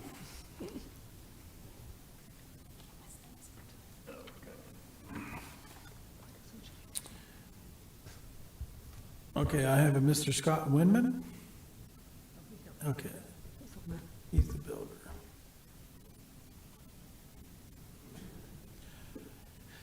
Could I get your name and address for the record, sir? Scott Weinman, 980 Jarrow Way, DeLand. I'm the builder. Okay, and did you have a comment for this case? I am also the one who drafted the size of this deck since it's come into question, and the reason that we drafted it this way is for safety. The 16-foot, I think it's 15'6" from the back door to the seawall, we cannot minimize that distance or you'll have a gap, which would be unsafe. And then the 16-foot width of the deck we designed to match the dock so that you have an even walkover and there's no place to misstep or cause a safety concern. So that was my only point, is as to the size of the deck, I feel like it's the minimum size required for safety reasons and for access to what they have. All right, sir. Any questions for the... Are you going to be removing the old dock, or is that the old platform, or? The dock is existing and it's staying. The old platform has already been removed. It was removed before I actually got to the property. So there's nothing connecting the house to the existing dock right now? No, I'm talking about the whatever the hot tub platform, that's gone, right? The hot tub platform is gone. It was decayed and a safety concern, so they removed it. There's actually a ladder going between the two. From the ground over the retaining wall to the dock right now. It's not safe. That seems pretty safe, yeah. No. Okay, thank you for the answer. Okay. Thank you, sir. All right. We have any other public participation? Anyone like to speak to this case? Hearing none, we're going to close the floor for public participation and open up for commission discussion or motion. I'll be glad to make a motion. Yes, ma'am. Case number V-23-026, variances to the minimum yard requirements, and maximum lot coverage on the urban single-family zoned property, be approved subject to 3 staff conditions.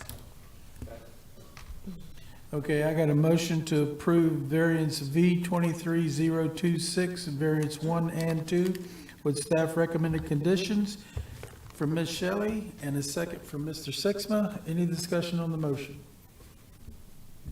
Did you have discussion, Mr. Cook? Okay.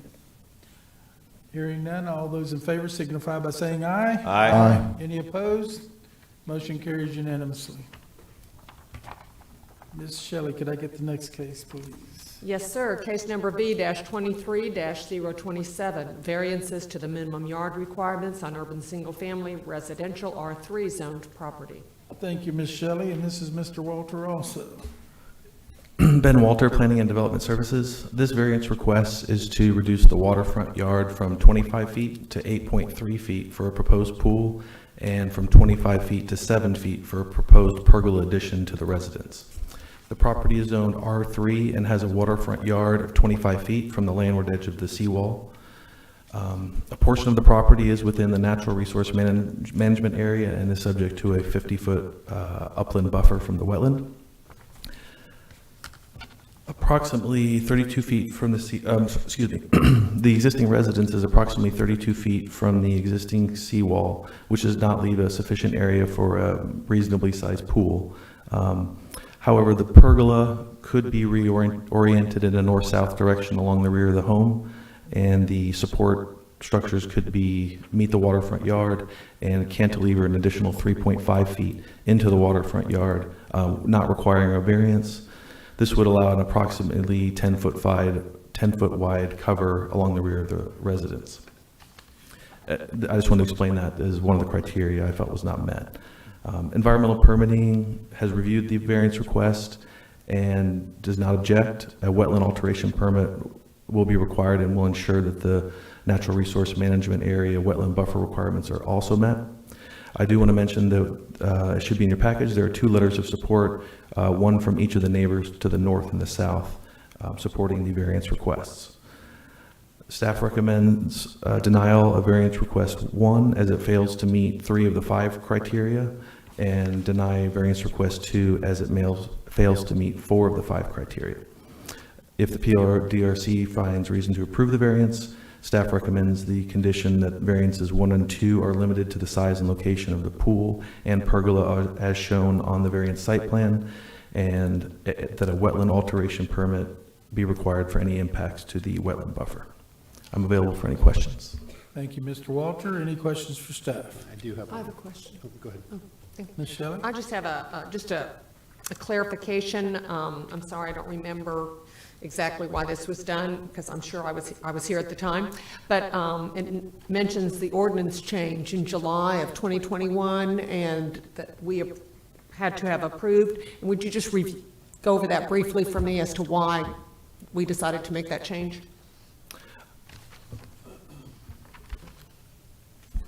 That change was made on the recommendation of our environmental staff.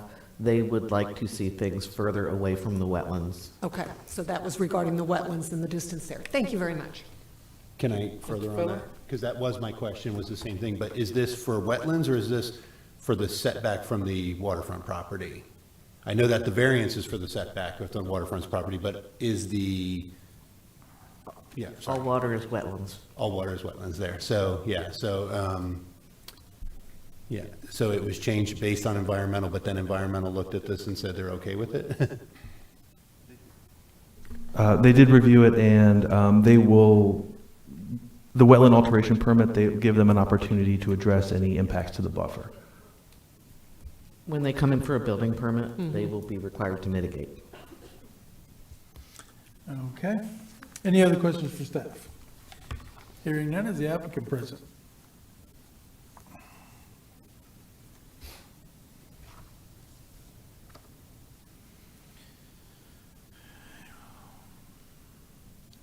Good morning. Good morning, sir. Hello. Can I get your name and address for the record? Yes, it's Brent Dickinson, it's 4234 South Peninsula Drive. Okay. And you've heard the staff report. Is there anything you'd like to add to that? Yes, because we did look at all those options, and actually the 50-foot buffer is incorrect. I corrected that with Tom Hanna from Environmental. It's actually a 25-foot upland buffer because we're in a subdivision that was created prior to 1990. So within that, they changed the buffer from 50 foot to 25 foot. So we do meet that requirement. He didn't object to it anyway, but just so everybody knows. So with that 25 foot, and I do have a diagram here, because when we calculated it up, sorry. Oh, right here. I don't know if they want to show this on there, but we impact. hand it Yes, we impact 58%. to Ms. Tucker, and she can put it on. Obviously, they like to have you impact 50% or less. We're very close. So he said with that we're only 8% over, so he would, with the planning plan, he would work with us on that. Okay. So, that one shows that we're at 58% coverage. All the houses, if you look at the houses from the canal to the south of us and all the way up, there's pools within 5 feet, 7 feet, 10 feet, there's plenty of them. So the pool, we're very close at and the property does, that seawall kind of Z's. So it's the unfortunate part is it's kind of a different piece of property. So the pool at the closest spot is 8.8 on the north. And right now on the south side of that, it's 9.6 feet from the seawall. So we're very close to the 10-foot. And in 21, we purchased the house in 2017. And unbeknownst to, we looked at, so before we even purchased the house, we made sure that the backyard, because it was pretty unusable, it's very hot, it slopes. So we looked and we're like, okay, you can put in, at that time, you could put an accessory structure within 5 feet of the seawall. So we're like, okay, we'll build something on that south side for some shade and we'll put a pool in.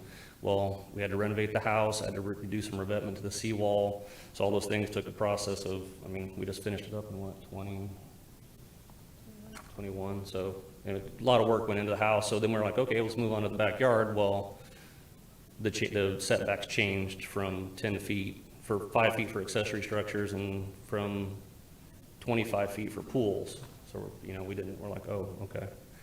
So that one we weren't ready for. So, and to the point of trying to put the pergola on that north side of the house, the bad part about that is as the sun sets in the west, it's actually, and it's not going to be 10 feet wide, it'll only be 7 feet wide. So I don't know how they came up with the 10 feet, but if you put that to 20, if we extend that pergola on that north side, by 1 o'clock, the sun kind of be, it'd only be 7 foot wide and you'd lose that shade. So that's the reason why we had it going towards the water. And it does fit in nicely. And the pergola we're putting in is pretty much kind of like a pool enclosure. It's all aluminum framed, has a supper gutter, it's attached to the house. When you close it, it opens and closes with all the water drains into the pergola itself and drains out. So it's like a giant gutter, basically. And we have examples of all that stuff if anybody wants to see it. Okay. All right. Does anyone have any questions for the applicant? All right, is that all you'd like to say? I think so. Did I make that clear enough? Sorry. There's a lot of No, pressure. we understand where you're coming from on it. Okay. What we'll do is we'll ask for public participation. If we find it, we'll give you an opportunity to come back if we get something, okay? All right. Thank you. Do we have any? No. Yeah. Okay, so we don't have any public participation. Okay. Okay? All right. We're going to close the floor for public participation and open up for commission discussion or motion. Can I make a quick comment, Chair? I don't want to motion on this, but when I vote, I have a problem because I think, I look back and we changed environmentally how close you can build to the waterways, and then we allow it through variance, and then they have to supplement it through wetland alterations permit, and I think it's a pretty bad cycle. I'm not against, because I know neighbors are supportive of this and it's very much there, but I just want to make it clear that when I vote at the time, it's not that I'm against necessarily this, I'm against the process that we go through for this, and it's very difficult for me to see building up to zero lot line.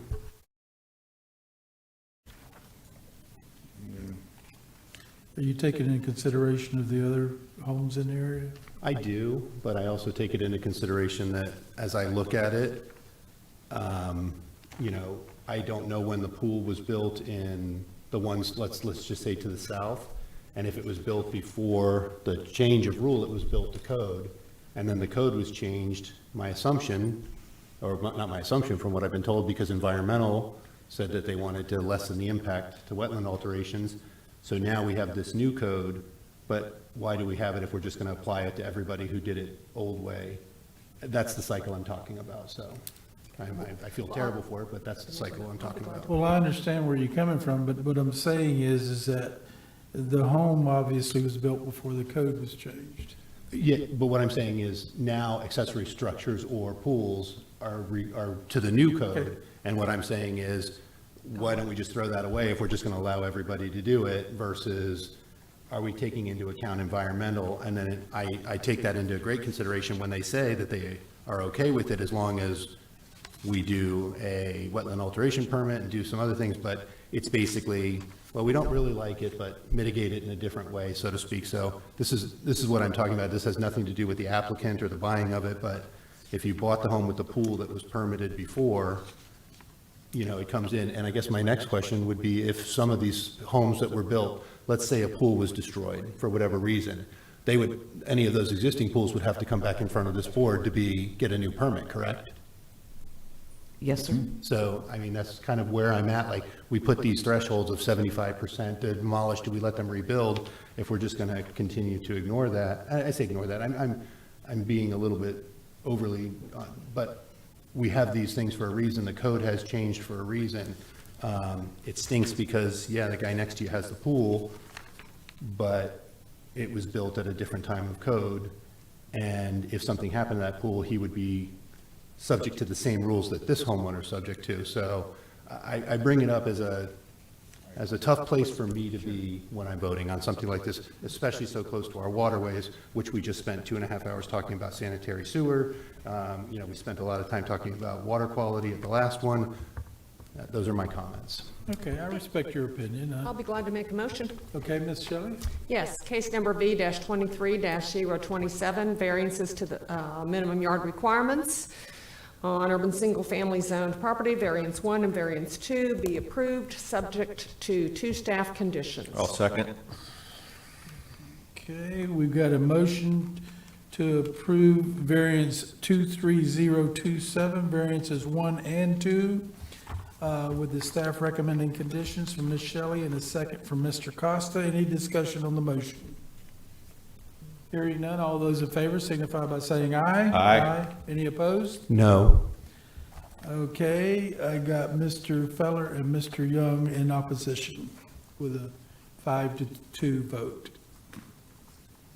Do we need a roll call? I think that's correct. Okay, all right, that's what it is. All right, let's move on.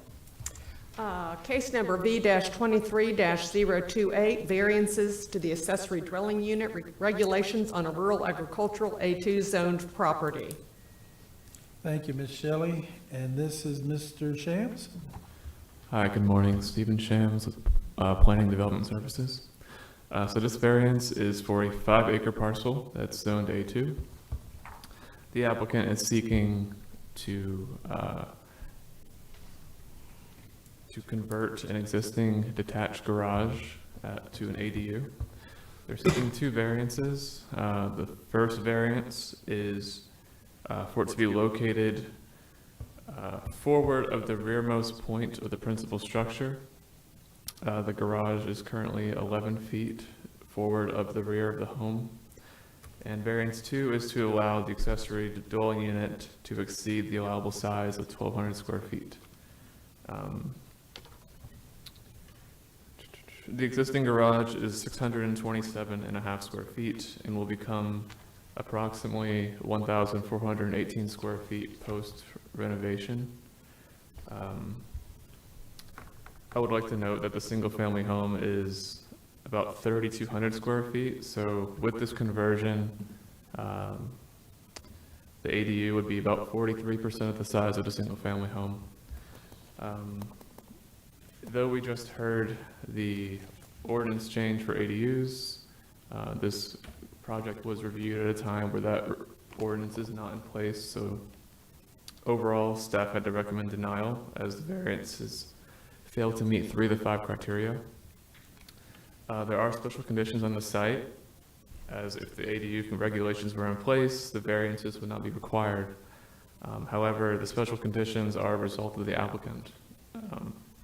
Literal interpretation would not preclude the applicant from constructing an ADU rear of the home at a size smaller than 1,200 square feet.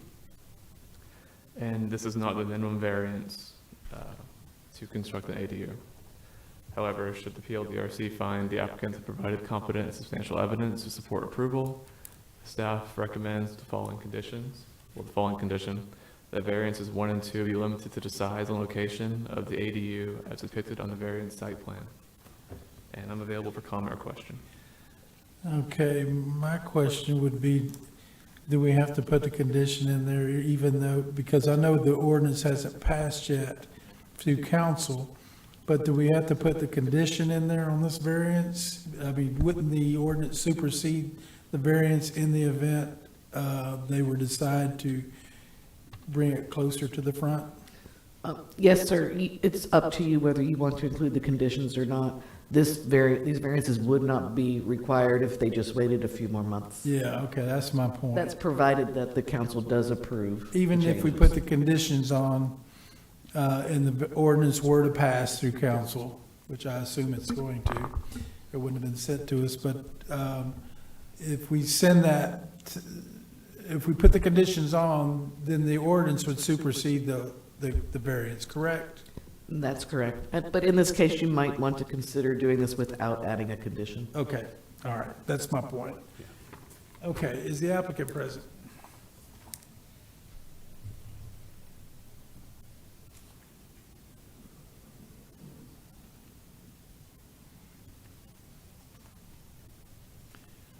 Good morning, sir. Can I get your name and address for the record? Yes, sir. Dustin Anglin, 665 North Orange Avenue, Orange City, Florida. I'm the builder on the project and the applicant. Seems like this is pretty cut and dry based on everything that happened here today. Obviously, we applied for this before all this has happened. Their house is, what we're asking to build is less than 50% of the house.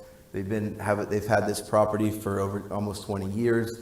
We're building this ADU to, their family has now started their own family and have their grandkids and stuff like that. So we want to create this larger environment for this family to continue to grow. So as far as the variance is concerned, it seems like we're pretty much in alliance with what's already transpired here today. Yes, sir. It's Any questions or comments for the applicant? I don't believe we've got any public participation forms on this case, do we? Anybody like to speak to this case? Okay. Do you want to say anything? They're the homeowners. They are also part of the applicant process. I don't know if that's even. It looks like this variance is going to be Yeah. pretty mute Yeah. once it goes It to seems the like council. that too, yeah, so. I mean, I can't, you'd be 100% now, because we never Yeah. know what happens there. Right. But we just sent an ordinance over to them that would, you wouldn't even have to be here today. Exactly. Okay, So I'll be glad to make a motion. okay. We could just hear it. Case number B-23-028, variances to the ADU regulations on rural agricultural A2 zoned property. Variance 1 and variance 2 be approved, subject to the one staff condition. I'll second. You want to keep the condition? I in would there? take the condition. I would remove the conditions. Oh, we can remove the condition. Fine, no Okay. condition. I got a motion to approve variance V23-028, variances 1 and 2 with no conditions from Ms. Shelley and a second from Mr. Costa. All those in favor signify by saying aye. Aye. Any opposed? Motion carries unanimously. Thank you, Good to guys. go. Ms. Shelley, can I get the next case, please? Yes, sir. Case number V-23-029, variances to minimum yard requirements to separate non-conforming lots and allow development on a substandard lot on prime agricultural A1 zoned property. Mr. Walter, this is yours. Ben Walter, Planning and Development Services. This variance, or this is 4 variance requests to construct a mobile home on an A1 zone property. The first 2 variances are to reduce the side yards from 50 feet to 12 feet each on the east and west side, to separate non-conforming lots, and to allow development on a substandard lot. The A1 zoning requirement requires 10 acres in area. This parcel is approximately 1.16 acres and requires a minimum lot width of 150 feet, and this property is 20 feet wide at the front building line. The lot is substandard because of that 20 foot being less than 50 feet in width at the front building line. The lot at its widest point is only 100 feet, and therefore with the 50-foot side setbacks, there's no buildable area left for the mobile home. During the permitting process, the applicant received a bad non-conforming lot letter showing previous ownership of the subject parcel and the small adjacent parcel directly to the south. The property to the south is established with a single-family residence, but the variance for separating non-conforming lots is required because it's also substandard. Land Development has issued a notice of intent to approve vested rights on the subject parcel pending the approval of the variance for non-conforming lots. There are 5 other non-conforming lots in this direct area, and none have currently received variances to separate non-conforming lots. The subject parcel is the only substandard lot in that same area due to the flag shape. Variances 1 and 2 could be reduced from 12 feet to 34 feet if the proposed mobile home is rotated 90 degrees. But the applicant stated in their written petition that they desire the location to match the orientation of the other homes in the area and face the road. Staff recommends denial of variance requests 1 and 2 as they fail to meet one of the 5 criteria, and recommends approval of variance requests 3 and 4 as it meets all 5 criteria. If the PLDRC finds reason to approve variance requests 1 and 2, we recommend the condition that the variances are limited to the 2,432 square foot residence as shown on the variance site plan. And I'm available for any questions. Okay. Any questions for staff? Mr. Walter, is there structures on the lots at the moment? Not on this, not on the subject parcel, but on the lot we are separating it from. To the south, there is an established single-family residence. And is that under the same ownership? Not currently. Actually, neither of the current owners were the owner that held them in common. It was back in 1989. Okay. All right. Is the applicant present? I got one question for staff real quick. Go ahead. On the site plan, I can't read what this says. Behind the mobile home, what is that? The proposed mobile home, what are you showing there? That was what was submitted with the building permit, and it shows a proposed septic field. That's a septic field? Yeah, and a septic tank, yes, sir.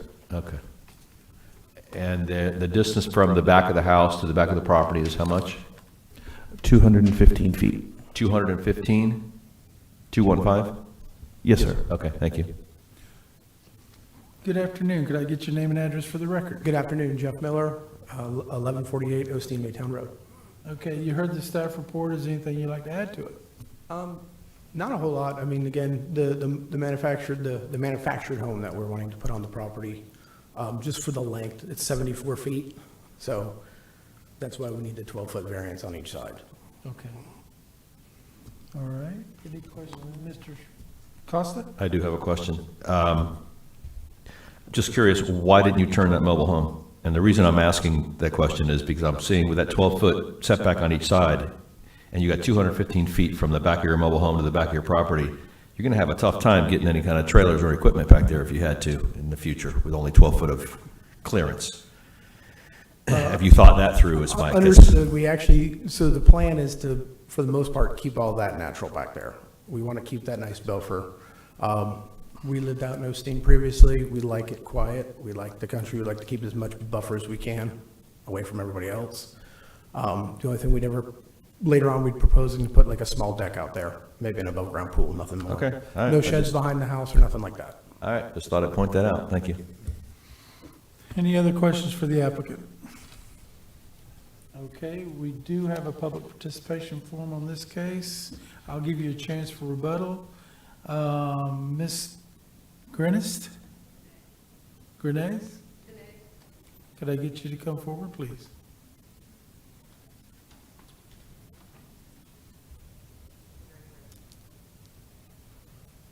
I apologize for mispronouncing your last name, but I do the best I can up here. Give your name and address for the record, please. Susan Janae, 1132. Could I get you to speak into the mic, please? Susan Janae, 1132 Osteen Maytown Road. Okay. And you would like a comment on this case? Well, actually, I put my name first. My husband has Okay. Could I get your name and address for the record? Eric Janae, 1132 Osteen Maytown Road. All right, sir. So, We live to the south, no, we live to the north, all right? So our property is 10 acres, a full 10 acres. Now, I thought that in order to have a mobile home on A1 property, you have to have 5, or is it 10 acres in Osteen Staff? for A1? The minimum lot size is 10 acres in the A1 zoning classification. So how is this happening? They're requesting a variance to that, sir. Right, so what, all right, so there's no vested rights on this, all right? It doesn't mean it doesn't meet the definition of the vested rights. Doesn't meet the criteria of a variance. The landowner bought the property that doesn't meet the code for development. That doesn't create a hardship. And allowing a manufactured home on less than the required acreage would lower the adjacent property values, which is ours.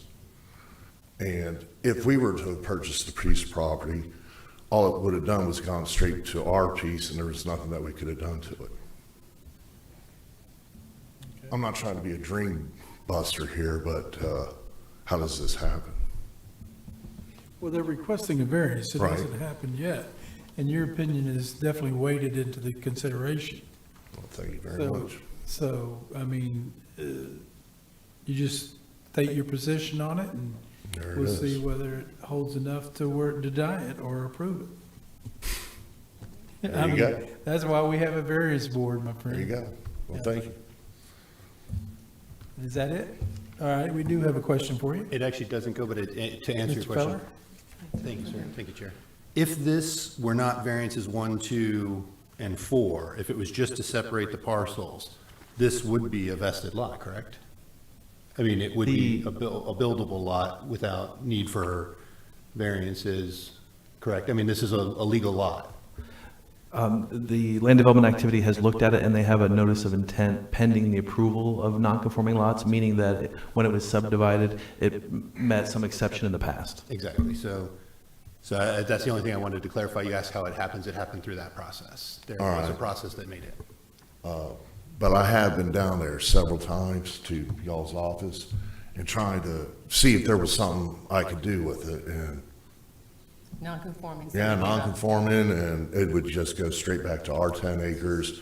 Because, I mean, everybody here talked about having, splitting properties up and having children, and that was, like I said, I'm not trying to break their dreams, but I tried to, and they said it would just go back to our 10 acres. There's something that we could do with it, because we have an actual 10 acres. Originally, this doesn't matter, but I am a woman, I'm emotional. This 20 acres was my grandfather's, probably 100 years ago. And I thought that the code was to prevent building atop of one another, which of course variances will help you get by that. I see that now. But I have many siblings that, non-conforming, you cannot do that. Because we were not into land development planning and ignorant of such, nobody pushed the envelope. But whatever, that's my own problem. That's just, I have nothing against these folks, but it just seems strange that all these years, no, you have this land. My dad got 3, and then he bought 7 from my grandpa, and only I have it, when my siblings would have loved to have some of it. But being ignorant is not an excuse, I get that. So, anyway, a little emotional. It's just strange, Okay. besides property value going down. Thank you. Okay, thank you. All right, could I get the applicant to come back forward? I do have a question for you. Yes. When did you acquire this, In July. and how did you acquire It was listed for sale on Zillow, and then we went through a realtor. it? Okay. When you bought the property, did you do your due diligence and see what the zoning was? Correct. We actually went into the zoning office before we even purchased the property And and what- asked them about the non-conforming lot. We also needed to get the title. There's a certain title search we had to get. The non-conforming lot title search, all the way back to the 1980s, we had to do it twice. The lots out there were divided actually before the 80s. They were divided up in the 70s. And we checked before we purchased the property if we could build on it or not. And you were told? We could with the variances. Yeah. Okay. And the reason I said this is because, to his point, which I don't know whether it's right or wrong, but we got an issue here when people buy adjoining property and they can't do anything, but yet someone else, anybody else can go out and buy it and build on it. You know, I mean, the variances in his, it's to put a mobile home, obviously, but he could build on it and meet the setbacks regardless. And we do have an issue going on here, and I've never understood it either, with these non-conforming lot letters. I mean, how do you address his concerns? I mean, really? So every time we bring a separation of non-conforming lots to you, we have to look at each individual circumstance. The circumstance that was raised by the prior speaker is because we have in our code that if a property owner owns two adjacent parcels, they're considered a unified lot. So in this case, we always ask for the non-conforming lot letter. We look where that exchange happened, and the people that are at the podium now did come into our office and asked what processes they would need to go through to make that a legal lot, and they have gone through that process. I have a good answer for the previous speaker, because obviously you're at a disadvantage in somebody from just buying it because you own adjacent property. Now, whether that be right or wrong, it's in our code, and the only way we can address that is address the code. Mr. Chair, may I? Yes, Mr. For staff. So Janae, I think is the last name, right? So the Janaes own the 10 acres across the way. Had this property, when this property was for sale, this is no bearing on you folks. When this property was for sale, they could have come in as Janae LLC and purchased the property. Now it's no longer under common ownership, correct? That's correct. Thank you. Okay. And if I. Well, you see where our hands are tied on this? You know, I mean, does that give you an explanation? I'll address yours, but I want to address their concerns. Yeah, no problem. Is it where we're at on this? That's, if again, I'm sorry, Mr. Chair, but what I'm saying is that that's not an answer you'd get from staff. That's an answer that you'd have to dig out on your own. The scenario that I just painted, buying it in a corporation as opposed to your personal name, and now it's two separate owners, not an individual owner. And if I may, to piggyback on that, to your case, it sounds like you did a lot of research on what you needed to do to make this a buildable lot. And like I said, 1 and 2 would be gone if you rotated the house 90 degrees. So that's completely off the book, but 3 is standard. We do that all the time, and 4 would probably follow along. So I applaud you for doing some diligence on it.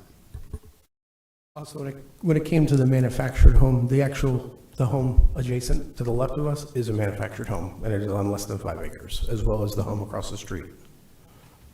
Okay. All right, any other questions for the applicant? All right. All right, do we have any other public participation forums? Having none, we're going to close the floor for public participation and open up for commission discussion or motion. I think everyone's probably afraid to make the motion because of the way, but I'll make. No, I understand. In case V23-029, that we approve variances requests 1, 2, 3, and 4, subject to the one condition that staff recommends. I'll second that. Go ahead. Okay, in case V23029, I've got a motion to approve variances 1, 2, 3, and 4 for Mr. Feller, and a second from Mr. Costa. With the staff recommended condition. Any discussion on the motion? All those in favor signify by saying aye. Aye. Any opposed? Motion carries. Okay, how many noes have I got here? Just one. Are you? Okay. Motion carries 6-1. All right.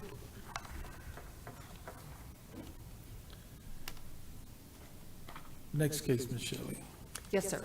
Case number B-23-030, variances to the minimum yard requirements and accessory dwelling unit ADU regulations on urban single-family residential R4 zoned property. Okay, this is Mr. Shams. Hi, good afternoon. So the property for this variance is about a 1/4 acre lot, and it is a triple frontage lot. This is because of platted alley right-of-way on the north and east side. The applicant is seeking, I'm going to go ahead and say, the property is currently developed with a single-family home and an ADU that is 2 floors. Both were built in 1958, and the ADU was remodeled in 1993. But all of these construction processes took place prior to the applicant or the owner purchasing the property. The applicant is seeking 4 variances. The first is to reduce the north front yard from 25 feet to 20 feet for an existing ADU. The variance 2 is to reduce the east front yard from 25 feet to 21 feet for the existing ADU. Variance 3 is to allow an ADU to exceed the size of 1,200 square feet. It's currently 1,298 square feet.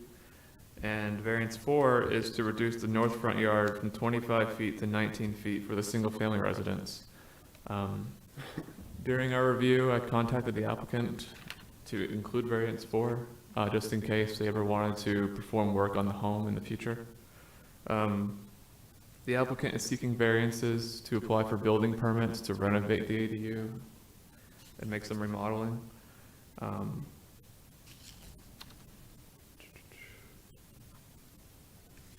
So overall, staff recommends approval as all 4 of the variances meet 5 of the 5 criteria. There is a special condition on the home as they were built prior to the unified zoning ordinance and built and remodeled prior to purchase of the owner. Make a note, if the proposed AD regulations were in place at the time that this was filed, variance 3 would not be required. The variances are not a result of this applicant's actions, and literal interpretation would prohibit permits and create a hardship on the applicant. They're not seeking to expand the livable area of the ADU or the home. They're just wanting to perform renovations on what's there. And we found the variances are consistent with the intent of the zoning ordinance. Staff does recommend one condition, that variances 1, 2, and 3 are limited to the size and location of the ADU as depicted on the variance site plan. And I'm available for comment or question. Question, Mr. Chair. Yes, Mr. Costa. This is just it's a moot point, but I'm curious. In this particular case, variance 3, you're advising to approve, but on the same exceeding 1,200 square feet on a couple others before you move to disapprove. Why the inconsistency between the 2 cases? So for this one, for the previous case, they were looking to expand to that size currently. For this case that we have right now, this existed prior to the zoning ordinance. So we thought it was. So one, because one's an expansion of a non-existing, and this one is already existing? Yes, That's the differentiating point between the 2? Yes, sir. Okay, all right, I'll buy it. Could I ask one question on that? What's the primary structure, square footage, the 2, it doesn't say. Do you know? I didn't see it in the packet. Let's see.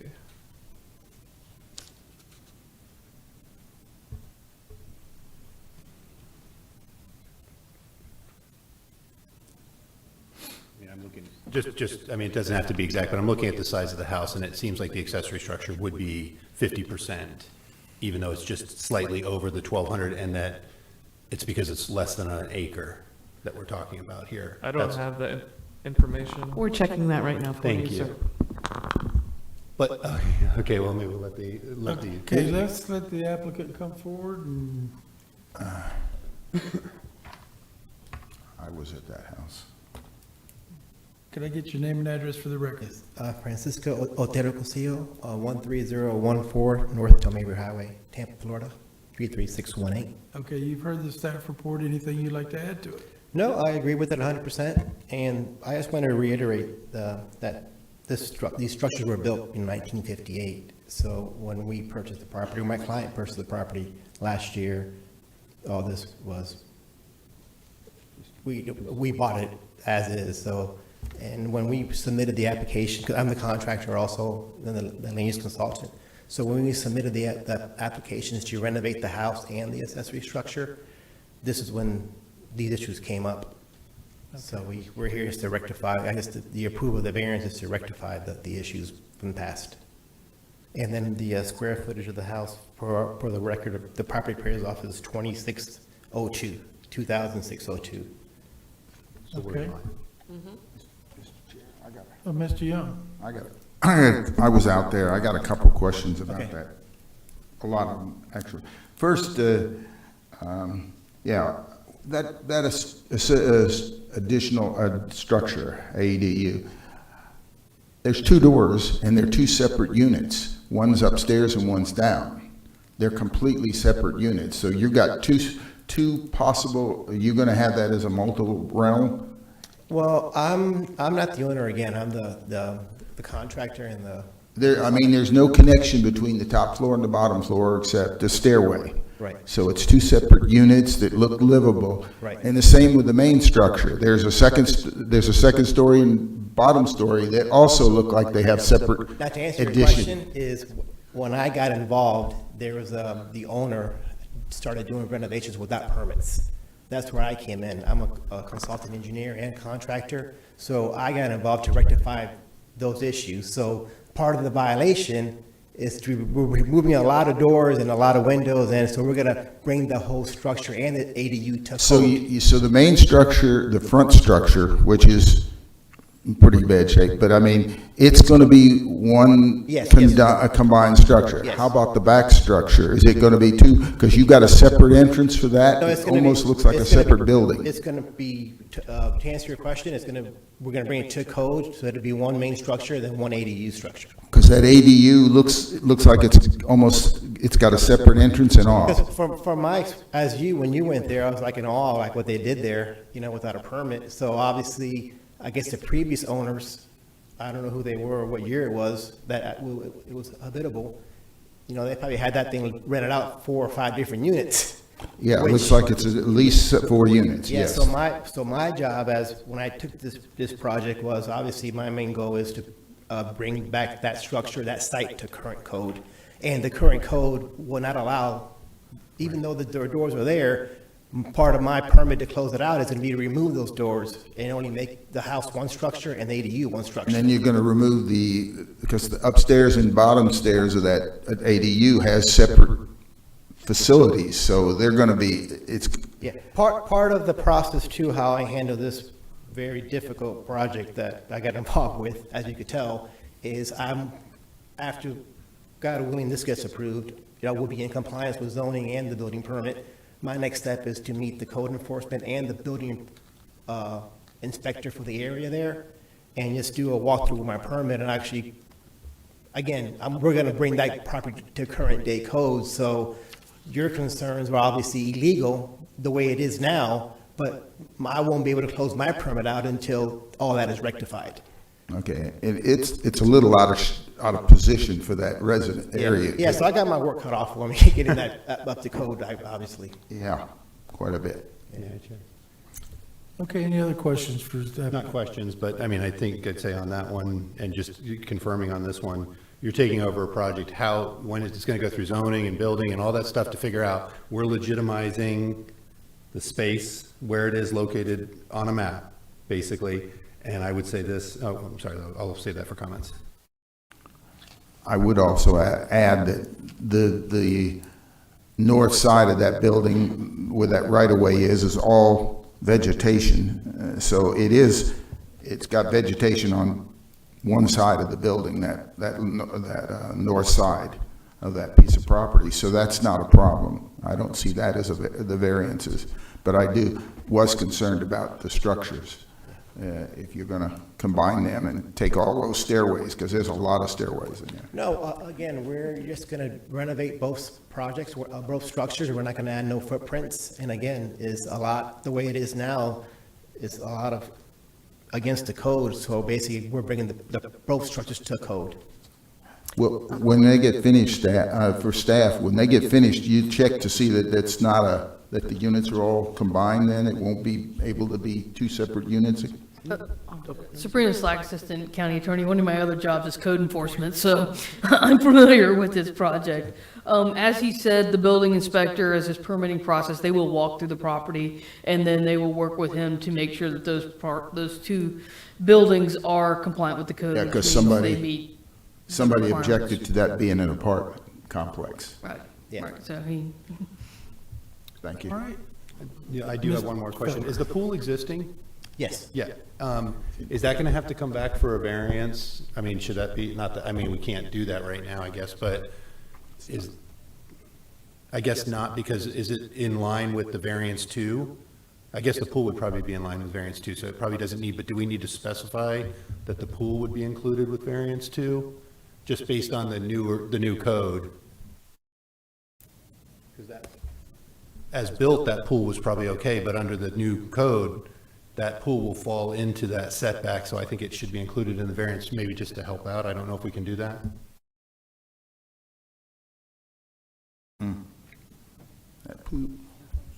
So Oh, yeah, just to I clarify, understand. when we were discussing earlier about pool setbacks, we were talking about a waterfront yard. This is not a waterfront yard. So pools can be located 8 feet from the property line. That's good. Thank you for clarifying. Yeah, thank you. That would have helped. Okay.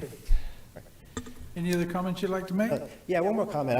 This is my first project in Volusia County, and I just want to commend your staff, especially Kelly Tucker.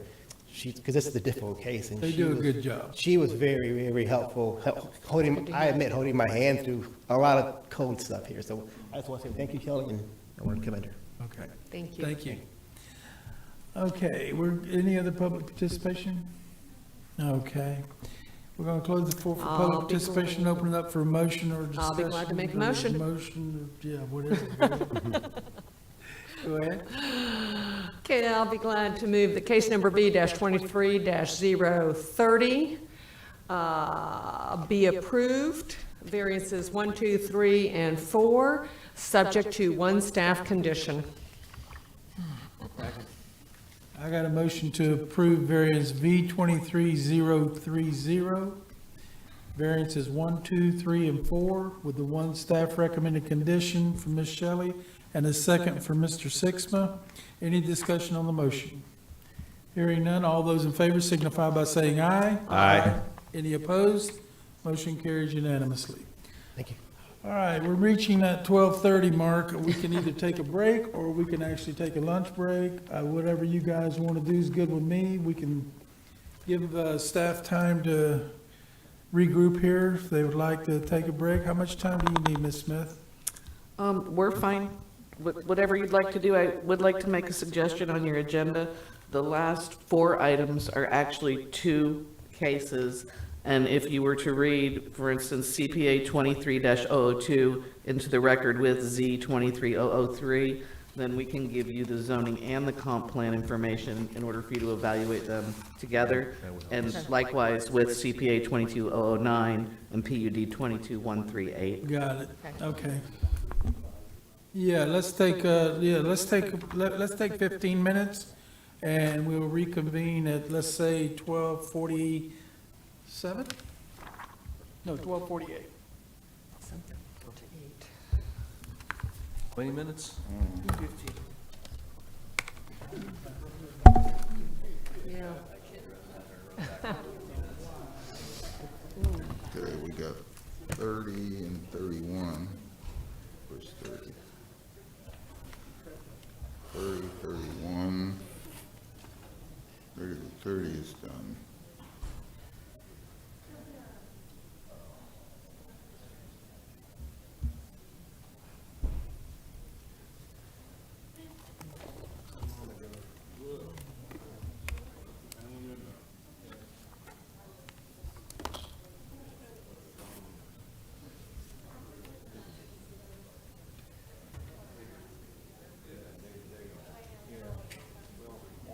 I was able to catch lunch with Dick the other day. He was there at the condo in East Aurora. So I talked to him briefly. I met him over at JB's down there. He's real good. He's real sad though. Yeah, Judy did him hard. Yeah, Judy's a little fireball. You can have all of them.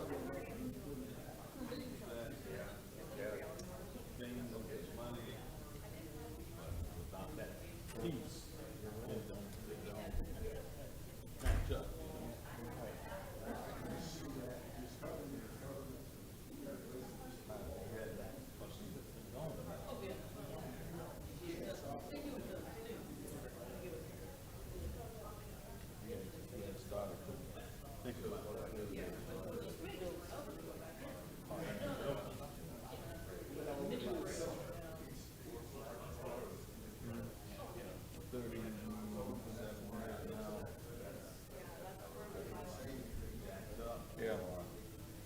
Wow, that would be a hard thing. Yeah. Yeah. It's tough. Yeah, no. I mean, people together, 50, 60 years. One goes, the other one usually goes right behind.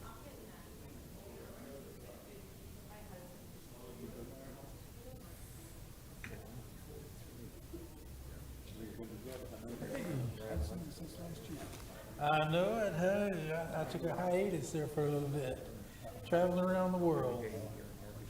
Indonesia. Went to Indonesia, stayed there for almost a month. And then I went to Amsterdam, stayed a couple of weeks there. And yeah.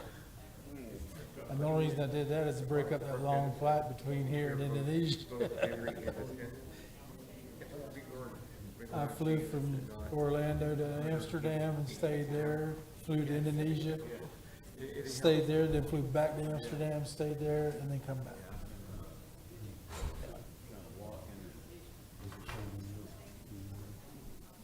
Oh, it was a little cool in Indonesia, but it was hot, cool in Holland, but it was a little warm in Indonesia. It's got a warm climate. It sits right up almost the equator there. Yeah, it's a lot like it. I mean, it was hot because they don't have the facilities we have to keep you cool. You know, so, yeah, it was hot.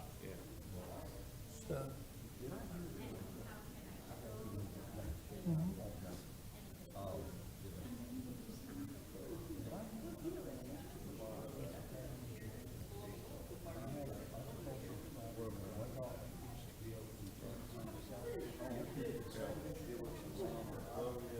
If it's more than one, more than one split, yeah. It's, you know, that come into effect about, well, at one time you had to go through the whole subdivision process. And then, about probably 8 years now. Oh yeah, at least 8 years ago, maybe a little bit longer than that, they revamped that to where, the county council, they revamped it to the point where, you're not talking about the sanitary sewer, are you? No, you're talking about you're talking about the prescriptive right element. I mean, yeah.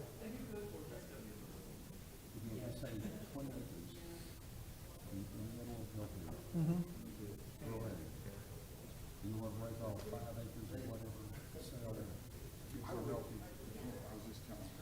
If you've got 20 acres, whatever the zoning is, if it's, let's say, 8-3, like you say, 95 acres, you can take one time and take 5 acres off, just once. If you try to give 2 kids and you keep half and give the 2 kids each 5 acres, you gotta go through the subdivision laws.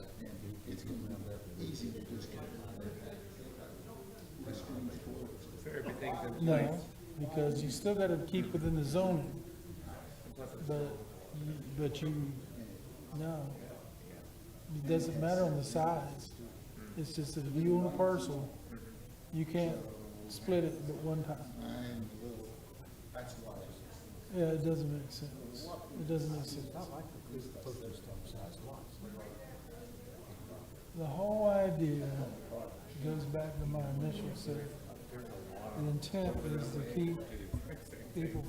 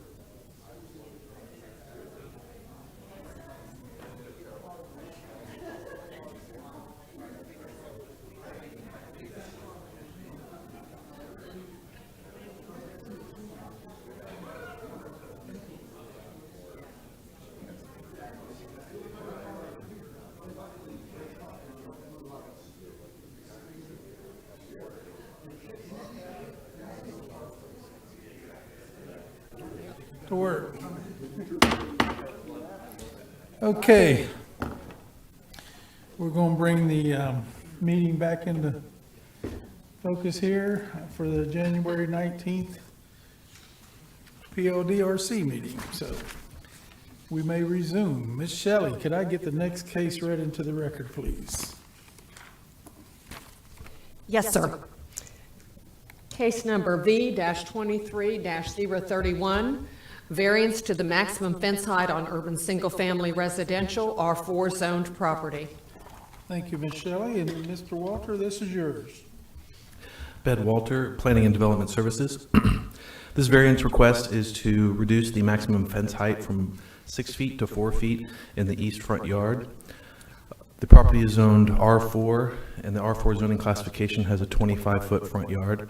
The subject property is a corner lot with front yards along both Spring Garden Avenue and Helen Drive.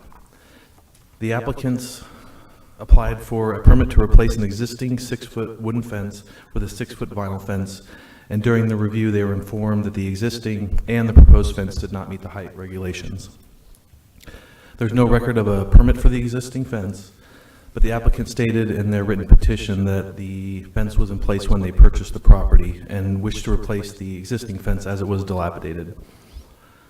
They also stated that the 6-foot fence provides security and privacy for their backyard. To date, there's been no complaints about the fence and there's no open violations. Staff recommends denial of the variance as it fails to meet 4 of the 5 criteria for granting a variance. If the PLDRC approves the variance request, staff recommends the following condition: that the variance is limited to the 6-foot fence as shown on the variance site plan. And I'm available for any questions.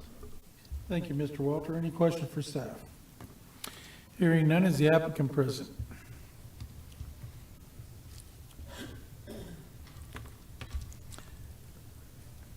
Can I get your name and address for the record, please, ma'am? My name is Tara Abbott. My address is 1102 Helen Drive, DeLand, Florida. Okay, you've heard the staff report. Anything you'd like to add to it? I mean, not really. We bought the house with the fence. I believe if you look back on Google Maps, the fence has been there since like 2006. We bought it in 2017 through all the lien searches that was done when the home was purchased and the survey. Nothing came up of the fence being unpermitted. We use that whole side yard. We have 2 very young children. We're on Spring Garden. As you know, Lansing Homes has started a huge development directly behind us and right across from us. The traffic flow is immensely increased and it's just going to get worse as time goes on. That privacy and security of our home and our children, as well as our recreational units that we keep in the backyard, is, means a lot to us, and we just want to keep it as is, just replace it with vinyl because the wood is almost 20-year-old fence and it's deteriorating. The next hurricane is likely to take a whole panel and fling it somewhere else, so. Okay. Any questions for the applicant? Mr. Young? I just wondered why you didn't consider, that's not enclosed then, it's not totally enclosed. Yes, it is. Oh, because it doesn't look, it looks like it touches the house on one spot, but not on the other spots. So you're talking about the wood part? So between the houses, they did wood from the corner all the way on the roadside to the back, all the way through the back, and then right where the back ends at our neighbors, they did chain link. Oh, okay. Yes. And the chain link, we love our neighbors, and we actually are really good friends, and our kids love them. They're always jumping the fence and hanging out with them and stuff. So we were okay at the chain link staying as is. We just wanted to replace the wood portion. You answered it. I didn't notice the little dots on the drawing here. Thank you. Okay, any other questions for the applicant? All right, let's see if we have any public participation. Do we have any?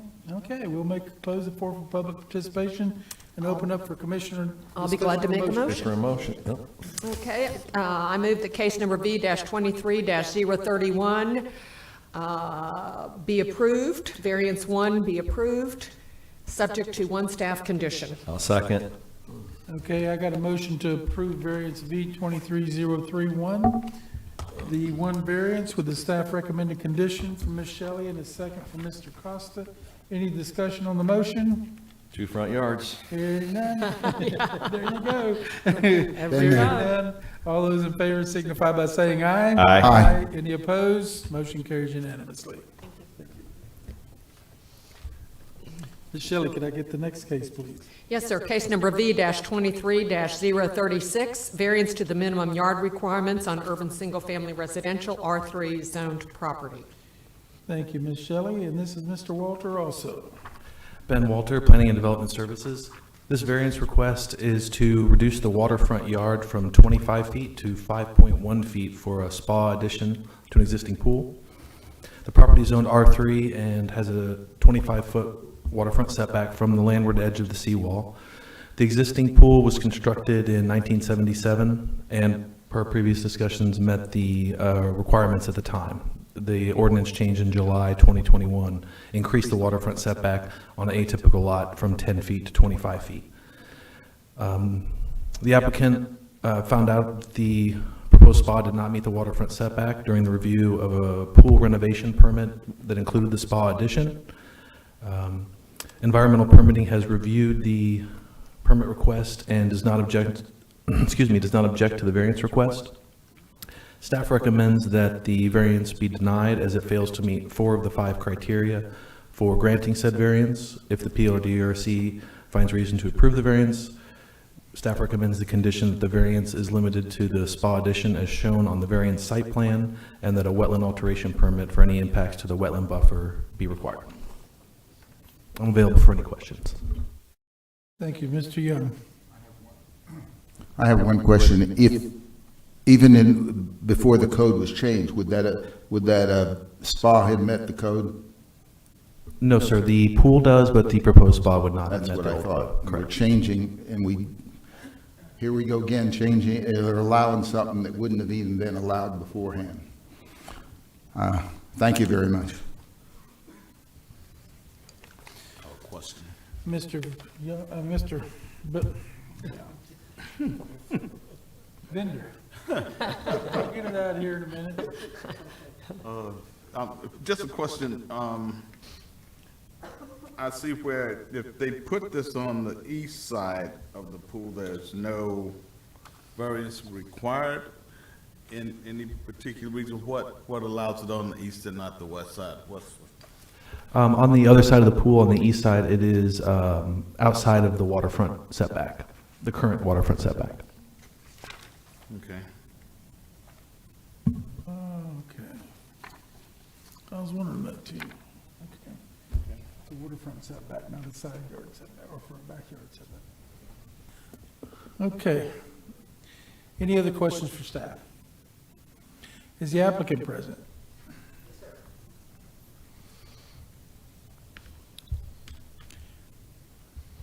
Could I get your name and address for the record, sir? Yes, Richard Poinkowski, 2920 River Point Drive, Daytona Beach Shores. All right, you've heard the staff report. Anything you'd like to add to that? Yeah, I would like to add, and I understand the setback is for environmental reasons, protect the waterfront and the river. I'm requesting the spa to be built inside an existing seawall and embedded in the concrete. So essentially, there is no environmental impact. Yes, it's closer to the water, but there's a seawall separating as the buffer. You did mention I could put it on the east side. That was a possibility, but unfortunately, during the last hurricanes, you'll see a lanai on the drawing. That roof was damaged, and I have architectural drawings for a new structure that requires footers, and those footers will go on the east side where the spa would go. So unfortunately, that's the only location I could put it if I were to add a spa. And I'm oversimplifying, but that's basically it. There's essentially, logically, there's no impact to the environment. Okay. Any questions for the applicant? Okay. Let's see if we have any public participation. Do we have any? Okay, we're going to close the floor for public participation, open for commission discussion. Thank you. Thank you. I do have a question for staff. Do we take in consideration of a seawall when we're talking about setbacks to environmental sensitive areas? The zoning setbacks are taken from the landward edge of the seawall. The environmental reviews are done from the edge of the wetland, which would be the waterfront. Environmental permitting did look at the variance request, and they did state that they felt there would be no loss in function, as the applicant stated, that it is on existing concrete. Got it. Okay. All right. Any other questions or discussions? I'll accept the motion. Go ahead, I'm sorry, I was zoning out here. I'll make a motion that we approve case number V-23-036 with the 2 staff recommended conditions. Second. Okay, I got a motion from Mr. Costa to approve variance 23036, the 1 variance with the 2 staff conditions. And a second from Ms. Shelley. Any discussion on the motion? All those in favor signify by saying aye. Aye. Any opposed? No. No. Okay, motion carries 5-2 with Mr. Feller and Mr. Young in dissension. Here's an example where, again, we're approving, they approved, they said they didn't have any objections, and yet we have a bigger setback. I'm just wondering. Okay, Ms. Shelley, could I get the next case, please? Yes, sir, and as per mentioned before, I will be reading the next 2 cases together. Okay. So that we can discuss them. We can do that. As a pair. Thank you. Case number CPA-23-002, Small Scale Comprehensive Plan Amendment from the Forestry Reserve, FR, and Agricultural Resource, AR, Future Land Use designation to the Agricultural Resource, AR, FLU designation. And case number Z-23-003, rezoning from the Forestry Resource and Prime Agricultural zoning classifications to the Prime Agricultural zoning classification. Thank you, Ms. Shelley. And could I get the staff report from Mr. Shams? Hi, good afternoon. So these 2 cases are running concurrently. The rezoning is contingent on the CPA approval. So the applicant wants to perform work on an existing accessory structure. It's a detached garage near the north property line. He found about, I think it was a small portion of the garage was actually on the neighbor's property. And they didn't have legal access to perform any renovations or apply for permits. So they wanted to rectify the issue. The applicant and the neighbor to the north came to an agreement on an equal land swap of 1/3 acre from the northern boundary. But in order to accomplish the swap, the future land use and zoning need to be consistent. No additional density or intensity is being proposed by the applicant. This is really just to make, as you can see on the maps, the subject parcel is currently FR and AR, and they're requesting to be a full AR land use. And also, for their zoning, they're currently FR and prime agriculture, or the A1, and they're requesting to be a full A1 to be consistent with the property to the north. Overall, the future land use change is consistent with elements of the comprehensive plan and satisfies urban sprawl criteria. And staff recommended forwarding to the county council for approval. And the rezoning is also consistent with the comp plan and would not result in adverse impacts. And we actually found that since the zoning classes are FR and A1, the existing structure is technically non-conforming due to lot area, as the property is 18.5 acres, FR requires 20 acres, and A1 requires 10. So if you were to approve the rezoning, or recommend approval of the rezoning, the property would become conforming. So that's another little detail of this project. Overall, recommend forwarding the rezoning to the county council with a recommendation of approval as well. I'm available for question or comment. Okay, thank you, Mr. Shams. This property, was that done through a rezoning before we come in with a future land use? Wasn't all this agriculture previously? And wasn't this an administrative rezoning eventually that took place? I'm trying to think of, remember when it was. When it went back and we did a future land use and a rezoning of a lot of property without notifying the property owners years ago. Mr. Paradise was in your position at that time. We'll check the record. We're going to do that right now. Yeah, but I think it was. I think a lot of this would, I don't even know if we had that forestry resource designation back then. Okay. That was just a comment. It would stem to a question that I have. What's the difference between the FR and an agricultural? I mean, like if we're removing the forestry resource, is, I guess, what's the result of that? I mean, I'm looking at it from like lot sizes and everything, but. So overall, there are dimensional differences. As far as use, they're fairly similar.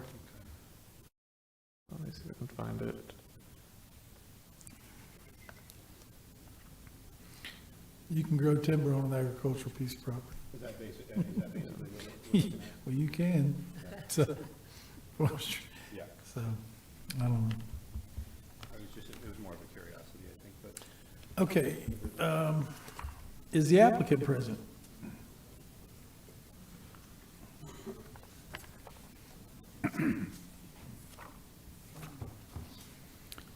Good morning, sir. You've heard the staff report. Anything you'd like to add to that?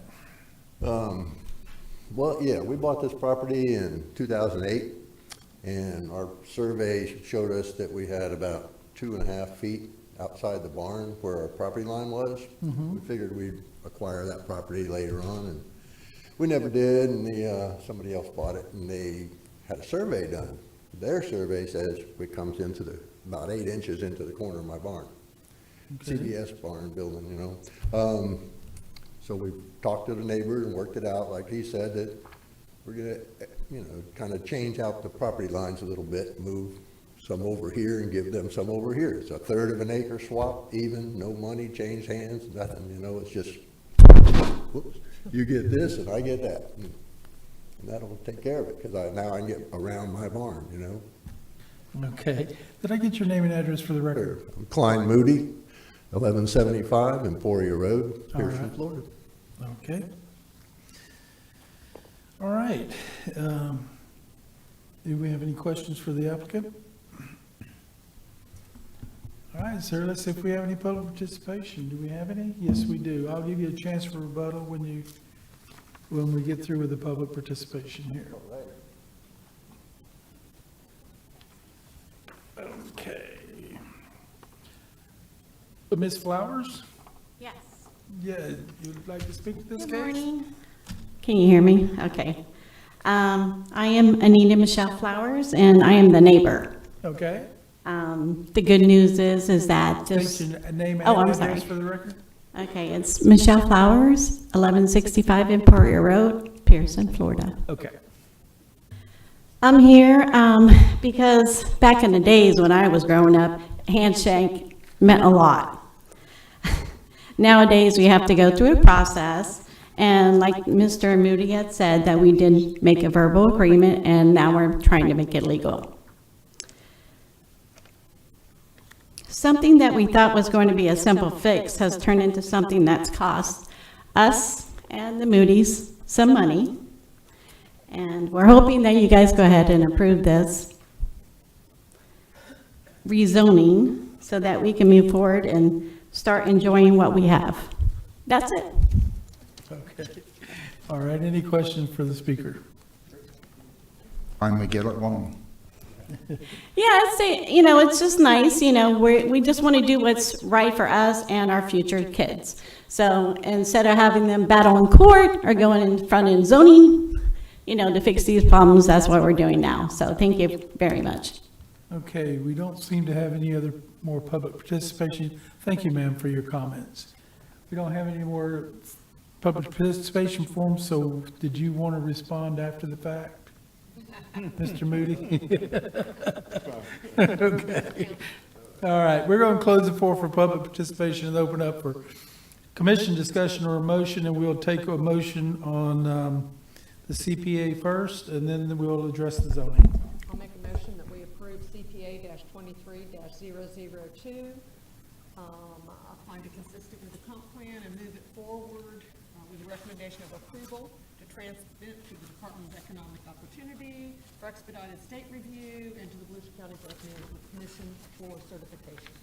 I'll second that. Okay, I got a motion from Ms. Shelley to forward CPA 23002 as stated, and a second from Mr. Young.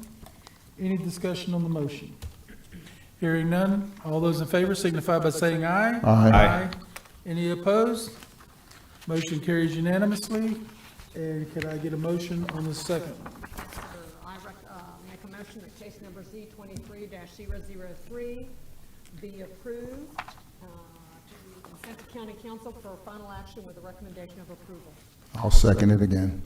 Okay, I've got a motion to forward Z 23003 to the county council with a recommendation of approval as stated, and a second from Mr. Young. Any discussion on the motion? All those in favor signify by saying aye. Aye. Any opposed? Motion carries unanimously. Okay. One more step and then you're home free. Ms. Shelley, could I get the last two for us right here?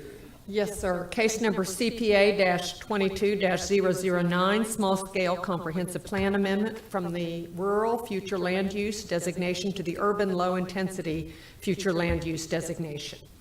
And case number PUD-22-138, a rezoning from rural agricultural zoning classification to planned unit development zoning classification with a residential subclassification. Thank you, Ms. Shelley. Can I get the staff report on this one, Mr. Shams?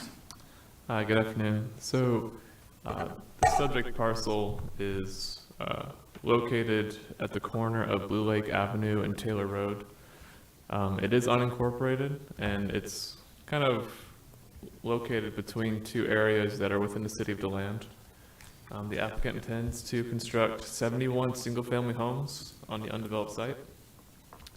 The project is urban infill development between the Saddlebrook and Victoria Park PDs. This project was originally submitted to the city of DeLand for potential annexation, but the city did not proceed due to their development policies at the time. So the applicant came to the county and applied for the CPA and the PUD. And the PUD is dependent on the future land use change. One thing to note, there is an existing residence northwest of the project site. So on the screen, you see the map. It looks like there are 5 parcels, but really it's just, there's 2. So there's the one to the north, and then the 4 on the south side are together. So just northwest of that corner where they all meet, there is a home that currently receives access to Taylor Road based on a Duke Energy power easement. The applicant has coordinated with the owner to provide access through the development's proposed internal road network and not through this easement. The site is subject to thoroughfare overlay standards along Blue Lake Avenue and Taylor Road. Currently, the parcel is the rural future land use and has a development potential of 1 DU or dwelling unit per acre due to its proximity of being 600 feet from an existing subdivision. The current yield is approximately 26 development units. The applicant is proposing the urban low intensity future land use, which has a development potential of up to 4 DUs per acre, which could yield 104 units. So the 71 proposed by the applicant, as you can see on the concept plan on the screen, is within the density allocation. The future land use change is consistent with the comprehensive plan and the urban sprawl criteria, as it is urban infill development. We did review the traffic for this site. The existing trip generation is 296 daily trips and 28 p.m. peak hour.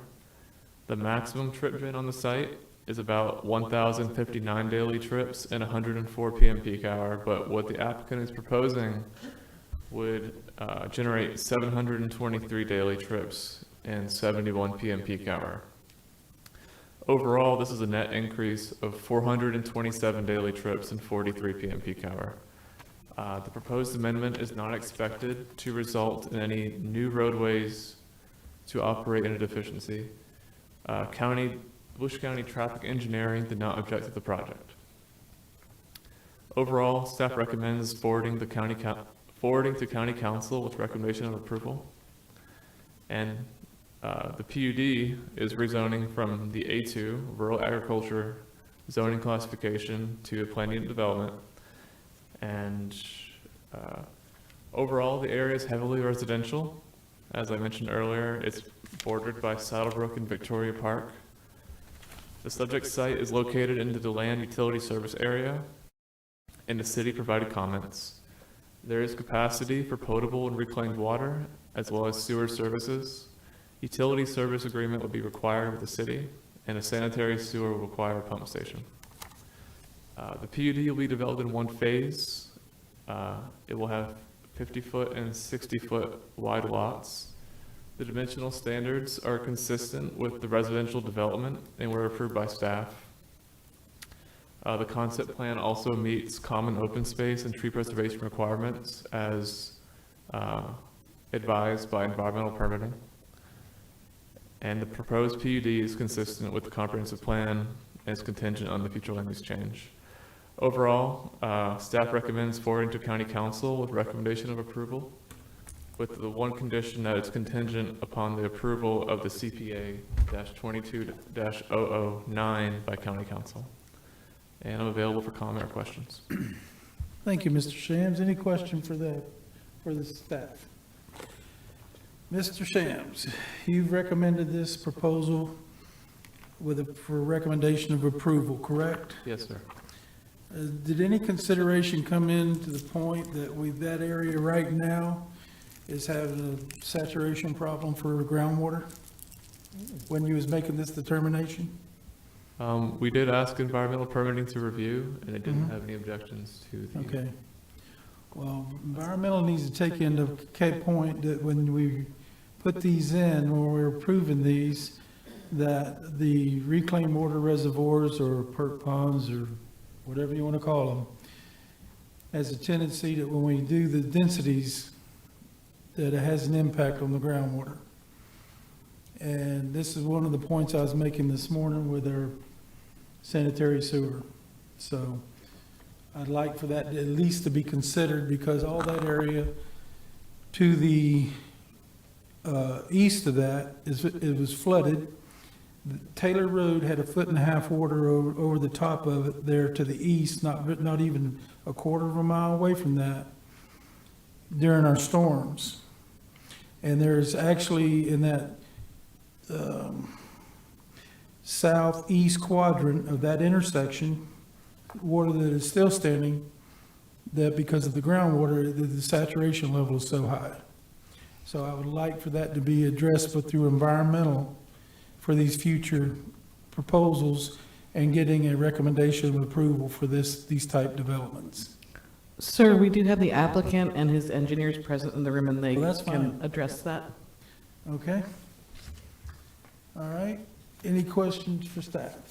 Is the applicant present?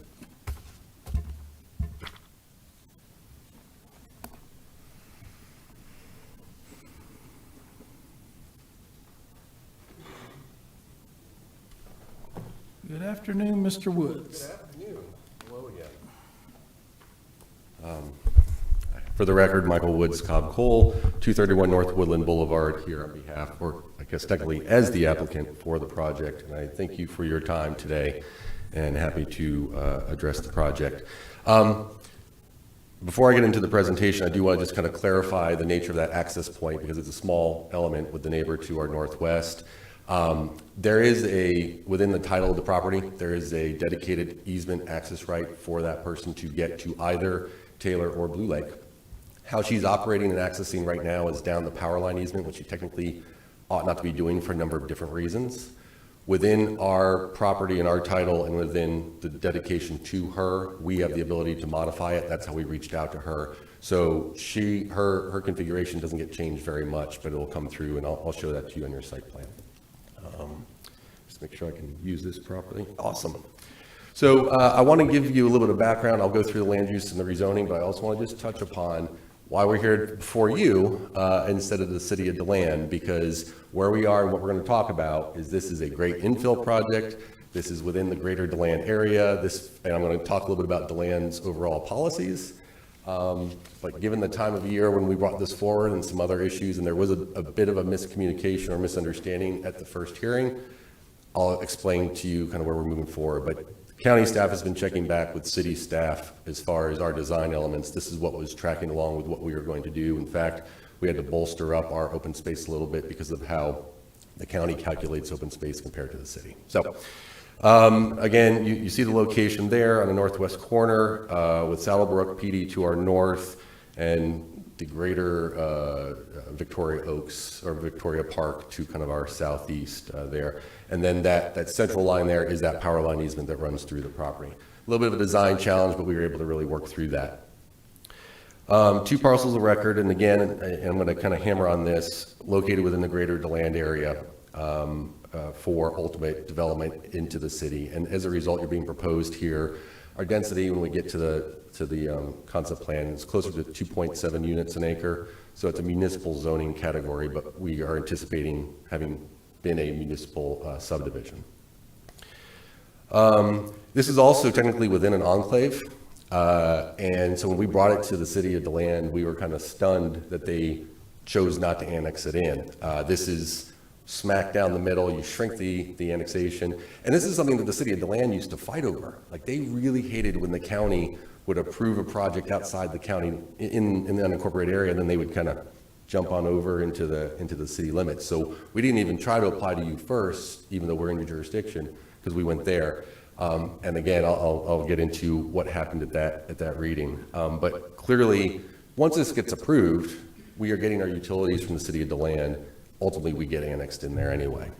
They kind of punted the issue to you guys during the election season. Not to mince terms, but that's kind of what happened. So why was the annexation declined? The county here treats, because we have a rural designation right now. There are some rural adjacent to us.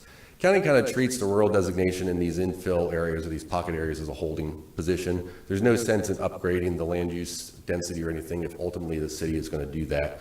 Wait till a project ripens until it becomes close. So we are adjacent to, we're contiguous, we are able to annex in. There's no issue with that.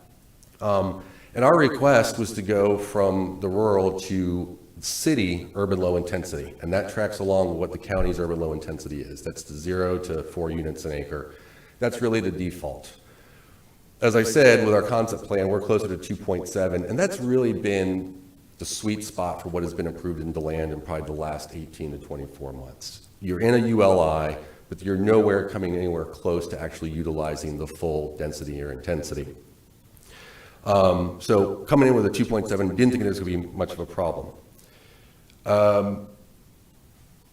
I'll show you what the density land use is, but the city of DeLand also has another category. And just like you guys have ULI and LIU, and they kind of get inverted sometimes in people's minds, city of DeLand has a city low density residential, and that allows up to 5.8 units an acre. Very early on in the conversation, we didn't even get to the public hearing part for the zoning or land uses, first the annexation, one of the commissioners was concerned that we were coming in at 5.8. And was concerned about the overall process that DeLand has to annex in, that there was this density sweetening, like an automatic density being granted. Now that's true, like you jump into the ULI, you get to the 4, but he just had a general concern with that and had assumed that we were coming in at that higher level.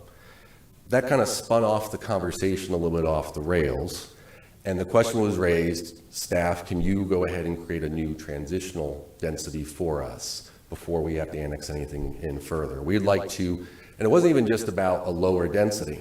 It was, we get these densities that come in, and then we have to kind of bargain with the developer to get the entitlements. Let's put in some policies in place. Good news is, they did it.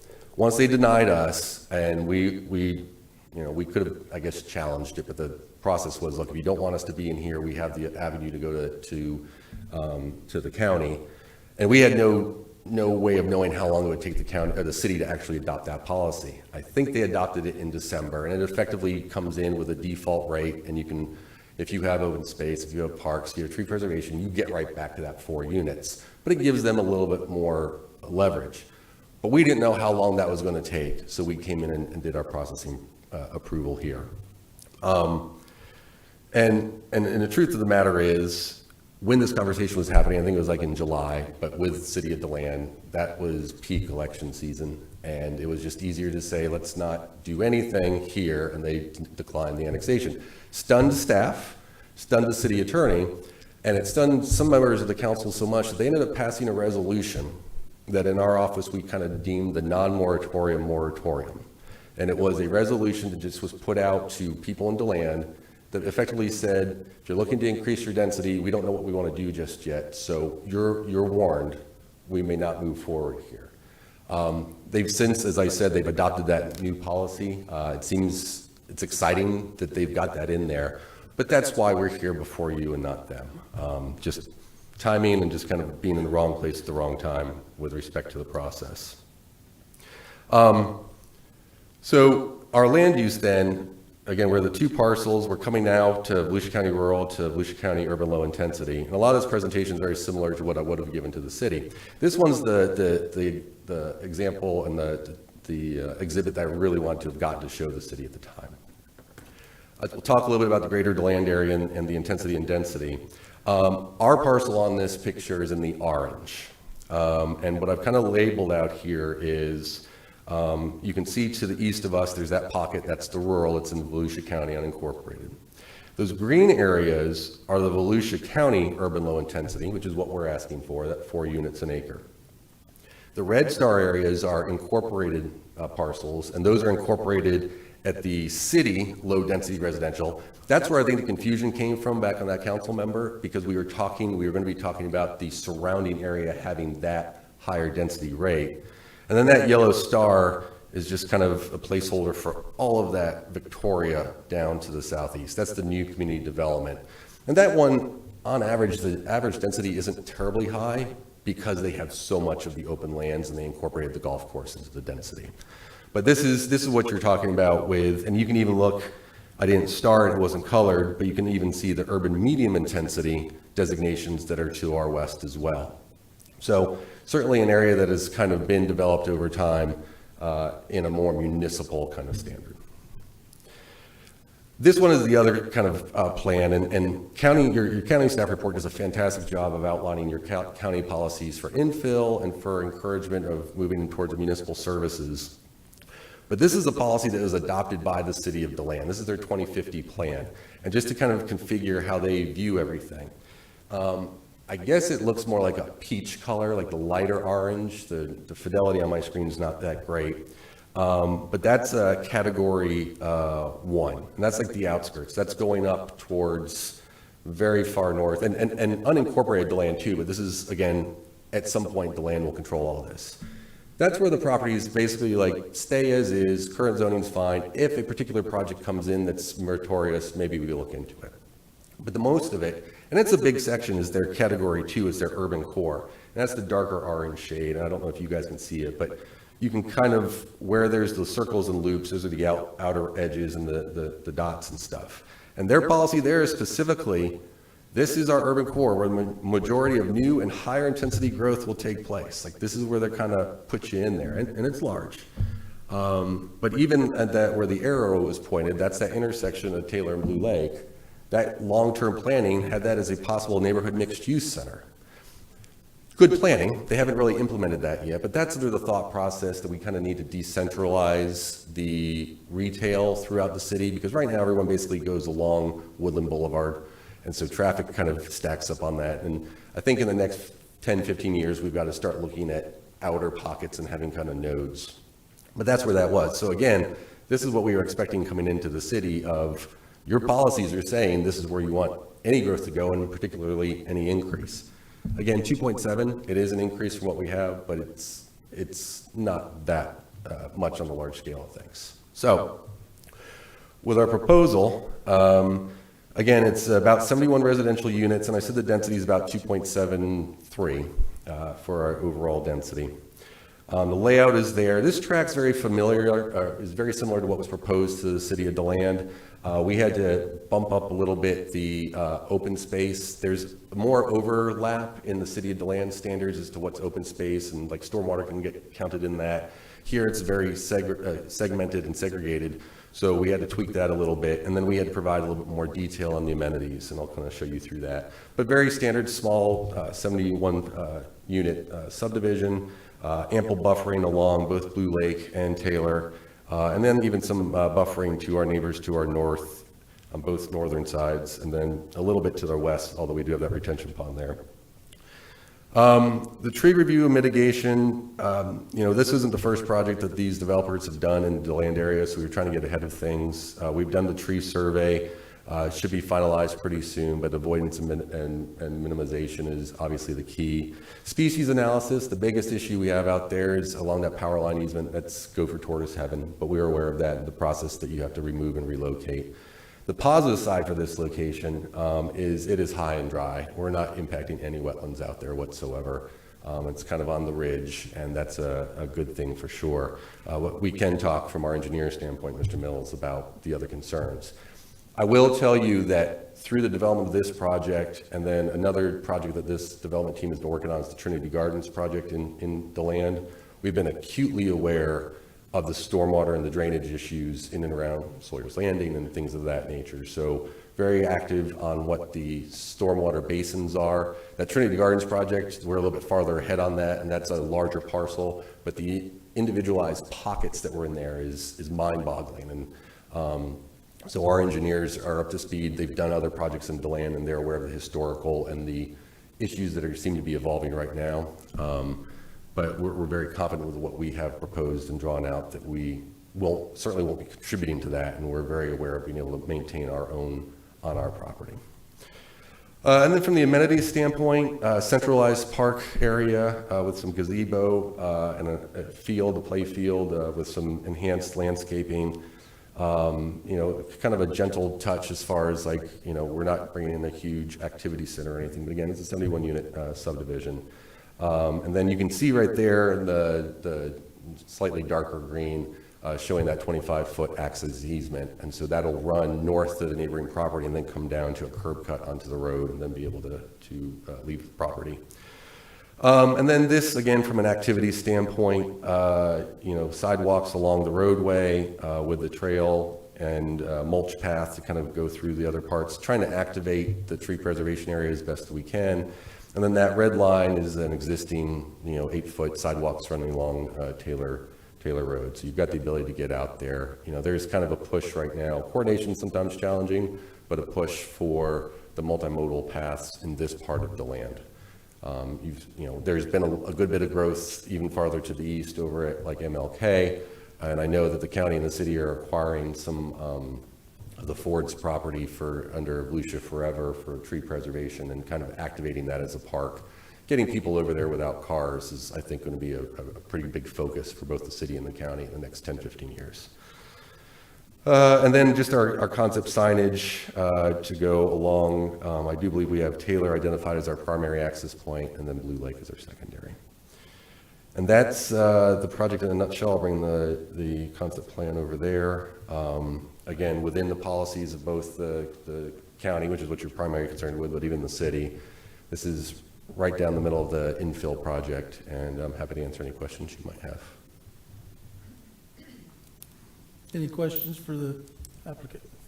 Not questions. Okay. Mr. Woods? Yes, sir. You mentioned stormwater. Do you have a consumption permit that you have to get through the city of DeLand in order to be able to hook up to their utility? Let me bring up my engineer to answer all those Okay. questions. And before we get with him, though, Yep. it's strange you mentioned the election. Mm-hmm.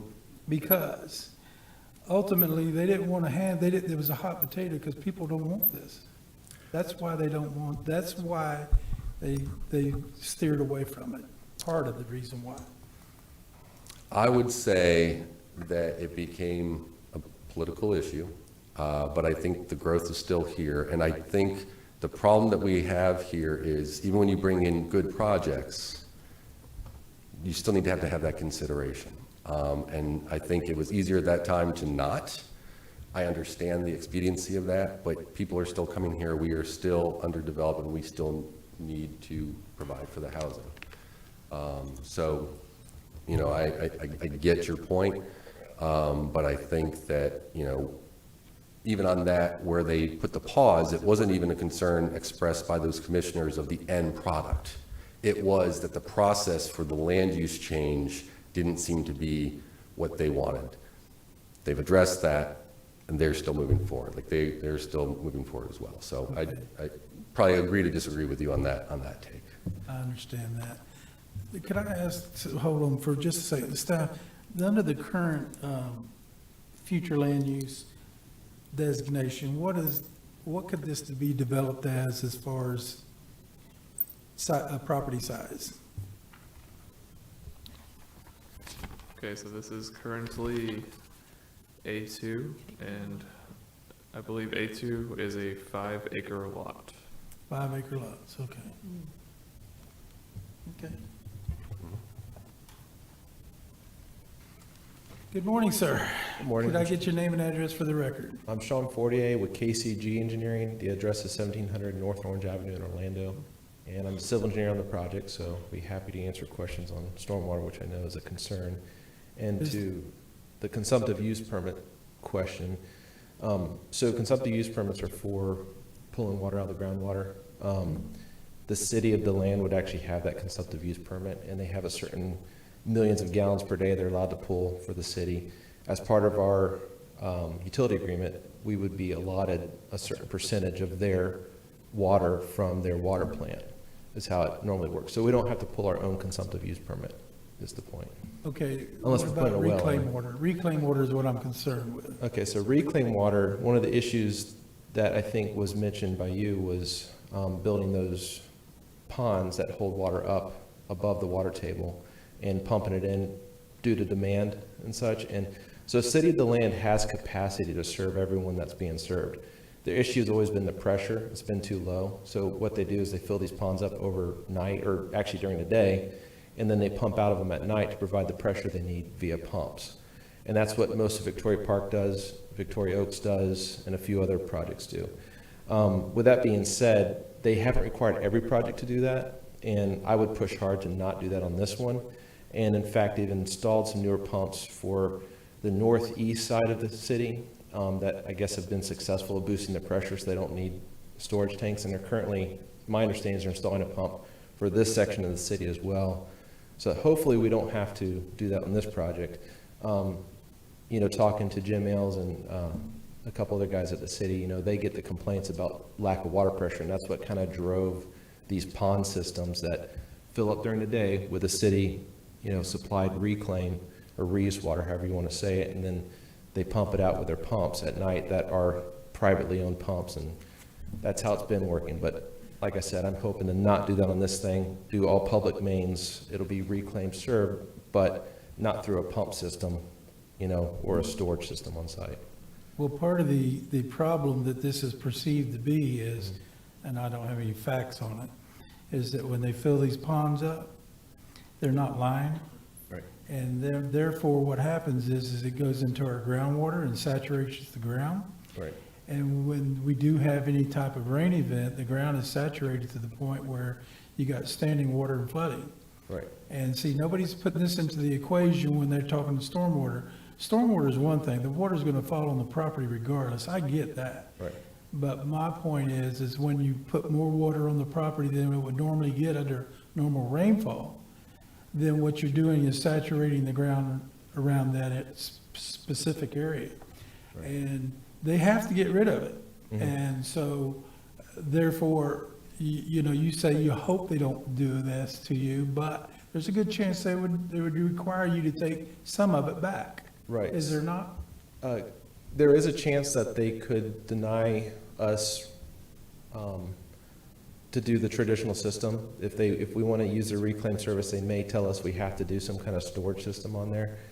And I got to be careful what I say, because as an engineer, I can't talk with, I can't say for sure that that's the cause professionally. You can speak more freely on it than I could. But with that being said, I'd be resistant to storing water in a reclaimed pond on this site, just from what I've seen, because I've done projects all around this area, and I've been watching the ponds very closely, and, you know, I don't know why the water table's staying high. I mean, I have theories, right? But I can't throw around accusations of what's causing it, so. Well, they even have a policy, or they did get a permit, and then this has nothing to do with yours, so maybe I shouldn't even bring it up, but they even got a permit from St. John's that when during the dry season, to keep water in that pond for pristine type look. Right. And it doesn't make sense. Right. That has nothing to do with this, and I'll agree. And from my experience, I did one pond like that, and it was lined, and so I'm not worried about that one, but Right. I can see where you're coming from. But that pond was also higher than the water table, so it had to be lined to hold water, but Right. there should be no water going to the bottom of that one, so. Well, what happens a lot of times is when they take the mean high water level, and they adjust their pond to that mean high water level. Right. But in Florida, if our groundwater fluctuates quite a bit. Right. My experience in digging in the ground, and gets back to my point earlier, is when we had a pool contractor trying to put in a pool in yellow sand with no indicators of a seasonal high water table, and he had the well pointed. That tells me the ground's saturated. Right. And so, and that was before the storms too. So Right. this is the only issue I have with this, is what is it gonna do to the groundwater? Not only the idea of going down Blue Lake at 2:30 and can't get past the school because of the traffic. Right, so Okay. I can, if you want, I can give you a quick overview of this particular site, stormwater. It doesn't address the concern if the city's gonna make us do a pond for reclaim, but like I said, I think I can make engineering arguments why we wouldn't want to do that in this particular case. And it is a smaller subdivision too. You're not talking 500 or 600 lots like Victoria Oaks, or thousands of lots like Victoria Park. This is a 77 lot subdivision, and they could put that onus on a 500 or 600 lot subdivision to build one of these massive, $500,000 pumps to serve the reclaim system. But I could make a pretty strong argument that 77 lots you can't force them to do a pump on a site this small. So we should just be served with traditional means on the reclaim, just public meters and those sort of things. Yeah, So, I agree with you. yeah. I totally agree with you. Okay. Any other questions for the engineer? I guess I have some, just a clarification. You said 77? Or 71, I'm Okay, sorry. just- Sorry. thank I don't you. know where I the was like- 77 came from. Yeah, thank you. Thanks. Mr. Feller? Okay. All right, anything else, Mr. Woods? If there's any other comments or questions, happy to answer them for you. Well, I can tell you my comment is I'm very concerned of what the city's gonna require you to do to take part of this water back.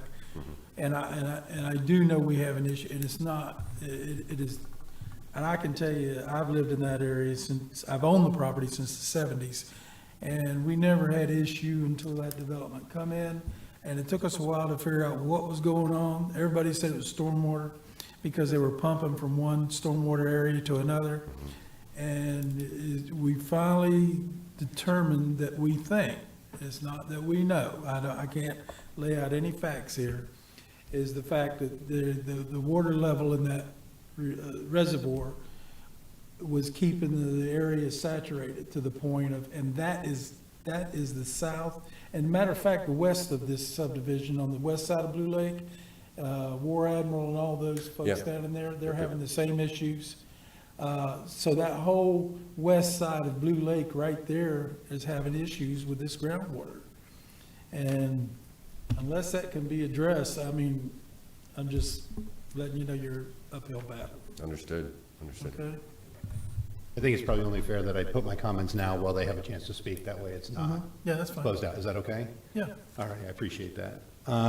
We've talked before, Mr. Woods, you know, many times about, not about projects, but here in the council.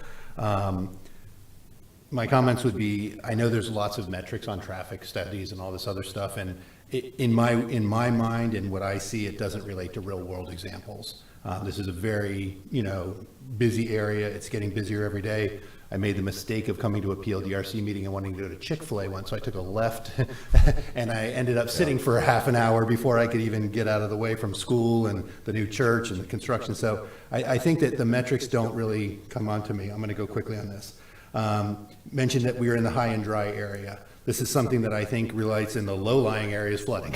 The high and dry people are always happy. You know, they've got the high ground, the low ground people. There's a farm there that's, I think, come to the county council 7 times in the past to just say, please, we're dying here. So I see some of this not translating exactly. We said that the city punted this. Obviously, it was an election. We know that. This district just elected a new representative because they weren't happy with the direction the city was going. And they made a major change with that. I think this council person is going to get his feet wet with figuring this out. But I will say this. Cities, I mean, I think it was even mentioned here today, I don't remember the exact word, but cities are the ones that are crazy developing. The unincorporated parts of the county are doing really good.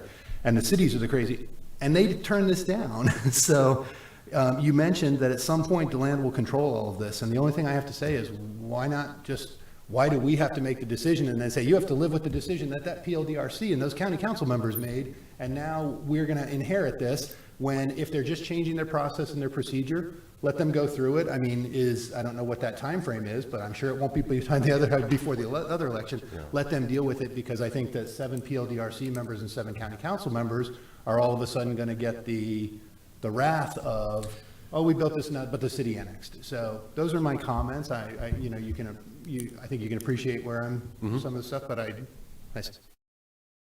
And I guess if it's okay, Mr. Chair, to kind of respond to that. Yeah. So, you know, with respect to the traffic analysis and talking about, you know, the drive to Chick-fil-A, wait in line to get in line at Chick-fil-A, although, again, if Chick-fil-A was in charge of our road network system, you know, it would be flying through.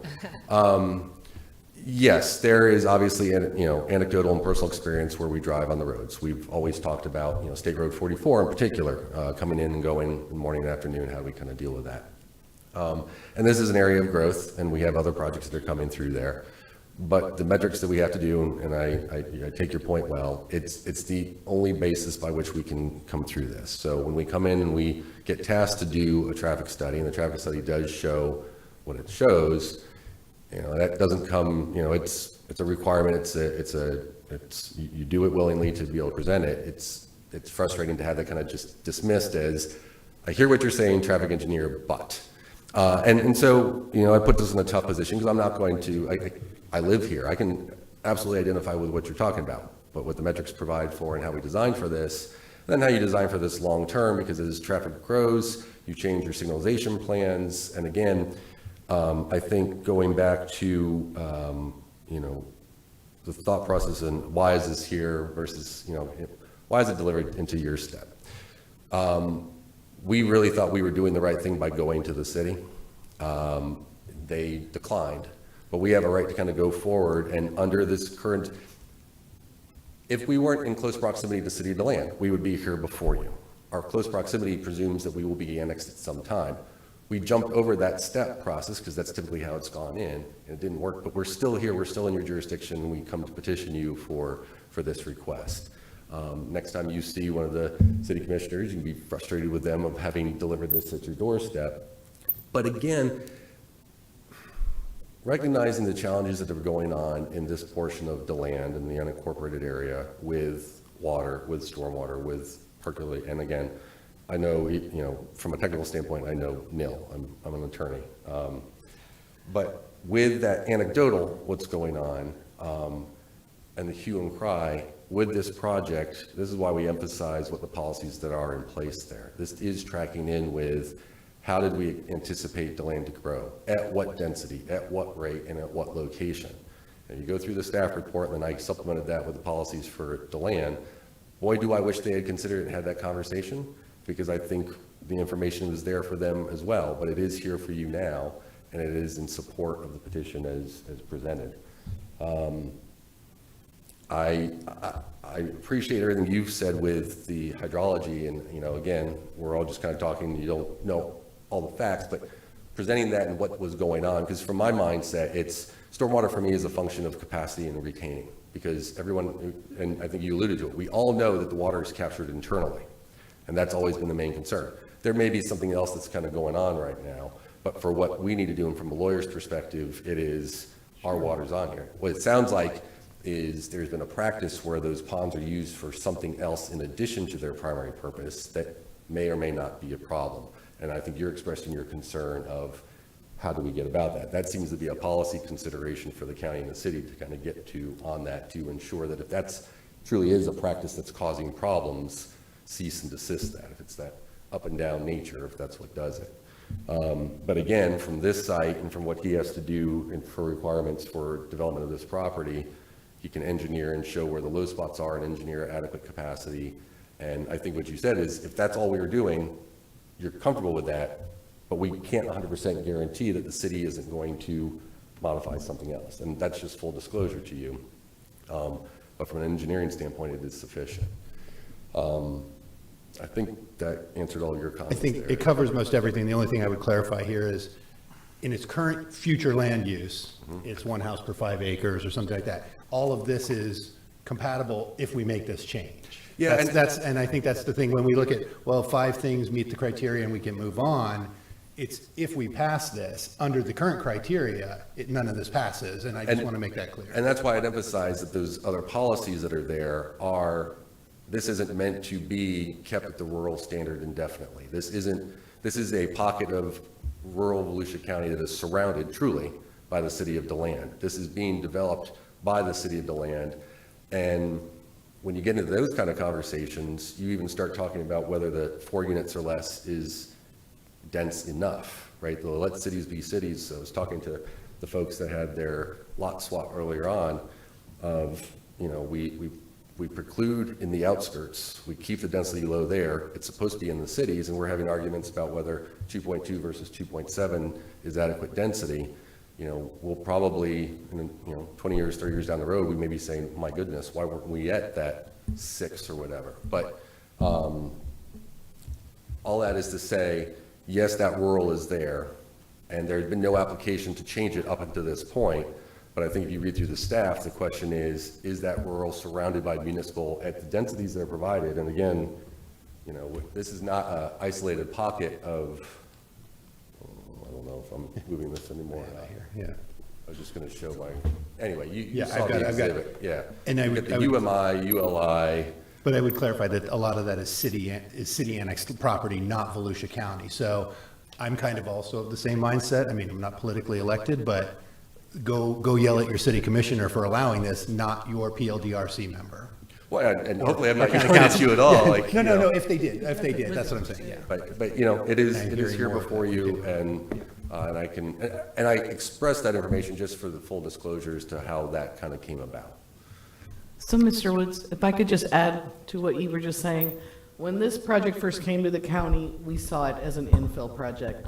And the first thing that we did was we reached out to the city, and we reached out to the city attorney, and they, were actually in support of this project, and we've kept them up to date on this project all through the process.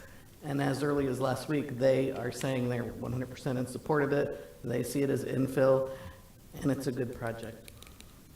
If I can ask on that, why did they turn it down then? Was it a long time ago that they turned it down? It was, as Mr. Woods suggested. I remember. It was a principle that had nothing to do specific with this project, but it triggered their conversation. And if I could distill it, it is this. There was a perception by at least one member on the city commission that when you annexed in from the county into the city, you automatically jumped to 5.8 units an acre. Now that's inaccurate and that's incorrect, but that was his perception.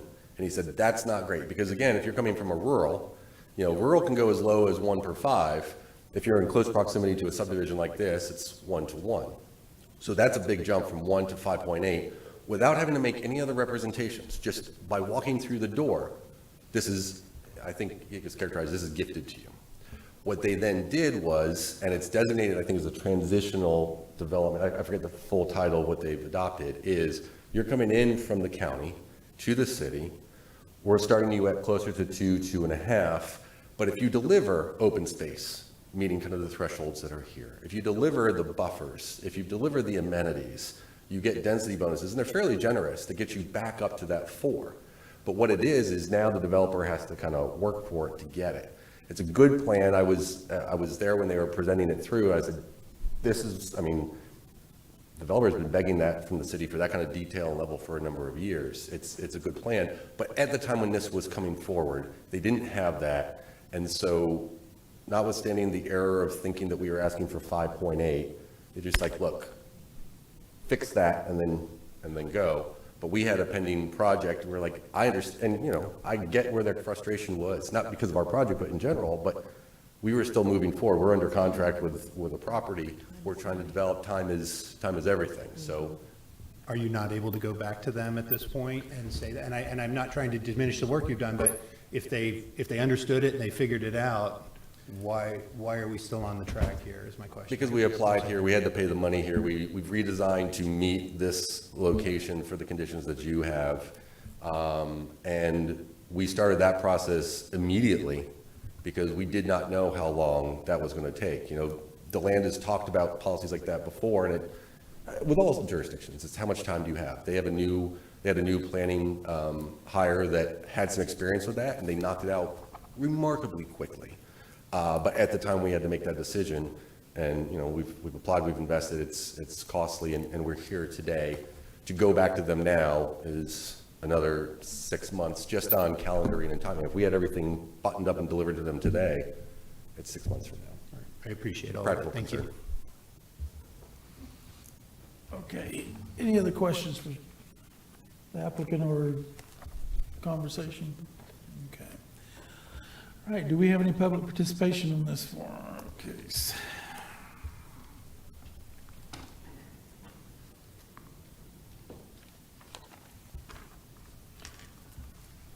Ms. Everett.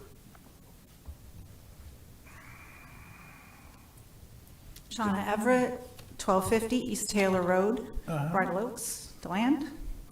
I am the property owner directly to the south of this project, right across the street. And some of you might know about Bridal Oaks Barn and what we do there. And we have a wonderful business for DeLand, very busy. And if anyone understands the value of economic growth, I think it's me in the last 5 years. Because the more people that know about my business and my barn, the better I do. So I understand that, and I understand that growth is necessary for healthy businesses. But I want to talk a little bit about responsible growth and sustainable growth and the growth that the city and the county or the people that I talk to want. I happen to be in a special position because I get to talk to people in my community on a daily basis. I do 4 to 20 tours a week at my barn, and I house 100 to 300 people per weekend who I get to talk to because I'm super social. And they come and see the animals, and we have a wonderful time talking about the farm, the community, and what we do. And every single person, 99.9%, ask me, what is happening to DeLand? What is happening to all this around you? This used to be rural. R, the designation in the county comp plan is R, rural. You want to change it to URI. Okay, but I think we need to do that in a better way with lower density. But I don't really want to talk about that today. We all know all that. We've heard it 100 times in all these meetings. We all doing this for years and years, right? In front of the city for me, not so much the county. First, I wanted to thank Cobb Cole because I worked with them as well, and they created my PD for my business, and it was a huge asset for me. So I completely respect what they do, utmost respect. And I also want to thank the developer, Michael Stewart Farm Properties, Because when I looked at the map, I was shocked to see such a beautiful border right on Taylor Road. I thought, yes, they did it. This is awesome. The only thing I'd like to ask for is that the border be extended in front of that retention pond, if possible. And the reason why is because that is directly in front of my driveway, and there's another retention pond just to the west of that, 50 feet. And now we'll be looking at 2 big retention ponds. You might say, okay, not the worst thing in the world. It's true, it's not. But if there was a natural tree line border, which I went and looked at today, they can leave that there, maybe 20 feet. It would completely block it. And we would be back to our rural thoroughfare, which is what we want, right? Which is in the comp plan. We want this rural look to the area that I live in, I believe, or that I do business in. I live in Longleaf, so I'm right there too. And one of my questions was, why can't this be more like Longleaf? Why can't this be more like Ben Oaks? Why does it have to be like this? Why does it have to be so tight? And I know there's probably a really good answer to that, but I sure know that I love walking and jogging through Ben Oaks every day. And they're half-acre to 1-acre lots. It's amazing. And so is my house, where I live right behind them. Okay, unfortunately, you only have 3 minutes. But I'm the only speaker today. Can I come back as Marie Everett, just my middle name? We may have questions of you. Matter of fact, I will have a question. I mean, I have to talk about the species. I have to talk about the sewer problem on Taylor Road. I have to talk about the traffic issue in front of my road. It's like a major issue that this engineer can I'll make this easier for you. Ask me a question, yeah. I'll ask you some questions, because I happen to live out in that area also. In reference to what you just mentioned of the sewer, what are you experiencing? How do you feel that you've been treated as a landowner, an adjacent landowner to the subdivisions that have been put in your area? Well, on one hand, I've been treated like a queen because they allowed me to hook up to water so that I could put in my fire thing. That was amazing. That's why I had to annex into the city. Otherwise, I'd still be in the county. I had to do it. I guess there was no choice. So I've been treated great. The downside is that sewer thing that is right there, corner of Blue Lake, is still smelling all the time. People are complaining about it all the time. So that was supposed to be handled and changed. And I saw some guys out there working on it, but no major changes there with that. So that was my sewer comment. And the habitat? Have you had things come up in your yard that you don't normally have? Can we please talk about the reality of species analysis? I would love to really tell you what I get to experience every day, because I work on my farm every day. I'm usually an absolute mess. This is the nicest you'll ever see me look. I have had such an incredible influx of wildlife since Victoria Oaks is surrounding me now. Some is good and some is bad. We have rare squirrels that are actually protected. They're black and crazy, and you will never see anything like them ever. It's incredible. We have tons of gopher turtles now that have now moved into my property. Love them, that's fine. Cats, all kinds of bunnies, all kinds of birds, things we've never seen before, that's all great. Last week, a fox got into my chicken coop. I don't know if y'all are aware, but everybody loves chicken, especially raw and fresh. Okay. And my place, instead of being called Bridal Oaks, it should just be called like the chicken buffet, because the foxes and the coyotes and the raccoons and the hawks are now feasting on my birds every day. This week we lost Speckles and we lost Hazel. Whatever, they're chickens, I get it. But I also raise them. I raise silkies, I raise Brahmas. My kids are gonna show them in 4-H. Like, I love my chickens. I raise Nigerian dwarf goats. Now I have to get 2 donkeys to protect the goats from the coyotes and the foxes that are all coming to my property. Why? Okay, because I'm the isolated pocket now. Okay, I'm gonna have to isolate you. Okay. And cut your time here, so. One more question? Can you get one more question you got from me? I know you got one, somebody got one. Traffic. Oh my God, okay. I'm gonna be talking with Anthony Taylor very soon, because there's a major problem in front of my barn now. I love the new construction they did, but the problem is the turning lane is really for Victoria Oaks. It's not for me. Even though I talked to Dan and Dan said, we're gonna give you a turning lane, you're gonna be so excited. my turning lane starts in front of my driveway, and by the time you're there, you're going down to Victoria Oaks. So now 100 cars a weekend are going into Victoria Oaks, just having to turn around and come back. And when they come back, there's no suicide lane for them to turn into, and they feel like they can't cross the yellow lines. So they sit out in the middle, and that's what we hear at least once a day, because they can't get over. Okay, I'm gonna have to get you right. Thank you. I'll see you at County Council. All right. That's not Any other speakers who'd like to speak to this case? Okay. We're going to close the floor for public participation, open up for commission discussion. And what I would like to add to this is we're doing more than approving or disapproving a subdivision, a PUD. What we're doing is making a comprehensive plan amendment. As you may remember this morning when I spoke of the fact that sometimes, depending upon the zoning and the future land use, whenever you get public utilities that are provided to an area, we get hamstrung as far as what we can control and what we can on densities.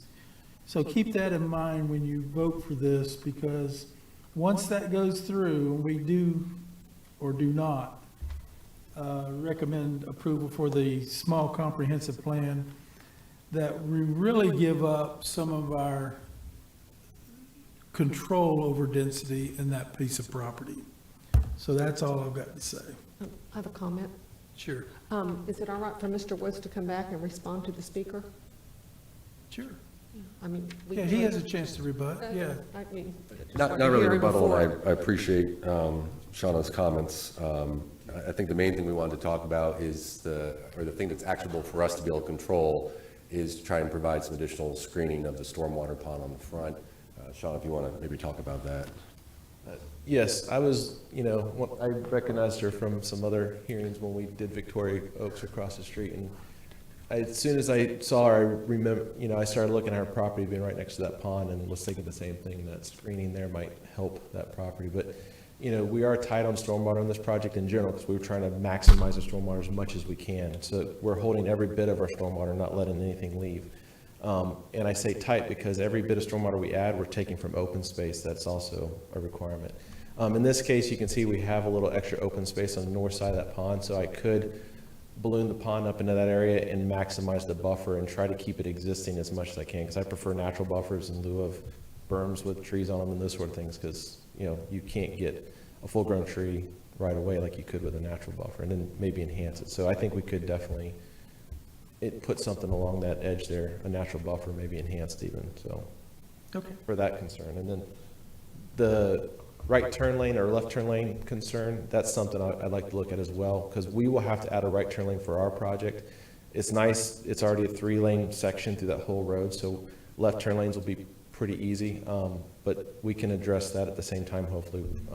It may be difficult because it'll be some overlapping with our entrance, but something we can look at since we'll already have roadway improvements as part of our project, so. Okay, thank you so much. All right, we're going to close the floor, and any other commission discussion? Anybody would like to make a motion?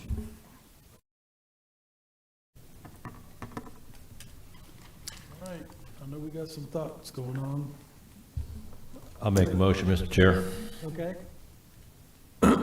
On case CPA-22-009, I make a motion that we find the future land use amendment consistent with the comprehensive plan and forward the application, case CPA-22-009, to the County Council recommendation of approval to transmit to the Department of DEO for expedited state review and to the Volusia Growth Management Commission for certification. Second. okay, I've got a motion to forward the CPA 22009 to the County Council with recommendation of approval from Mr. Casa, as he stated, and Ms. Shelley is a second. Any discussion on the motion? All those in favor signify by saying aye. Aye. Any opposed? No. Aye. No. We need a roll call. Okay, we're going to need a roll call on this one. Member Feller, Maybe start from the other side next time. No. Member Young, Yeah, aye. Member Shelley? Yes. Member Bender? Member Costa? Yes. Member Sixma? No. Member, Chair Mills? No. Okay. Does the do we make a motion on the PUD even if that failed? So it would have to be a motion in the negative, correct?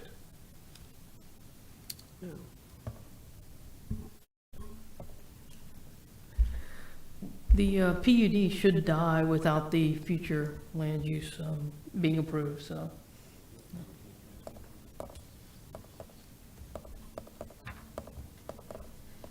So we're done with that? But you still have to make a recommendation? Would you like to make a recommend, we can get them to, the motion recommendation on the PUD? I mean, does it still move forward? Because the recommendation for the CPA still moves forward to the county council, right? So the PD would still, certainly for like conditions of like, you know, for instance, I don't want us to lose the buffer requirement for the retention pond. So if you can get that into the. No, we can. So then I would say that the next step would be to make a motion. If I decided to, I could make a motion sending it to county council with a recommendation of denial, correct? Correct. Okay. So then I would make that motion. Not, You just not spell to- it out, CPA. Not to what? Well, we have to send this to county council, but I'm saying instead of sending it with approval, send it with denial. So Okay. I would say find it inconsistent with the CPA plan for case number CPA 22009, having to forward it to county council, but finding it inconsistent. All right. Yeah. Okay. I'll second it, yeah. Okay. I was always told that we always had to make motions in the affirmative and then vote it down, like we did the CPA, but do the same with the PUD. It's just a point of order. Yeah. But I was. It's point of order, motion should always be made in the In the affirmative. affirmative, that's what I've been, Right. okay, so. So it's like a double. And then vote it down, like, so, can you change, would you change your motion then? So I think that was already voted on, right? It was already voted No, No, the she's talking about the PUD. Yeah, so it's consistent. And, yeah, vote so it then, down. Well, okay, yeah, that's fine. He's gonna vote against. so then it. I'll just say, in case PUD 22-138, we forward this to the county council with a recommendation of denial. She's saying you have to do it as approval, but I've never had it run into that. Okay, I just asked as a point of Yeah. order, all the commission, all the time I've done this, it's Because always now you've got a everything. person making a motion and voting against their motion. Yeah, I don't. Well, then I'll make the motion. I have no problem making the motion here, guys. Okay, go ahead, Mr. Costa. All right, on PUD-22-138, that we forward the rezoning application, case number PUD-22-138, to the county council for final action with a recommendation of approval, subject to staff recommended conditions. Second, Yeah, I've got a motion on the floor to forward PUD 22-138 to I'm county confused. council with a recommendation of just vote it down. approval from Mr. Costa and a second from Ms. Shelley. We did the same with the Any CPA, discussion on the we motion? recommended approval and voted it down. Now, Okay, no discussion. All those in favor signify by saying aye. Aye. Any opposed? No. I'd like a roll call, please. Yes. Roll call. Member Feller? No. Member Young? Okay, I'm going to try and clarify this. I'm lost a little bit. We're going to vote the PUD down, right? No, Go ahead. you're yes or no to approve it. So vote no. No. There you go. Yes. Member Bender? Member Costa? Yes. No. Member Sixma? No. Chair Mills? No. I'm not sure. Okay. Can I just want to clarify, just for 4-3 means the thing, you voted in favor of the CPA, correct? Was it your intent to vote in favor of the PD? Okay, that's what I thought. That's what you were confused Whatever you did to about. correct that. Yeah. It's a 4-3 in denial. Yeah, same as the CPA. Okay, folks, let me see where we're at here.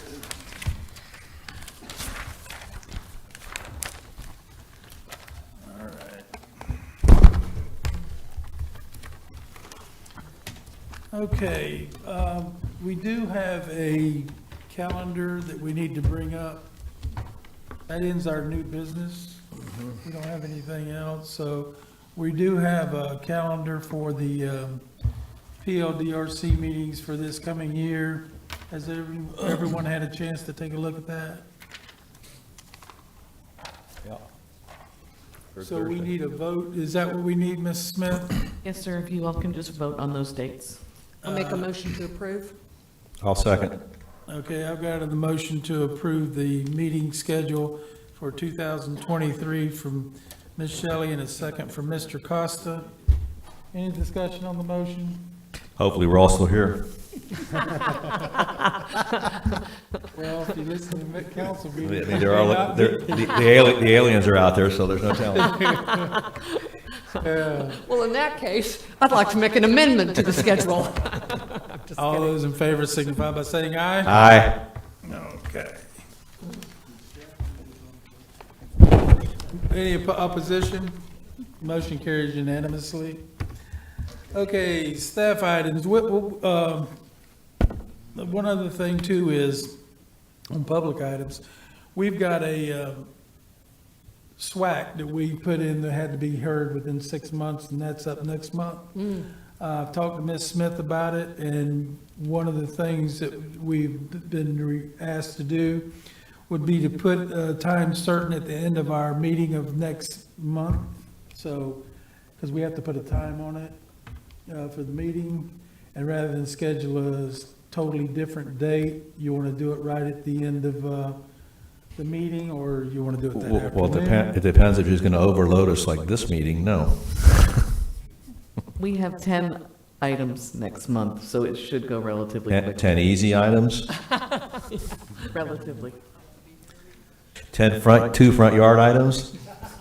Are we, And what we're looking for clarification on is if you want us, at one point, we were told to separate it from our regular meeting. But then So have a we're special looking at now whether you just want it to be the last item, or if you want us to give it a time certain for later in the day, which may leave you all sitting around for several hours. and no, then you can come back. me personally, I'd rather just go Right on through through with it. We are talking about the activity center, right? This activity center, yes. I would say that we do it, if we only have 10 items, then we go right into it. Yep, I Yeah. agree. And they can buy us lunch afterwards at the local watering hole. Exactly. And then just to clarify, the item that we will be bringing back was what you heard before, which were the 2 issues that the county council asked us to address. Which was the 5,000, changing the 7,500 square foot residential lot size to 5,000 square feet, and allowing warehouse distribution centers. You'll be reissuing packets again, please? 'Cause I think I got rid of mine from last year. I did notice in that packet, though, previously, that you were also taking out some commercial areas in there, different types of commercial, and putting it into one? Sure? I think there's a lot to the SWAC. That's why Yeah. I think that Yeah. there's probably a lot more to it than we should discuss here today, but I think. Yeah, I think so, but anyway, I know those 2 brought up, but I noticed on the proposed plan for future, there was a difference there. But anyway, we'll discuss that next month. So that'll be next month then. Next month at the end of our regular meeting. So whatever advertising you need to do, you can Thank just you. advertise it into our meeting. Okay. Okay? All right, any other staff items? No, sir. Okay, staff comments? No, sir. Commission comments? Yes, sir. Yeah, here we go. Okay, here we go. Parking. Let's start with number 1 on my list, my hit list today, is starting off the year with having to walk an extra 15 steps because my parking spot was taken. I'm sure it was a pure oversight, Ditto. but just wanted to point that out, because if it's raining next time, I don't want to walk those extra steps, so I don't have to, please. Secondly, I want to, Chairman Mills, you were gone for 2 meetings, and I want to say that Mr. Bender did a fantastic job keeping us in line and keeping us on track, because we had some heavy-hitting meetings just like today. So I want to thank him for his service, and thank you for allowing us to have him in your stead. Any other commission comments? I just have a question for staff. as far as the agenda that we had today, is it any particular reason that we put the ordinances in front of all of the rest of those cases and had the citizens sit around for 3 hours waiting to be heard before they left? Because normally, it's opposite. In this case, we had an item from a different division come in, and we were trying to be respectful of their times and the things that they had to get done throughout the day. So the prescriptive rights, we moved up to the front, and the first item we heard was because it was an older item that we needed to She resolve. loved us so much, she came back. What are you talking about? Well, and then I guess the other thing, it's scheduling, it's like the last case that we had. We had a property owner that was saying, I'm sure Mr. Woods is not working cheap. Attorneys sit here for 5 or 6 hours waiting to be heard. Is there any way that we could, maybe if we have somebody with attorney's representation, maybe move them up further in the agenda? Yes, sir, we can take care of that. Because- We are just trying to accommodate everybody's schedule and when we could get our water resources director and our environmental management director here as well. I will say that as a chairman, we've had people request to be moved up previously, and we've accommodated that specifically because of attorneys. Yeah. And so, I mean, if you want to make it a policy to bring all of our attorneys up front first, I thought it was good for them to sit here and listen to what we had to say, you know? But that's another story. Actually, I thought it was a good thing to have the citizens sit here and hear the other stuff too, but, Yeah, you know. at least they know we're working for them, you know? Yeah.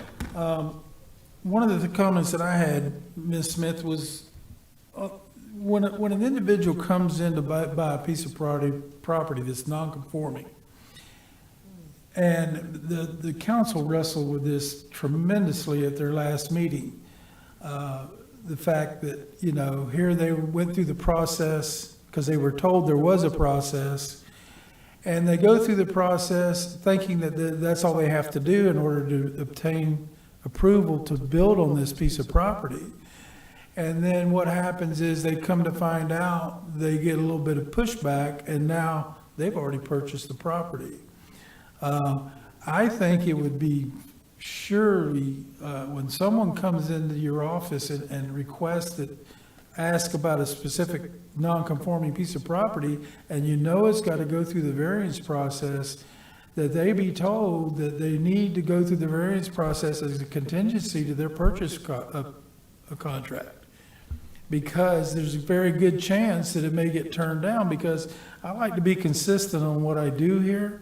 And I voted down a building on a piece of property that was non-conforming for the DeLeon Springs area. And today I turn around and vote an approval for that same purpose. And the only difference, and let me explain the reasoning behind this, was simply because the adjoining properties were non-conforming also. Now, the DeLeon Springs was a little piece in itself, and it had some different things. And I know we're supposed to look at each case differently, but I like to be consistent. And so these people need to know that just because you tell them there's a process, that it's not necessarily so. As a matter of fact, you might have put a disclosure when they come in and ask, you know, that this is the process you've got to go through, and you know, there's a good chance it may not work. So you better do the purchase contract on contingency of getting it through the variance. Well, the issue with that is you're borderline giving them legal advice on how to proceed with a private purchase. All we can do is have policies in place and procedures in place, and to tell people they can follow that policy or that procedure. And we try and tell each person equally what they can or can't do. If you add that extra layer of, hey, you should get an escrow account and a contingency and a bond and all those other things, we can't give people that type of legal advice or counseling. They have to go out and hire their own professionals for that aspect of it. But we do have to offer everyone the same process, the same policy, and the same procedure. Well, I understand that, but the point of it is they're coming in with the assumption And all I have to do is go through the loopholes and they got it done. It's done. They don't understand a variance could go either way for them. And, So if I could just add to what Ms. Slack was saying, we maintain in our office a front area staff. It includes both our land development and our planning team and our zoning team. And when people come in, we make a point to tell them our process. We engage the other departments in it, and we walk them through that process. And we were always very clear to tell them that this will be a public hearing process, and there are no guarantees, and staff does not make those decisions. So they are all informed at the beginning of the process. well, I'm inclined to start being, like I said, consistent and turning these down. And it's unfortunate for the land buyer, but I mean, that's where my position's gonna be on it. Because these folks that have the larger pieces and this being that you can apply for a variance, but you can't because you're a adjoining property owner, that needs to be addressed. One of the other things that needs to be addressed is the subdivisions of large parcels of property, and I know this was addressed 8 to 10 years ago through the county council, but it needs to be relooked at. When you got a large property and you keeping it within the same zoning, and you got 10 acres or more in this agricultural property, and you have a 40-acre parcel, I can split it into two 20s, and the guy next door to me has 20, he can split it into two 10s, but I can't split it into four 10s. To me, that does not, to me, that's not good policy when the zoning is 10-acre parcels. I would like to, hopefully, to have council take a look at this again. I mean, we do have a new council, and I think we got a new thought process going on there, so hopefully they'll take heed and maybe look at this.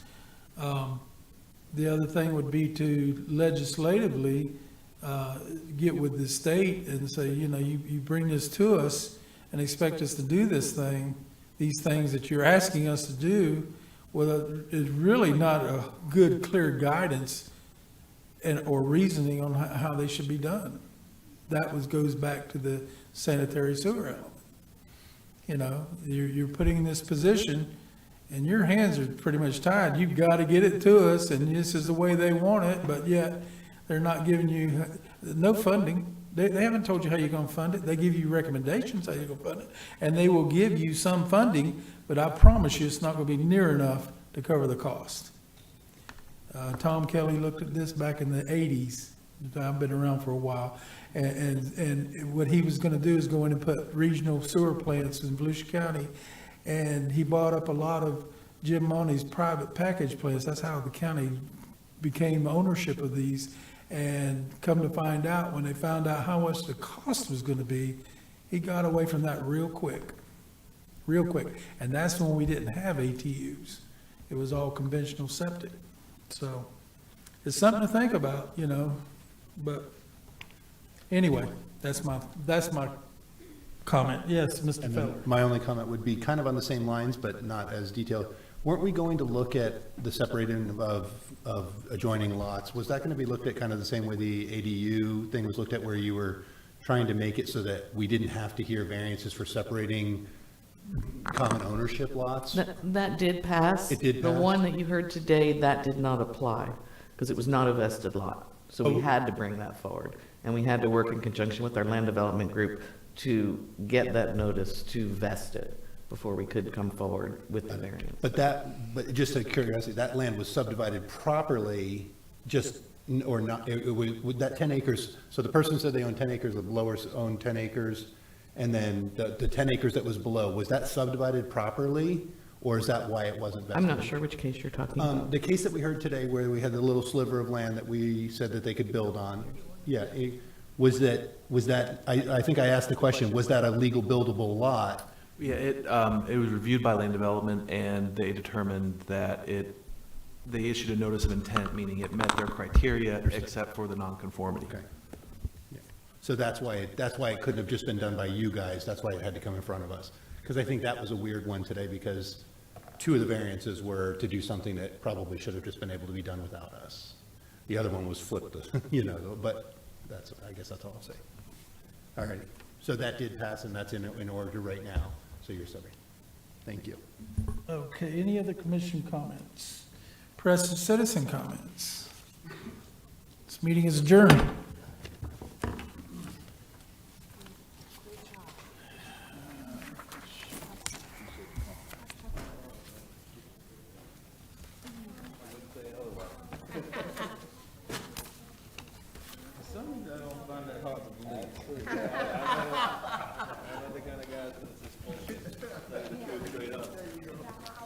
Hey, he can move right on over here. Yeah.